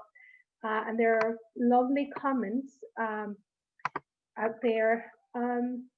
I have a question before we go on to their questions, and it goes about self-care, because a lot of the stories you told us are happening in war-torn places and places that are not necessarily, as Amanda indicated, inhabitable for people. Yeah, individuals are living there. And when you go as a musician and come back, I'm sure there's a little bit of effect on yourself. So how do you take measures to care for yourself so that you are able to continue in this line of work? Shall I take this question? Thank you, Hala. It's wonderful to meet you. It's great to know that you were part of MWB training. And this is such an important question. And it's something that we at Musicians Without Borders take incredibly seriously. So my principal role within the organization is to hold the well-being of the team. And to do that, we ensure that we have become a community of practice. So I think when we talk about the work that we do, we talk a lot about self-regulation, but self-regulation only comes when we're able to co-regulate. And we as a team, we work very hard to co-regulate each other. If we're able to feel safe and to take care of ourselves and take care of each other, then we're able to show up better for the people we're there to serve. So our own self-care and our own well-being and our own support system as a team is hugely important part of our work. And when we train, this is a fundamental part of our training. I think from the stories that you've heard from both from Laura and from Amanda, you can see that there isn't really a separation between the facilitator and the participants in the work that we do. As a facilitator, we are very much part of what's going on. Our nervous systems are in play within that space. I think what's important about our work is that it's inclusive music making. I've noticed a few comments in the thread throughout the course of the day about how music can be used as a powerful force to include people and a powerful force to exclude people. And so this is where our 5 principles come in. The idea of safety, inclusion, equality are very important parts of our work. We cannot separate ourselves from the work that we're doing. We participate as much in that music session as we are facilitating the music session. In fact, if we're not able to participate alongside the people we're with, then the experience is lessened. So we're there. taking part in the music, we are role modeling how to participate in the session.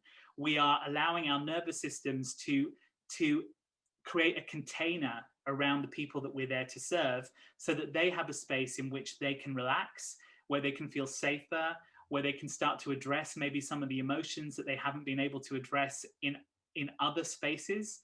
An MWB session is a space where lots of emotion comes up, and we train our teams and we train our trainees to recognize that emotion is not something that we should be scared of. Emotion is something that we should be able to be in the presence of without necessarily joining in, but we need to be able to hold that space. But then, of course, once the participants have gone and we are debriefing, we need the space to be able to unpack the emotions that have come up for us. So there's a continuous, like a cascade process of self-reflection, self-regulation, team reflection, co-regulation. It's a huge part of our work. And this is a big part of what we would be talking about in the training we'll be doing next year. I hope that answers the question. Yeah. Laura, Amanda, anything you want to add to that? I just wanted to add that Hala mentioned that she had been trained in Palestine, and also that a big part of our work is involved in empowerment. So most of the time, what we are doing is working with local musicians, co-creating whatever project is needed there, and not coming with a kind of copy-paste formula. And most of what we're doing is not sending our trainers out specifically to work with, for example, children in a refugee camp, but rather to work with local musicians or local teachers to help share some of the tools that can empower them to bring music in a different way into their work, or to bring music in a way that they can use in that setting. So in Bosnia now, for example, I mean, local musicians might have all of the music tools that they need to teach music in a music school in Bosnia to Bosnian speaking students, but they might not have the right tools to go into a refugee camp where people come from 20 different places, speak all different languages, and have all of these other complicated issues around them. So how do you kind of adapt your own musical background and your own musical training and insights and add some of these other perceptions and approaches so that you can respond in a situation which is unpredictable and very dynamic and very different from what you might be used to. Thank you very much. There's a lot of comments and questions, and we'll try to get as many of them now as possible. Amanda, there's a question specifically to you, and says, Amanda, I'm curious, is it a struggle when children cuddle you? We are not meant to touch children now, and it is so wonderful if kids become happy and tactical after singing and dancing.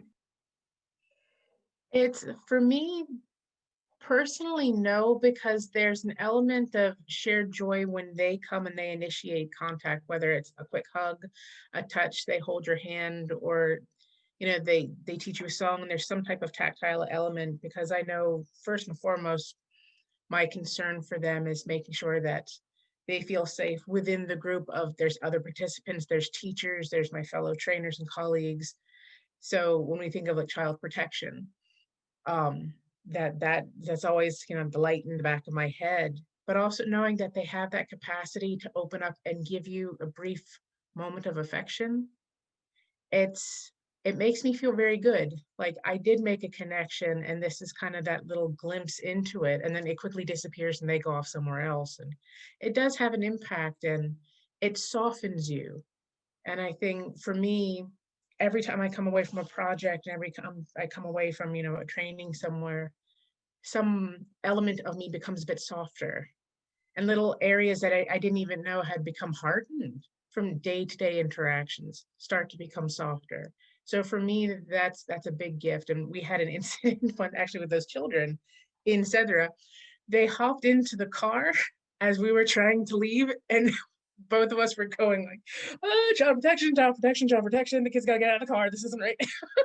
But the kids were laughing, and they were determined. They put their seatbelts on. They were going. And so one of the mothers came over and opened the door and took the children out, because we were like, can someone please help us? we didn't know what to do, but it became a comical moment. But yeah, it happens. Thank you very much.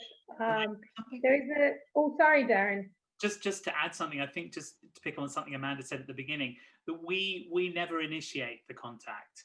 I think that's a very important part of our child protection policies and our practices, and also our safeguarding, is that it's important that we don't initiate, but if it is initiated by the children, I think it's important that we allow that to happen. Of course, with all the caveats that Amanda just put, I think that the issues that we have right now in our society about separating ourselves from each other and not being able to have physical contact can often cause more problems. So as long as you are very aware of the safety situations, the protection situations, I think that to push someone away can be much more damaging than to allow them to have a hug. I agree with you. However, in Ireland, there's very strict child protection regulations that you can't even get close to a child. But on the same topic, we have a very important point question going. I would imagine that the issue of ethics and consent are difficult to manage when working with groups in these settings. How are these issues managed in terms of sharing this important work, but also protecting the people with whom you are working? Shall I take a stab at that one? We do have rather rigorous safeguarding and child protection policies, and we're always very careful that we always have a local organization with whom we're working, that they have either that they have the same or that they accept ours. Our policies also around bullying and harassment. Codes of conduct. Every trainer who goes out for us is required to sign on to a code of conduct, and not just sign it, but read it, agree to it. It's part of briefings, onboarding and offboarding, and nothing happens without consent. So guardians are always in any work with youngsters where there is a parent. Then there's always a question of consent. We never use photographs unless we have that consent. We never, and that can be also tricky, of course, because we also need to promote our work and share it. But most of the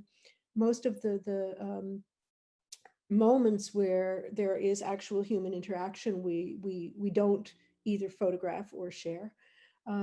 Sometimes you're in an environment where it's very tricky because there can be issues that you find out about that it's very difficult to decide or to know whether you need to report that, because there might not be any local mechanism to actually protect the children. So in those kinds of cases, we refer to the partner organizations, such as, for example, in El Salvador, where we're working with UNICEF and with their Ministry of Education. So these are very important standards and practices and policies within our work. Yes. Thank you very much. I think we have time for one or two more questions, so I really apologize if I didn't get to everyone's comments and question. There is a very important point that I can see it in the chat that's brought up by Hillary. And just to summarize that point, what's your approach if your participants, you arrived to a refugee camp and they did not want to engage, they did not want to sing or participate in that day?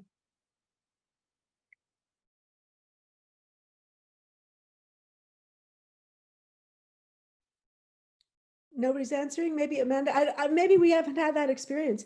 I think there's always space for people not to participate if they don't want to. There's always, that's part of the safety.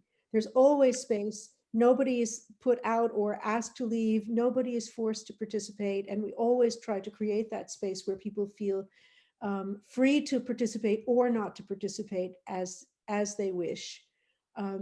I don't know of any situation where it's been impossible to run an exercise because no one wanted to. I've never heard of that.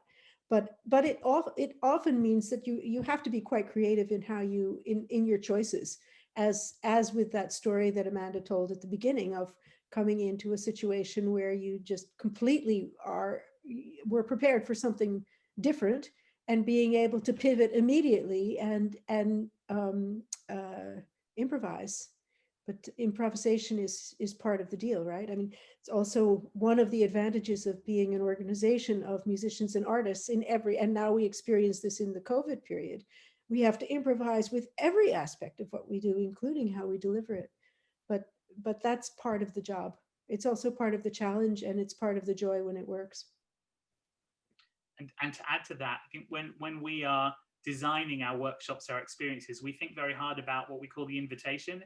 So how we present ourselves and how we arrive in a space, and the amount of time that we give for our participants to get to know us before we think of taking them into activity. So that time is as important as the actual activity that you do. And it can take a while. If you think about it a little bit like a sandwich, is that when you first, you might need to give a lot of time for a group that you've never met before to acclimatize to you, to decide that they like you, to feel some trust towards you enough that you can lead them into activity with you. And then they will also need time at the end of that experience to integrate what's happened, to decompress, to share any emotions, to release any energy that have taken out. So we try to leave those two bookends at the side, on either side of any activity that we do, so that people's nervous systems can prepare themselves to be with you and prepare themselves to part from you. And we don't make any assumptions about what participation is, because people can very well be participating even if they're the other side of the room and not singing along with you. But in their way, they are participating because they're there and they're present. So it's all those things. We try and break down the preconceptions about what a workshop or a musical experience looks and feels like, because every time it's going to be different. That's a really nice answer. Thank you very much. So just for a last quick question, and says, is there reading material, key book you can suggest for someone who is not a musician, but a healthcare professional with an interest in trauma? I can see many practical applications for singing in healthcare.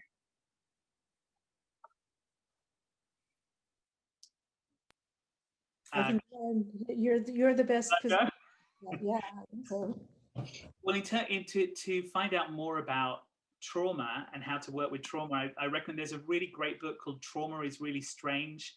I can never remember who the author is, but you'll find it online. And it's a comic book, written like a kind of graphic novel. And it's a really great way of understanding the nervous system response to trauma. And then if you're interested in polyvagal theory, I would recommend reading the Pocket Guide to Polyvagal Theory rather than the original book. The original book, I'm a trauma therapist and I couldn't read it. I found it incredibly dense and difficult. But the Pocket Guide to Polyvagal is actually interviews with Stephen Porges, where he really breaks down the ideas. And there's a whole section on singing and on music making. I think one of the messages that I've seen, somebody wrote up about tone, about vagal tone. It's all there in that book. So I really, really recommend that. Amanda, anything from your ethnomusicology background?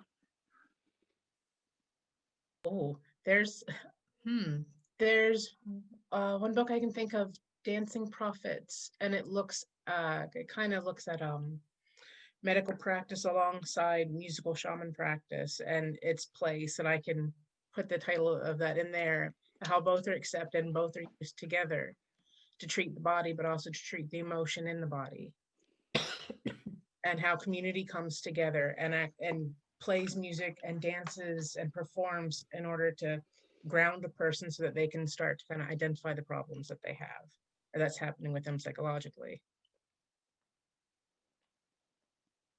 Thank you very much. I'm afraid that this is all the time that we have for questions.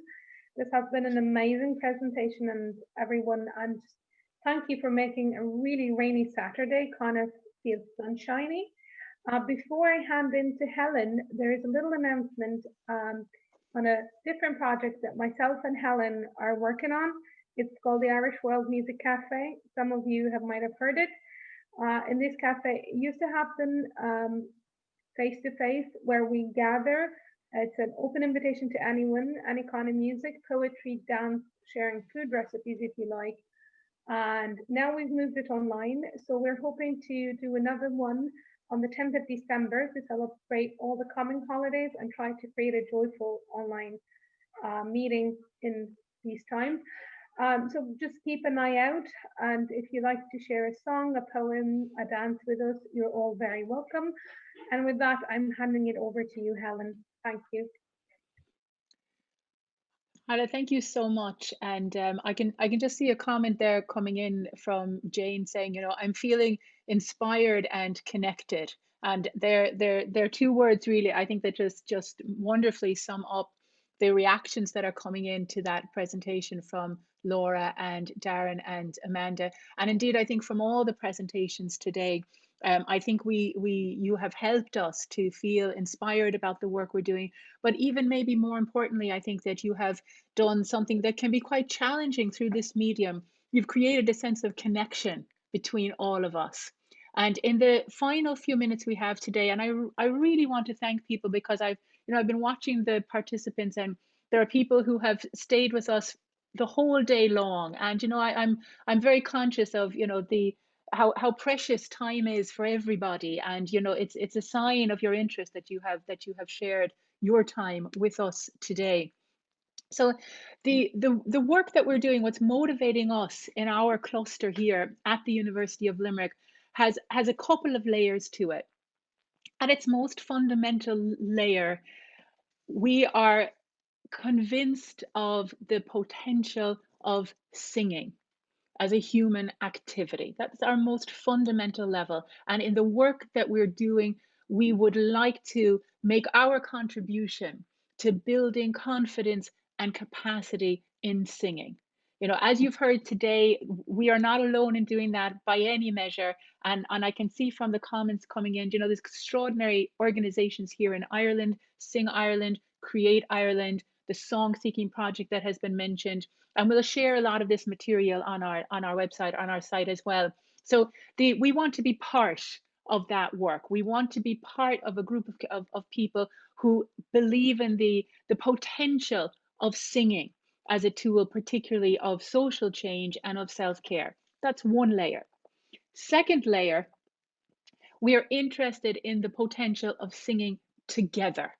And when we are singing in ensembles or in choirs or in song groups or in a sing-song or in the Irish World Music Cafe, things happen. We're interested in what those things are. And as you've heard from a number of the presentations today, a lot of this is happening against the backdrop of a world that is, challenged by a number of societal challenges, not just COVID, but the context of climate change and the context of migration.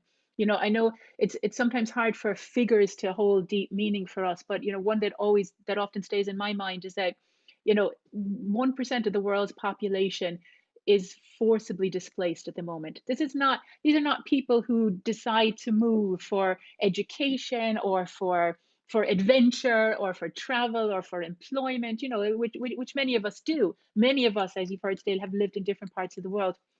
These are people who have no choice but to leave their homes. And this is one of the great social questions of our time, is how can we live well together, both so that when people are moving to new parts of the world that we can do that well together, but also so that people don't have to move unless they want to. So singing together, what does that mean? How can we harness the power of that? The third layer, and this is where I think our cluster perhaps can come in, and I'll finish by talking about maybe our next steps and how we hope that some of you might be involved and interested in helping us, is David said right at the very beginning of the day something really important. We have to move beyond preaching to the converted. We have to go beyond a space where we are primarily talking to people who already are convinced by the value of singing. And in order to do that, we believe that we need to make a contribution to policy, health policy and social policy. A lot of people have said today, I think, something that's very important to remember, that caring for others is one side of a coin of caring for ourselves. Self-care and care of others. And this is, to me, this is what links the work that we do as health researchers and as social researchers or social activists, because these are just opposite sides of the same coin, aren't they? If we take care of ourselves, we take care of others. If we take care of others well, we need to take care of ourselves well. We believe that the work that everybody is doing here has an important contribution to make to influence policy around healthcare decisions, around the way in which we organize our societies. We believe that our role as researchers can contribute to that. Can we harness all of this work that's going on? Can we systematically engage in research processes that can contribute to that, to those policy, those points of decision making in our society? And for me, one of the great gifts of being part of this cluster is that a very strong ethos of this cluster, which resides in a unit at the University of Limerick called the PPI unit, Public and Patient Involvement Unit, is that we are absolutely committed to participatory research models. We are not interested in researching people or researching activities. We are interested in researching with people and through activities like singing. That's where you come in. So the next step after today, and we're hoping that many of you who have been part of our day of workshops today might be interested in being involved, as well as, I suppose, activating our interest in this area. And I think one of the key points of the ethos of Musicians Without Borders, which came up today, was this question of quality.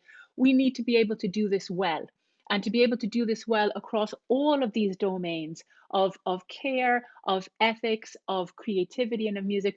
The type of training that we engage with is very important. So in our cluster's work, we have asked Musicians Without Borders to be our training partners. And they are rolling out a 5-week immersion training. I wonder, Sarika, if you might be able to share that slide with us. Thank you. That will begin next February. We've tried to set this up. It's 3 hours a day, and we've done it every fortnight, so that people don't have to make a weekly commitment to this, but at the same time that there's a sense of momentum build over the course of the 5 weeks. Our hope is that people who are interested in this, there are no prerequisite qualifications for doing this training, but there will be an interview process, which is more a conversation with ourselves to get to know yourself, what your interests are. We're hoping that people who have a musical background, who are interested in singing, people who are coming from a health background, and I've seen some of the comments here as well, people who are really interested in singing, who are coming from a health background, people who have been with us today from maybe new migrant communities in Ireland, who are culture bearers within their own community. We're hoping that if you are interested in a deeper immersion in this, that you will elect to be part of this training. It is important that you would be in a position to commit to all 5 sessions so that we can build capacity. We've put these out as our training dates. Once we have our cohort, and we're thinking between 20 to 25 people, once we have our cohort, we can work with that group. If we need to make little modifications around that, we can do that collectively. So we would love to hear from any of you who might be interested in being part of this. Or indeed, if you're part of an organization who can share the information about this, please do help us with that. It just, I suppose, remains for me to thank everybody for an absolutely incredible day. I had a moment there when Laura was presenting, where I was thinking that, one of the extraordinary things I think that we can do as musicians and as performers is that we not only have very powerful tools for communicating emotion, we can harness those tools to hold that emotion. I had a great colleague who once said to me, our job as performers is not to be puddles on the floor. It's not our job to fall apart, but it is our job to have the the resources, the courage to communicate emotion. And, you know, I think that that is a thread that has come through all of the presentations today, and bringing together those strands of the evidence, the research evidence that we have seen in everybody's presentation, you know, that can make quite a compelling intellectual case for the work we're doing. Not to be afraid to insist that that dialogues with human emotion and life experience.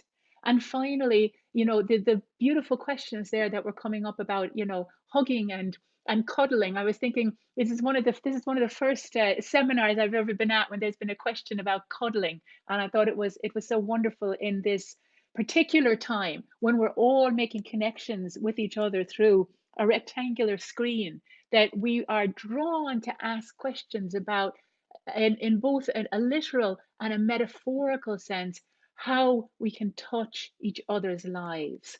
I think that for myself, I have felt powerfully touched by the work that I've heard today. I would like to thank all of our presenters, David and Ava and Jane and John, Peter and Fran, Laura, Darren, Amanda, Hala. I would particularly like to thank two people without whom today would not have happened, Fran Gary and Sarika Hassett. You met Fran earlier today. Sarika has been working behind the scenes to keep us all moving fluidly. And lastly, I would like to sincerely thank my colleagues in the PART Team Research Cluster, Participatory and Arts-Based Methods for Involving Migrants in Health Research. Thank you all so much for being part of today's event. I hope this is the beginning or the middle of a conversation, but certainly not the end of it. Please be well, be safe, and keep singing.